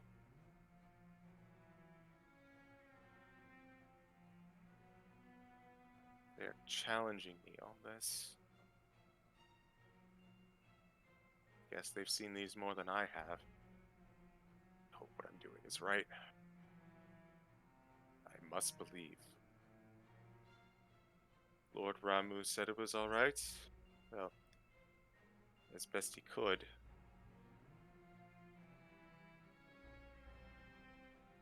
I will proceed as needed and hope the consequences are not dire. Why are they all staring at me? Can I... Okay. This is getting awkward.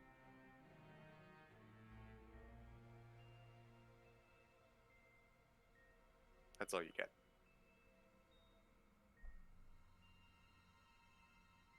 I will telepathically relay these thoughts.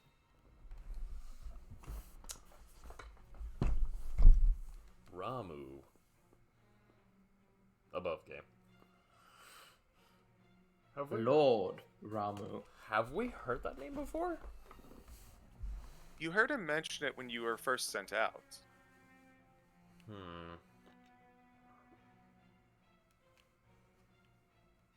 Is there any check we can do to identify who that may be? Yeah. Religion with advantage. Oh boy. Religion. Alright,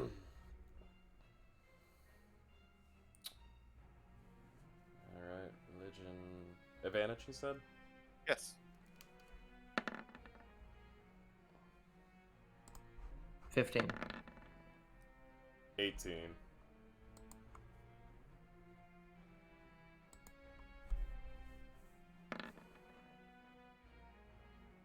Do you win?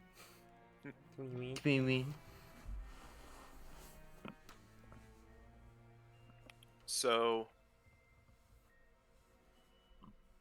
excuse me. The Esper Ramu, one of the 13 Espers that gifted power of techniques to the technicians of the world of Tellus, is the Esper of lightning and logic. He is well known as kind of a...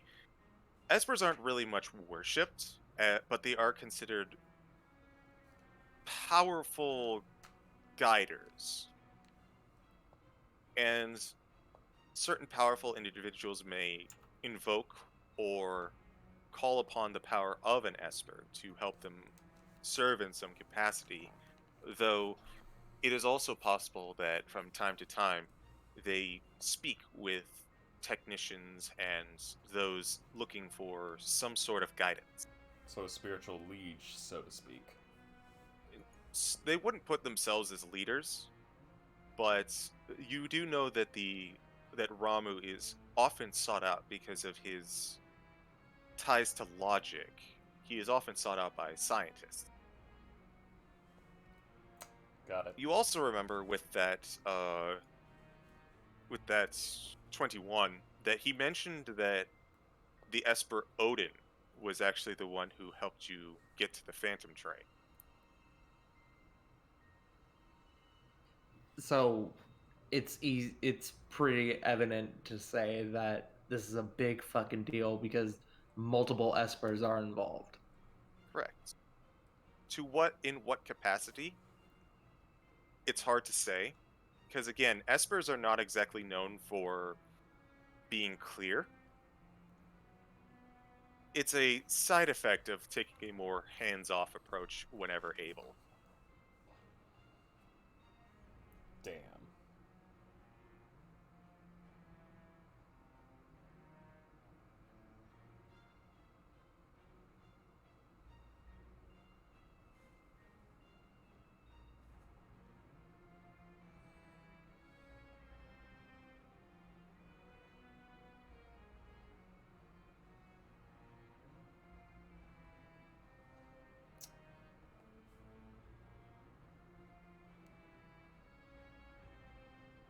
You said there were how many espers? 13? Technically 12, though rumors of a 13th does exist. Okay, cool.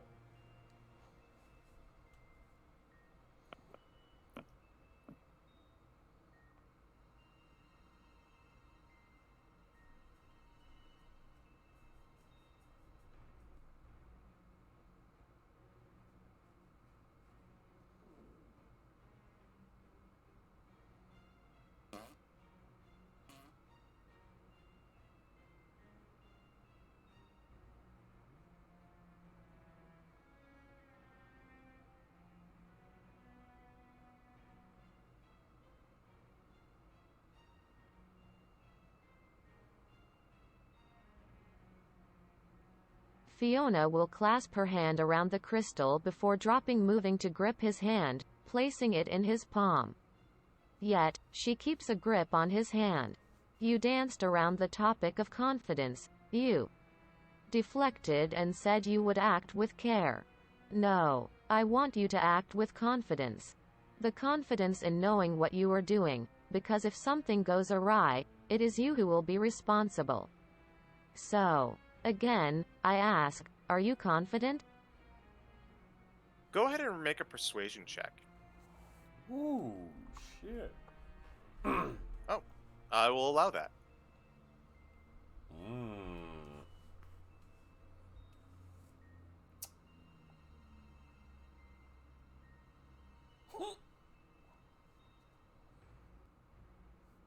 He looks at you. He squints a little bit. He takes a deep breath. He walks forward.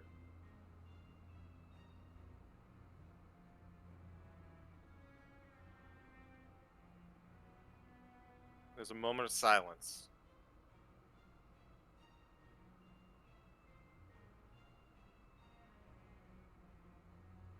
And he, with one quick motion, grabs the crystal firmly out of your hands. He doesn't run with it. He simply grabs it and holds it in front of you. Does that answer your question?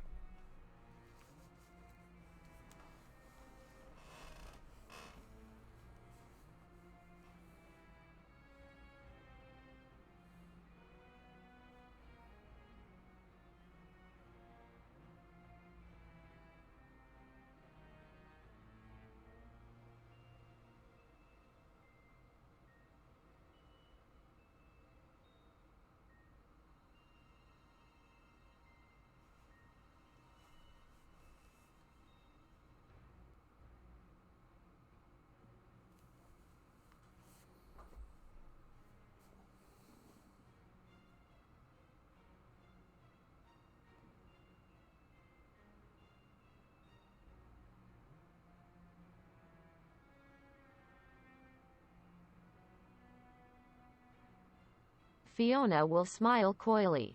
That's a question only you can answer. Now act and accept what happens.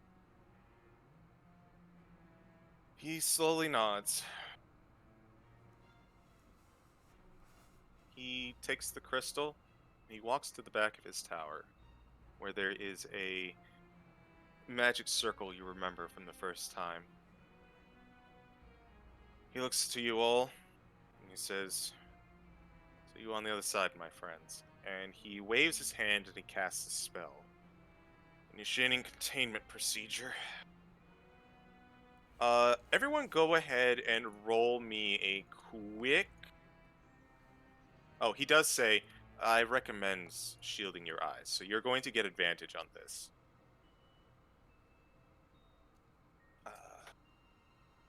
Sorry, I just need to double check what the exact save is. Quick Constitution save. With advantage. Oh! Natural 20. Natural 20, brother. You know what? I'm gonna roll Indomitable and re-roll that. Okay. 27. 26. Okay. Fuck you, Cyrus. Hey. Fiona, Zephyra. you catch this for a little bit as a very blinding flash of colors explodes out and covers the dome where the circle was. It remains there, but it is bright.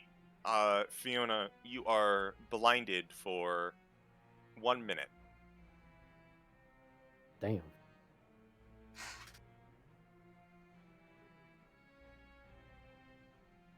You all take a few moments to just kind of collect yourself, expecting something to happen. Nothing seems to be happening.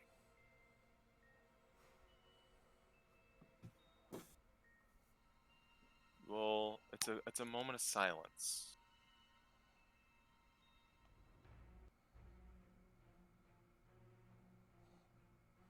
Has the sending stone?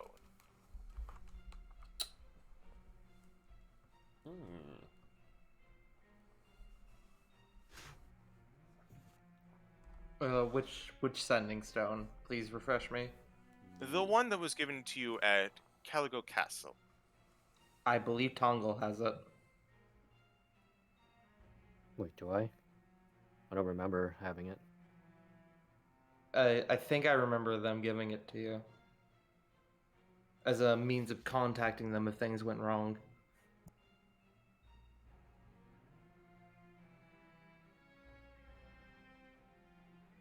I think that sounds about right. We'll say Tongal has it since no one else has claimed it anyways. Tongal, you feel like well, for lack of a better term, you feel a glowing in your pocket where the sending stone is.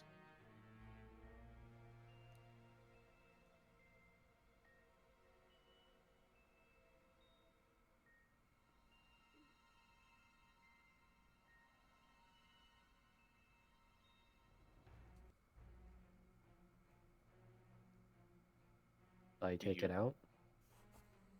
Do you answer? Yes. You hear the voice of Slitskin on the other side. Chocobo, what are you guys doing over there?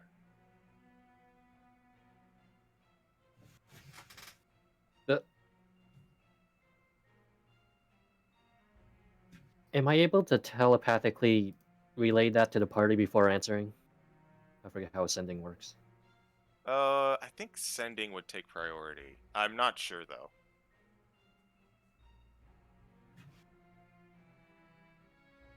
I think it's an immediate response. DMs, can you correct me on that? I would agree with you in that it takes priority.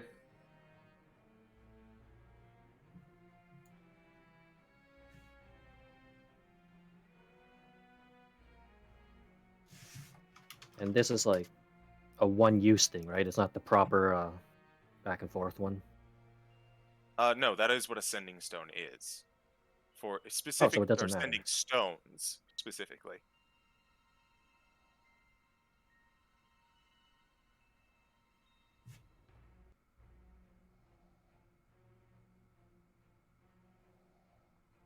So does that mean I can ask the party and then respond and not waste anything?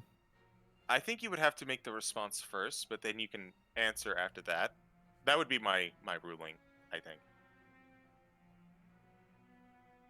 That would be how I roll it as well.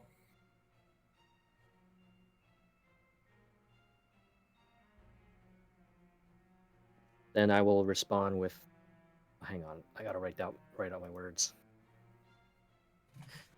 Ah, yes, the dreaded 25 word count. You get 24 words. The final word has to be Kupo.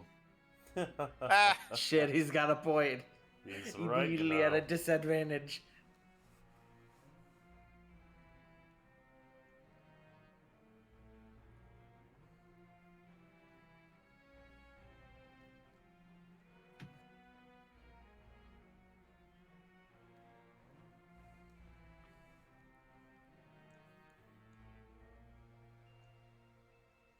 You could either put the last word as Kupo, or you can turn your whole message into a rhyme. Seeing as I'm developing a headache, I don't think I'm gonna rhyme. Understandable. Have a day. Aw.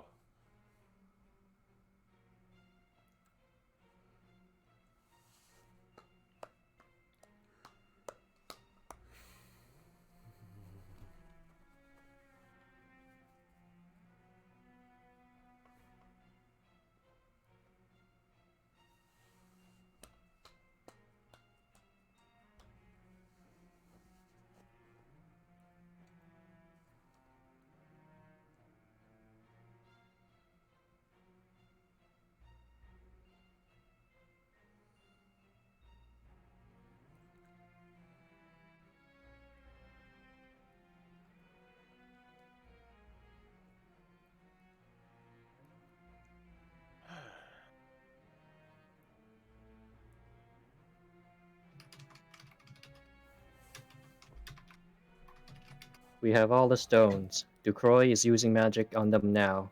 It made a bright light. Waiting to see what happens, Kupo.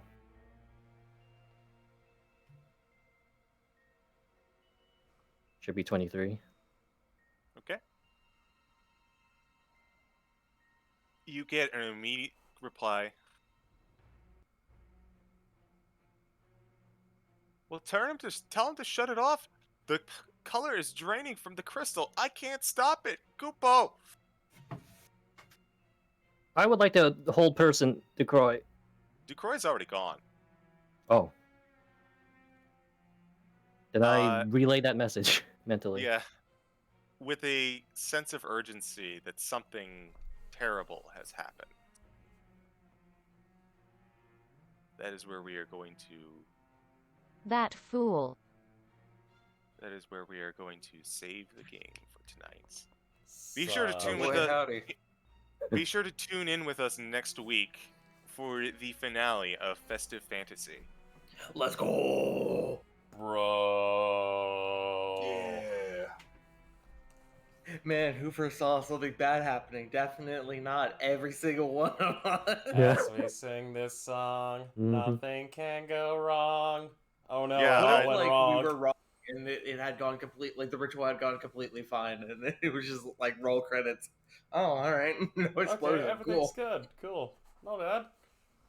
We definitely didn't unlock the bad ending. I will say this. First of all, good job on fighting the train, guys. Man, fuck that train. I stunned a train. I did it. I gave the train a headache. Train wasn't even that good. Fuck that motherfucker. Yeah. Joke's on me, now I have a headache. I'm sad I didn't get to suplex the train, but I'm happy that I messed that train up. I am genuinely surprised that no one went for that. Like, factually. Then no one went for what? Sorry, I got a message from family. Suplexing the train. Oh, I wanted to, but fucking I didn't know how to go about it. So here's the thing. I'll give you some insight onto this. There were two different ways I would have allowed you guys to cheese this boss, the train. First of all, if one of you had thrown a healing item on it, it would have done free 50 damage. No save, no nothing. And if you had gone for the suplex, first of all, nothing on the train was tangible to you guys except for the cow catcher and the wheels, because it still needed those to ride on the track and attack with. But if you guys had gone for the suplex, you could have grabbed the cow catcher with a successful athletics, an acrobatics to lift it off the ground, and then another athletics to seal the deal. They were all DC 20s, and if you nailed all 3 of them, it would instantly kill him. Why do we keep missing the insta-kill abilities? Nah, our way was CG, cooler. I thought we were going to fight whatever killed the Chocobos there. You put that fact out there, almost as foreshadowing. I did. But it was actually foreshadowing the fact that they were ghosts on the train. Which, as a side note, the reason you had to go for the train is because no one is allowed to go into Chocobo's Paradise, and you can't find Chocobo's Paradise. But all the Chocobos there are still alive, so they have to go somewhere when they die. I have a question. Yes. What would have happened if we had gone to hell? Instant death. That's what I figured. Alright, cool, thank you. Alright, so it's fighting Sephiroth. Got it. Is there any way that this Chocobo encounter could have gone differently? Well, it could have gone very poorly if you guys had tried to ride a Chocobo. Let's see. For one thing, the king would have the king would have not been as nice to you guys. He wouldn't have attacked you, but there would have been a few more very difficult, very damaging obstacles in your trial. Are you guys familiar with some? Well, some of you might be familiar. Are you familiar with a move that Chocobos can use called Choco Meteor? I've heard of it. That sounds delicious. Mm-hmm. Have you guys also heard of something called the level 99 Red Chocobo? Yes. I think Sen showed me that. Yeah. The ultimate chimkin numgi. Yeah, The that. spiciest chicken. So it's a good thing you went for the befriending option. Yee.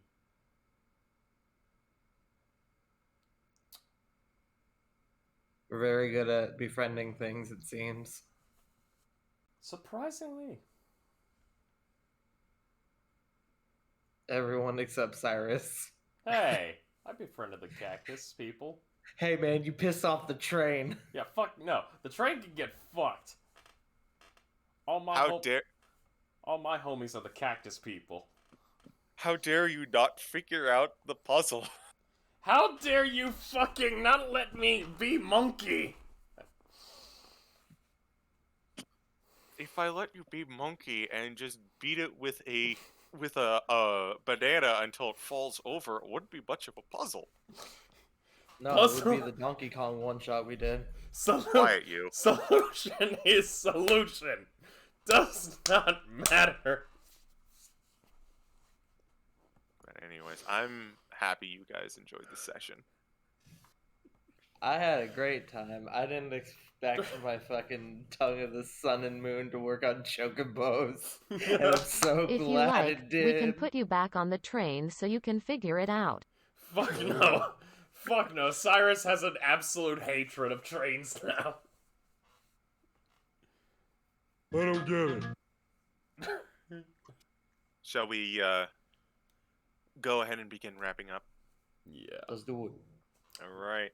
How about let's start with our wonderful streamer extraordinaire, Oh wait, J Frost. No. You go good. It's the correct one. Quiet you. Fuck.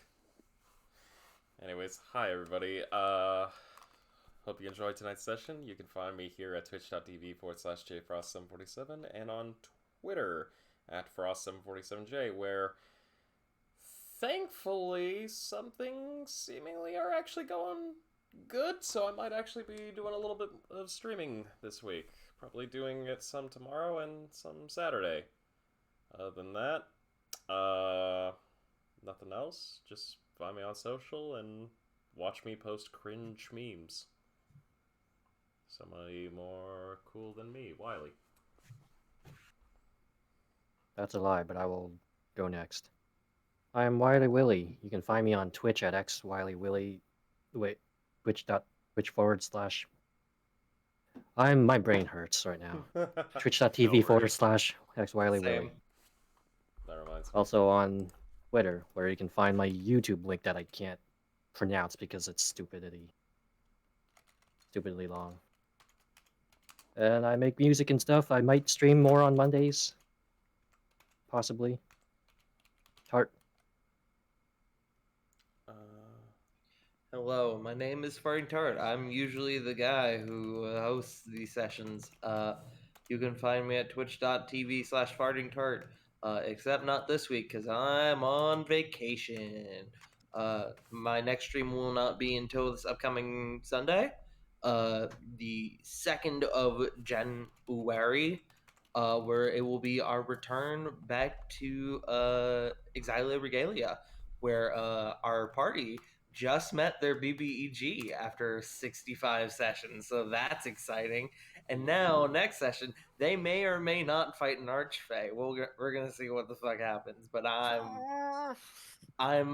vibrating. An Archfey who may have a very close connection to our current DM's character. So, if Gray dies in the next episode of Curse of Strahd, you know why.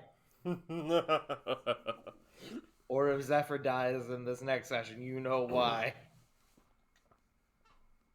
Bob.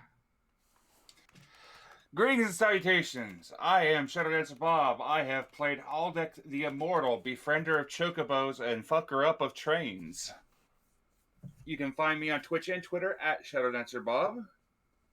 Sundays we got Maelstrom. Mondays you can find me over on Lenny Couture's channel for the ties that bind this coming Monday, where I believe we're beginning Roll With Me back again. Tuesdays is Destiny, and you can find me right here. And generally throughout the week, we've got XCOM sporadically parsed through. We've got Subnautica Below Zero going through. You can also find me when the next season of Bears of the Torch and Under the Shroud comes up, where I am playing the Silver Devil, the dastardly but oh so handsome villain, with words of honey and wine. Sensuna, you are up next.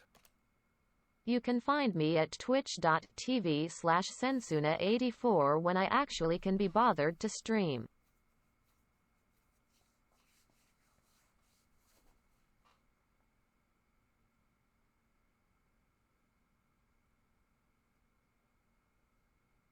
But enough talk, haven't you? I believe that all that is left is our DM extraordinaire. Yeah. Sensuna, go ahead and give yourself inspiration for next session. Because I get that reference. I think I get that one as well, actually, for once in my life. Wait a fucking minute. What is a man, Keck? How about you? You can find me nowhere. See? Wiley's got the right idea.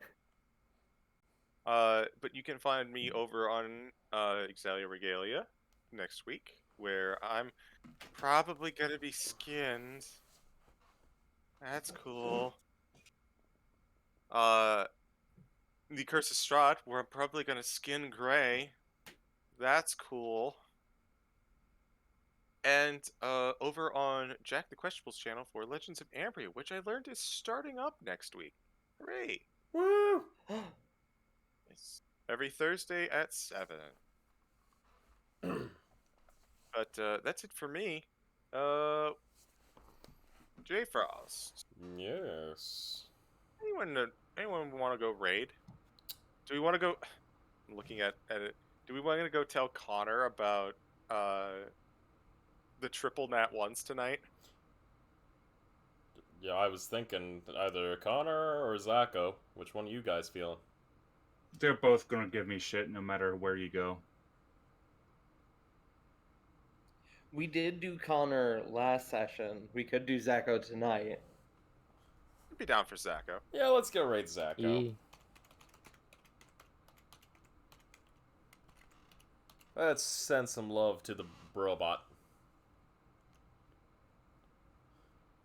Sounds like a plan. What's tonight's message, folks? Oh shit, Zacho's playing Lost Judgment too. Yeah. Ah, yes. How about, Good. if I may make a recommendation for tonight? What's that? Choo choo, motherfucker. Choo choo, motherfucker. All right.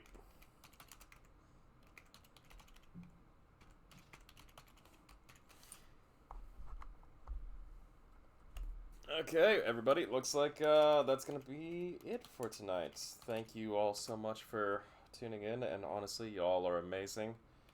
And I want you to know, I love you. Love all of you. Take care of yourselves. Fucking deserve it. I give you kiss, chat. Give geese. I would give geese if I was Rovan, but I am not. But anyways, I'll take care of yourselves. I love you. Bye-bye. Peace.